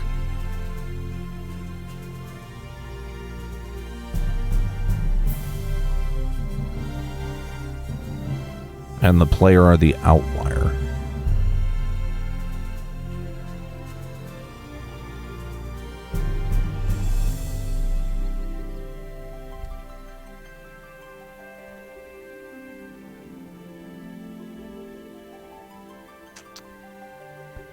We wanted nothing to do with the summoning of either of the groups? Really? Okay. What exactly was Asm doing while Zodiark was being summoned and then subsequently Hydaelyn was being, like, what were we doing at that point? Adventuring? That seems kind of reckless and irresponsible. Trying to find the source of that weird noise? The way Emmett described the calamity and its horrors, it did not sound like something that happened naturally. That killed the first world seemed to be alive, not an act of nature.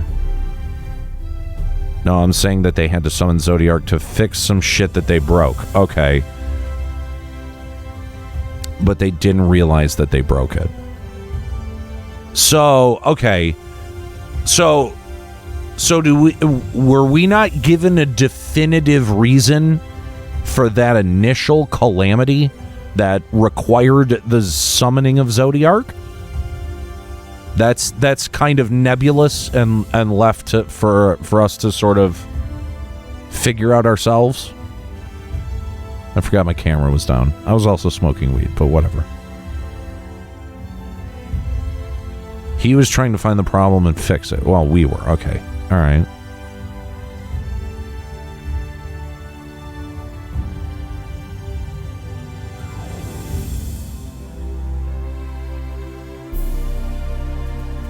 We still don't know what caused the ancients to lose control of the magic, nor what caused the sound from the planet. Okay.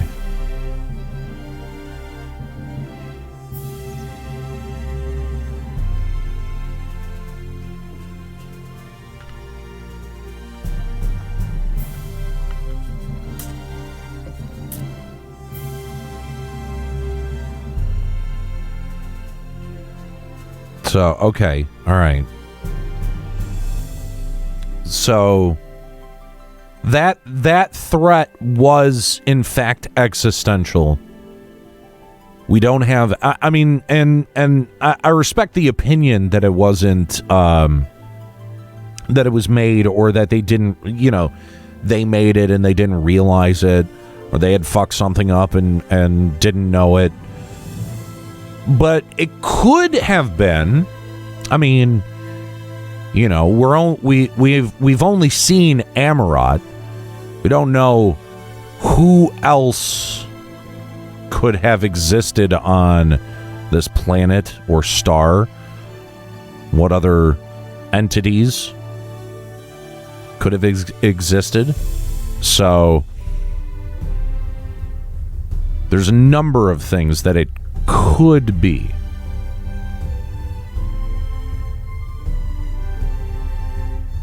Interesting.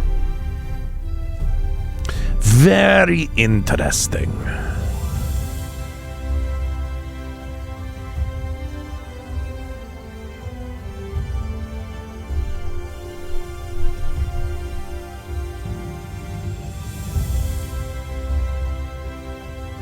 Where did they talk about the bit about the sound coming from the planet? Where was that?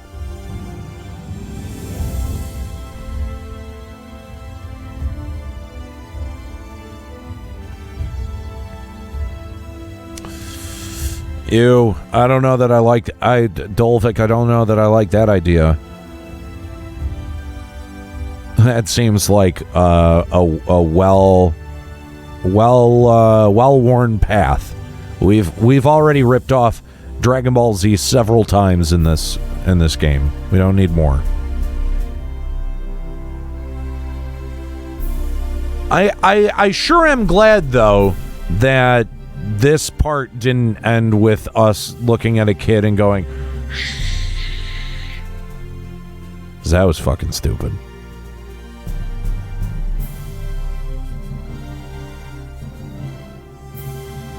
We absolutely do not need more. We do not need any tournament arcs, period. Has there been a tournament arc? Please tell me that there hasn't.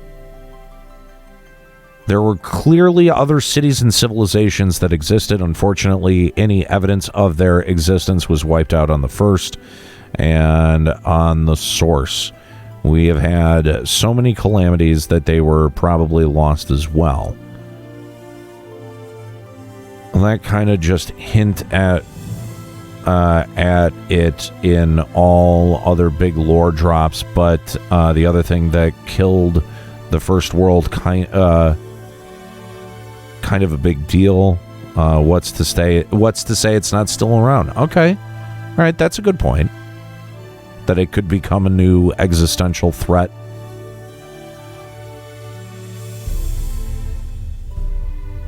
I do like how this finally made at least some of the motivations of the Asians a little bit sympathetic. At least the unsundered Asians. It fully explained their motivations. And I have to say, I kind of like that. I think that that's pretty clever.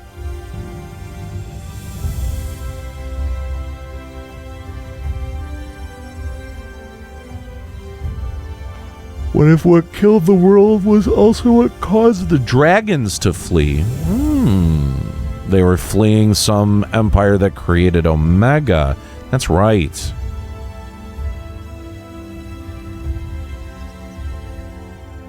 Yeah, Omega was like supposed to be the ultimate dragon killer.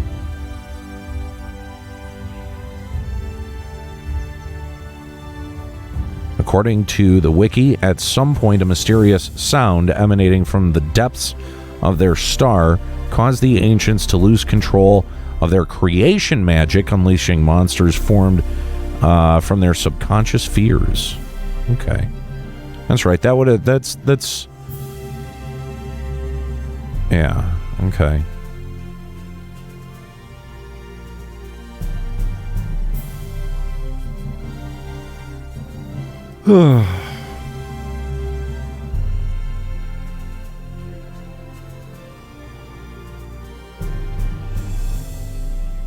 Yeah, but were they fleeing specifically Omega?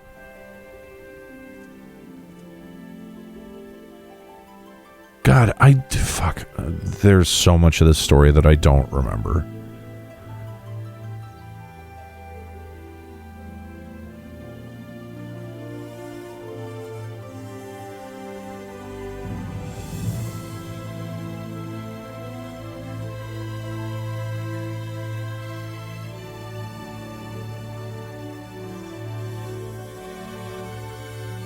I thought they were fleeing Omega and its creators. I fucking have no clue.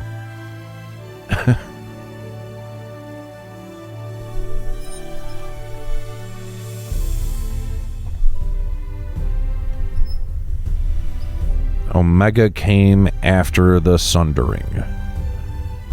So, did the dragons also come after the Sundering, then?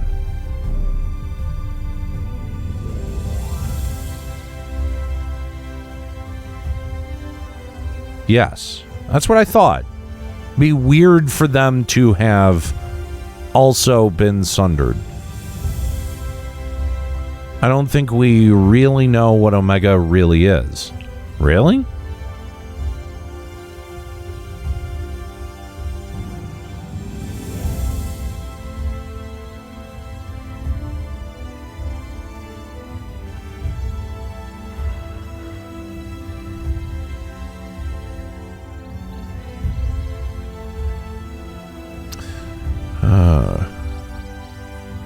I know at one point Omega's like function was as a dragon hunter.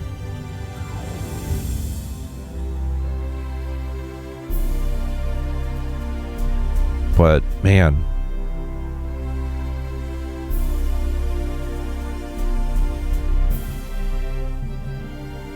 dude, there's so much of this stuff that I just don't.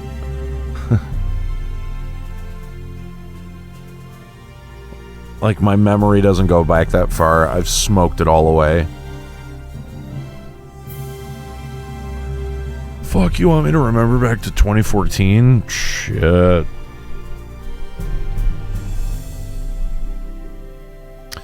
Dragons came to us after the Sundering, but the same people could be responsible for causing that sound in the original source. Maybe they sent a probe or something. I'm working off the assumption dragons are true aliens. But I think Midgar is special as he seems to almost be at the same level as Hydaelyn. It does pose a question, though, who created Omega and how powerful are those people?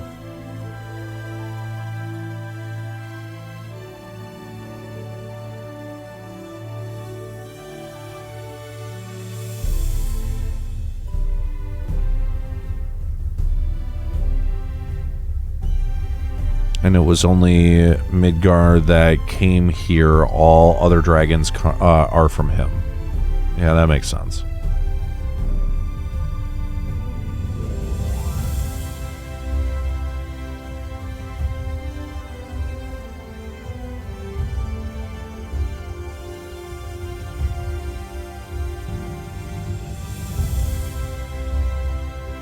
the dragons came to us from a reflection, then it's just regular sundered fare.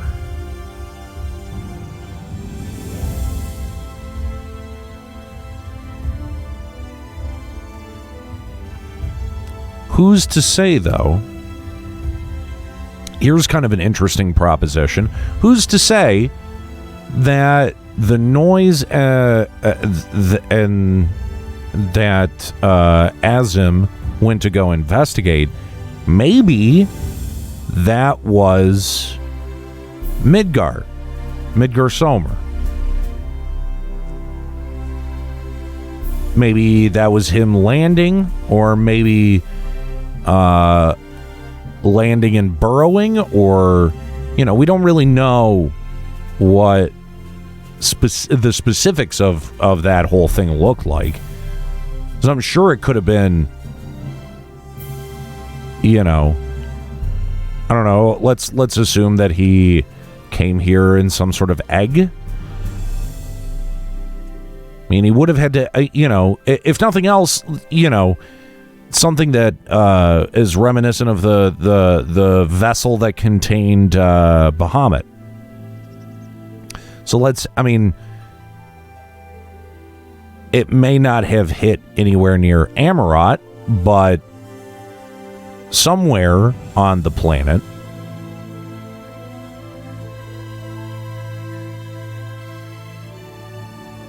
Well, that's what I'm saying. If Omega was chasing Midgar Somer, I don't fucking know. My head hurts, guys.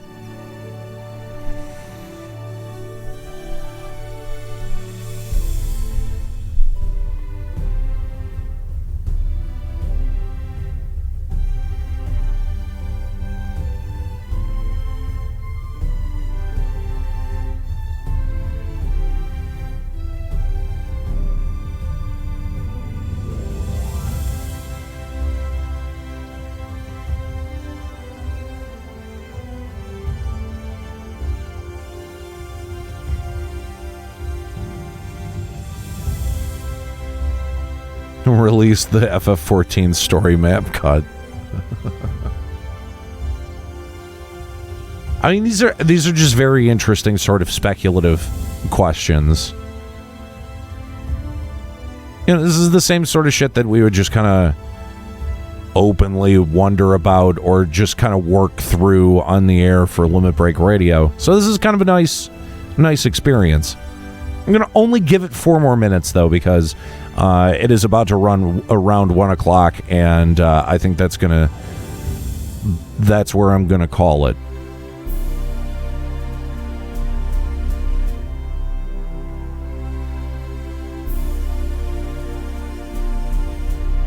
Lorebook says Midgar has been here at least as long as Hydaelyn has. Is that right? Which lore book?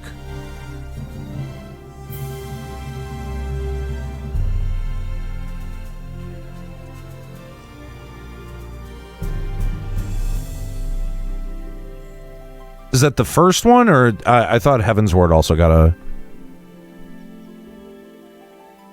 How many lore books actually have there been? I lost track.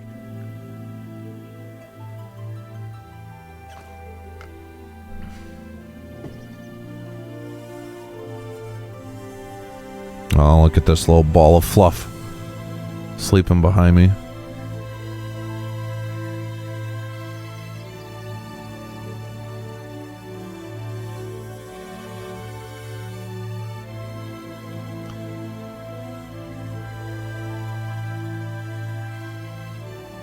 Just 2, people want a 3rd. Of course they do. Volume 1. Okay.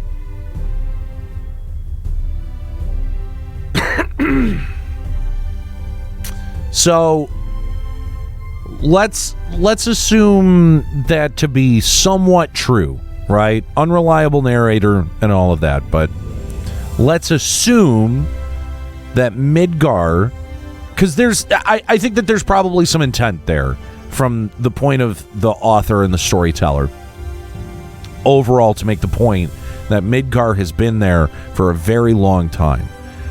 And, you know, at least as long as Hydaelyn is a very interesting phrase. Because first of all, I would ask, how would you know? Who's writing that passage?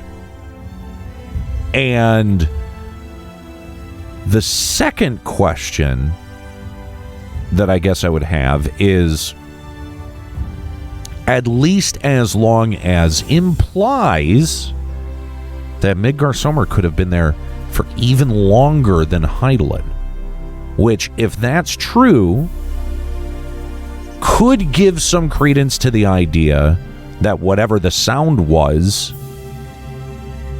could be related to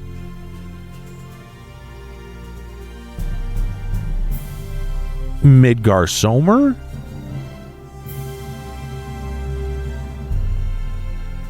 See, now, I'm not willing to go as far as Omega because I don't remember enough about Omega and how it first kind of like,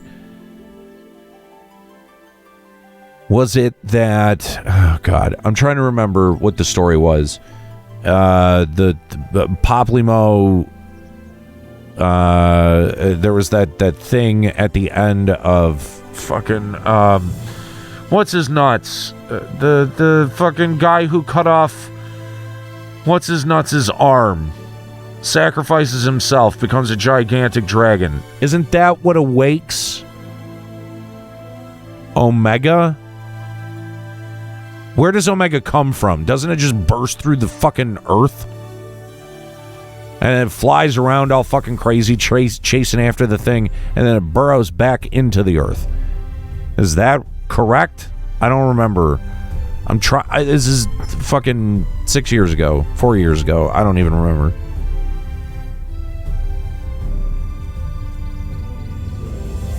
So that's another great question. Does the general population know about the Mother Crystal, or is it just the Scions?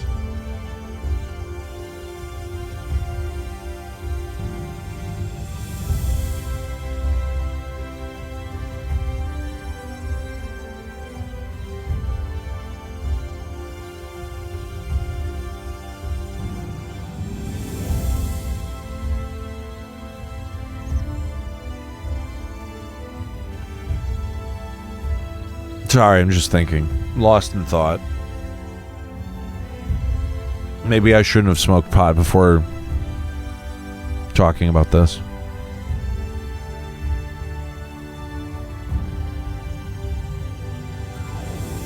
From the lore book, Midgar Sommer came to Hydaelyn from beyond the heavens. The father dragon did commune with the stars' omniscient will, and sought to secure a bounteous domain for his offspring. Okay, that's fucking even more curious. So Midgar Sommer... Okay, it implies he came after the split, because he talked to Hydaelyn. But it wouldn't have been long after the split, if that's the case.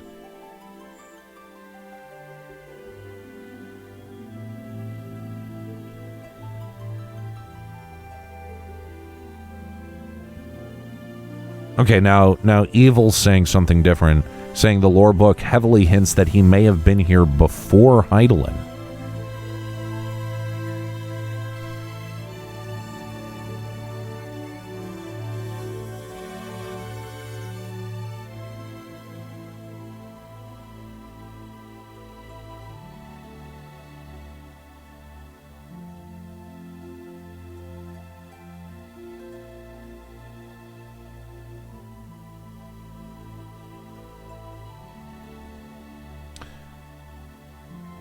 Aniero awakens Omega to beat Shinryu after Ilberd summons him.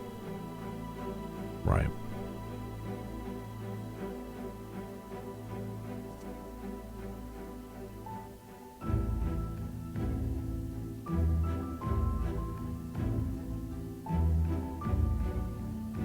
How the fuck did Aniero know to awaken it, though?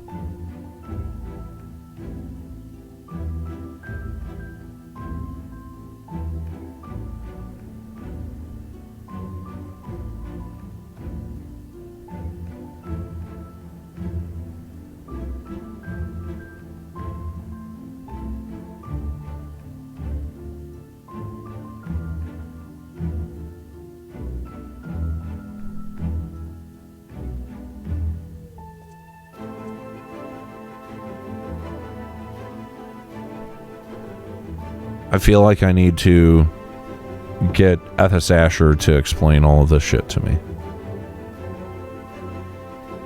Aniero thought Omega was just some elegant construct. Where was it? Like, where physically in the world was it?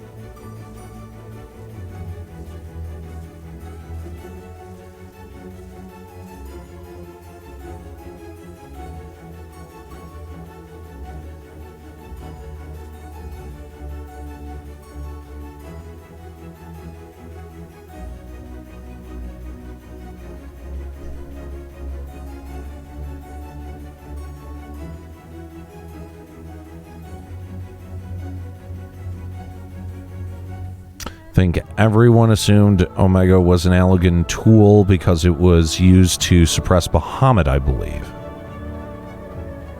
Oh, fuck. I don't remember any of that.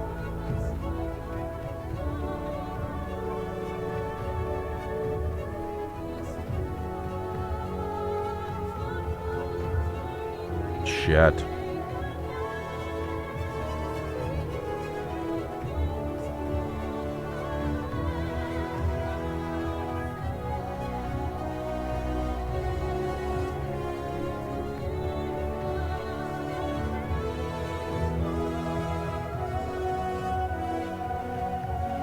Man, it must be such a different experience to binge all of this content in one go, as opposed to experience it with like months and years long worth of a gap in the storytelling. That really makes me feel sad for anyone who buys a story jump potion, even if it's to get through Stormblood. Even though I didn't like Stormblood, you know, it's setting up for whatever is clearly going to be unfolding in 6.0.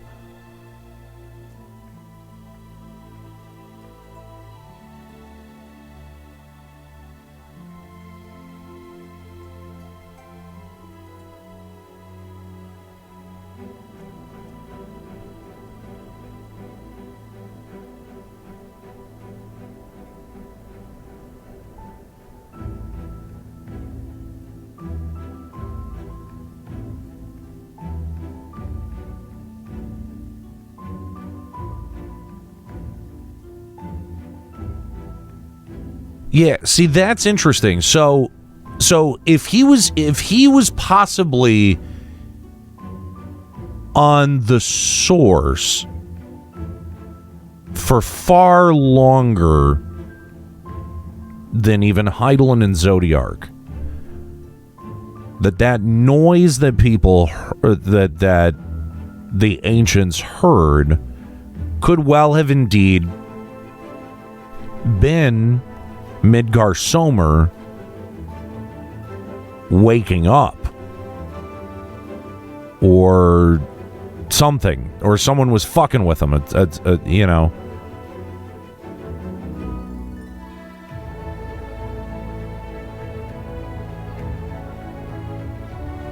Skip the Stormblood 24%. Except that story continues in 5.0. Wait, what? The Dalmasca stuff is... Oh.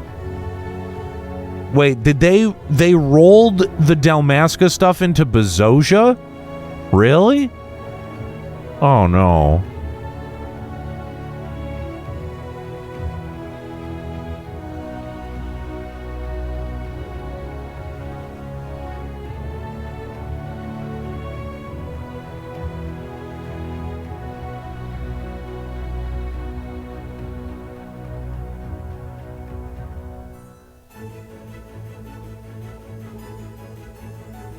Yeah, that seems like side story. Like, I don't know if that's going to ever pay off in the MSQ.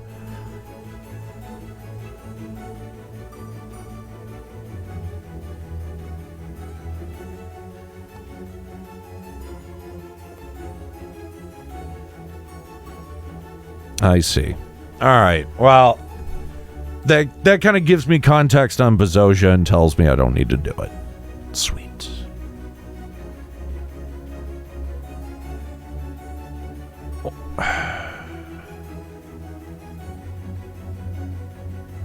All right, guys. I think that's going to be it for me tonight. Thank you guys so much for coming and hanging out as I finish 5.3. I do want to say again that I apologize sincerely for all of the frame drops and all of the lag spikes. I wanted this to be a nice, smooth presentation. You know, all of the other sessions went so well. It's just it's so disappointing that this last one was kind of such a technical clusterfuck. But you know, what can I say? Blame Comcast. There's only so much that I could do about it on my end. So but anyway, guys, you know, to kind of put an end cap on my Shadowbringers experience, after the absolute stinker that was Stormblood, you know, the fact that even after I finished the story, I sat here and talked through parts of the story that, you know, I didn't understand.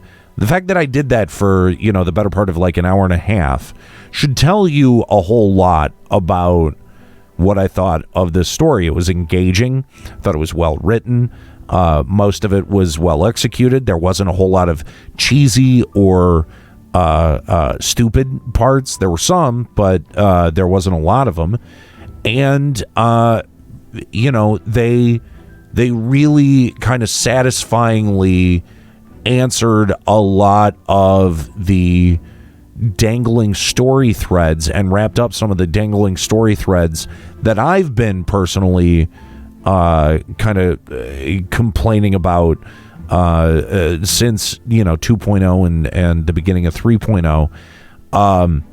And they did it very satisfactorily. You know, I have to say I'm very, you know, very satisfied with the answers that we did get. So, yeah, exactly. And we went another 12 minutes longer.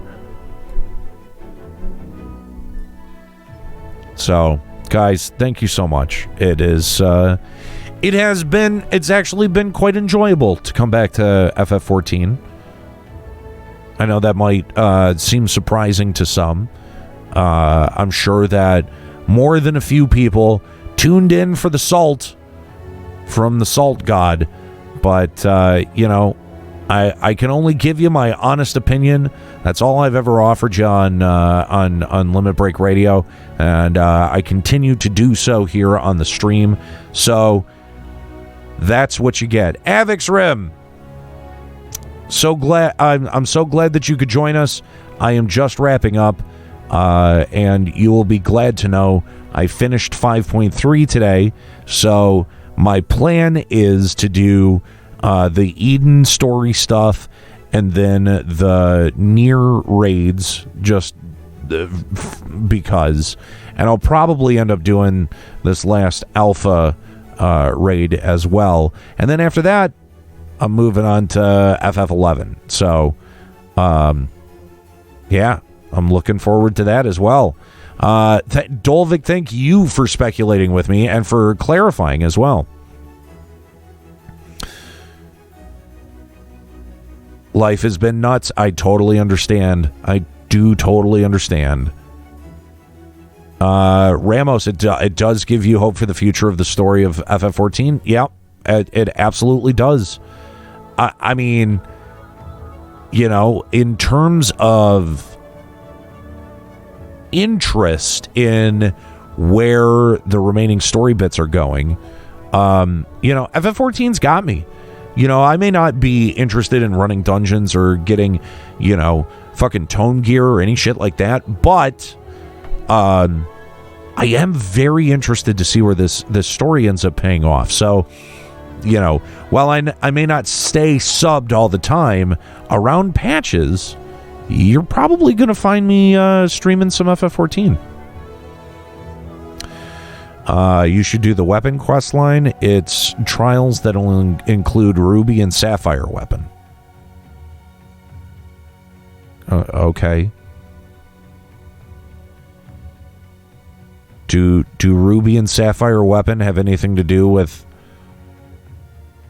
Omega? Man, I feel like it wouldn't.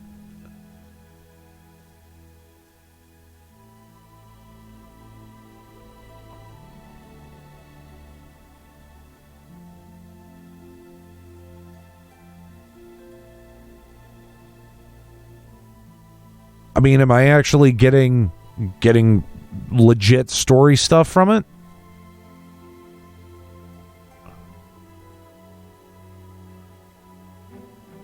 You should absolutely do the Sorrow of the Rylet questline. It's basically Evangelion. Well, okay, so what the fuck is that then? What is Sorrow of the Rylet? I don't know what the fuck that is.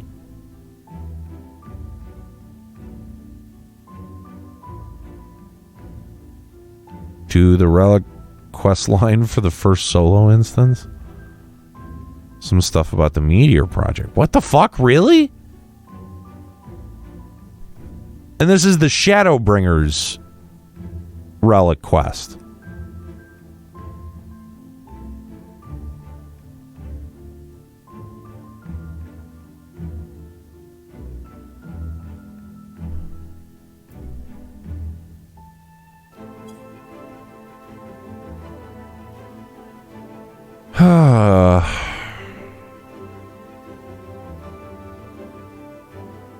I mean, that does sound interesting. How much time investment are we talking here, though?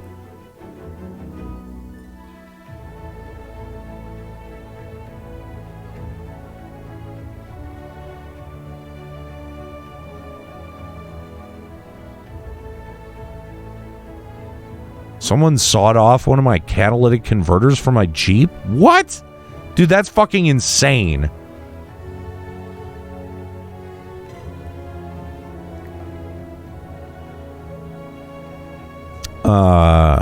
The Relic quest is really good. Opens up with a good solo instance with even an optional extreme trial. That's why I dragged you into the 24-man that had an hour of questing.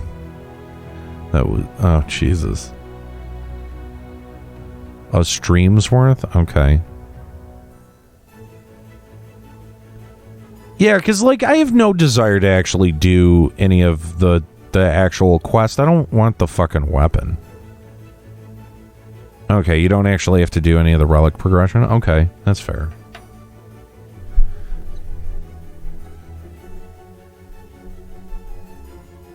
It's, okay, I'm fine with that. You guys have sold me. I'll check it out.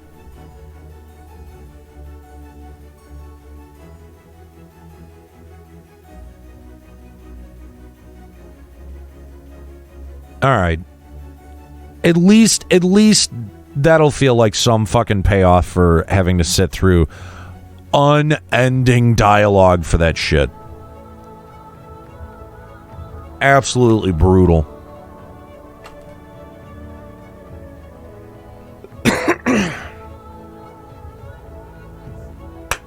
All right, ladies and gentlemen, I do believe that is going to be it for me. Thank you guys so much for joining me today. And as always, make sure that you are subscribed over to the Limit Break Radio YouTube channel. You can catch any of the sessions that you may have missed, including this one, over at youtube.com/Limit Break Radio. Avix Rim, I'm glad that you enjoyed the Quiznos video. That was just for you. So, and you get the weapon for free. Well, that's always nice. All right, guys, that's going to be it for me. Thank you so much for hanging out with me tonight. It is appreciated as always. I appreciate the subs, the gift subs. Didn't get any bits or donations, but that's okay. You know, we've got a new computer that's going to be incoming here very shortly. So your generosity has already provided me with a computer upgrade. It's not like I could stand to ask any more. That was an amazing stream. Fuck Comcast. Thank you, Dolvik. Dolvik coming in with 100 bits. Much appreciated, guys. Anyway, I will be back Saturday, 4 p.m. Make sure you're back here. It's WWE 2K19 Super Universe Mode. It is so much fun. It's a heavily modified WWE 2K19. And what we do is we have, we've updated the rosters. We've got everyone who's current on AEW and NXT and Raw and SmackDown and 205 Live. And what we've done is I've gathered 3 of the best wrestling commentators that I know personally. Chuck Bean from Nerd Radio and Will from the Refresh podcast. And we're calling virtual matches of WWE 2K19. And it's a lot of fun. It's really silly. And I hope that you'll join us. Again, you can find episodes of that over on the One Fall Show YouTube. And you can find that just by searching One Fall Show over on YouTube. I've also linked to it several places on my social media, so it's pretty easy to find if you want to find it. And I hope that you would. We're just starting to grow an audience around that. If you want to join us live, you can join us live and cheer on. Oh, that's the other thing. Each of us as commentators, we've all got characters in Super Universe. So if you want to cheer me on, you can cheer on Nate Thunder. Or if you wanted to cheer on Will, you've got Willie Anderson. Or if you wanted to cheer on Chuck, there's no way for you to do that because he's only ever booked in catering. There's Mr. Bean as well. So we've all created wrestlers to throw in there to give it some added interest. Anyway, please, guys, go check it out. It's going to be here live on the channel on Saturday, and I hope that you will make the time to join us. That is it for me, guys. Thank you so much for hanging out with me. I will see you soon as Saturday, 4 p.m. for WWE 2K19 Super Universe Mode. That is it for me. I'm rambling. Have a good night.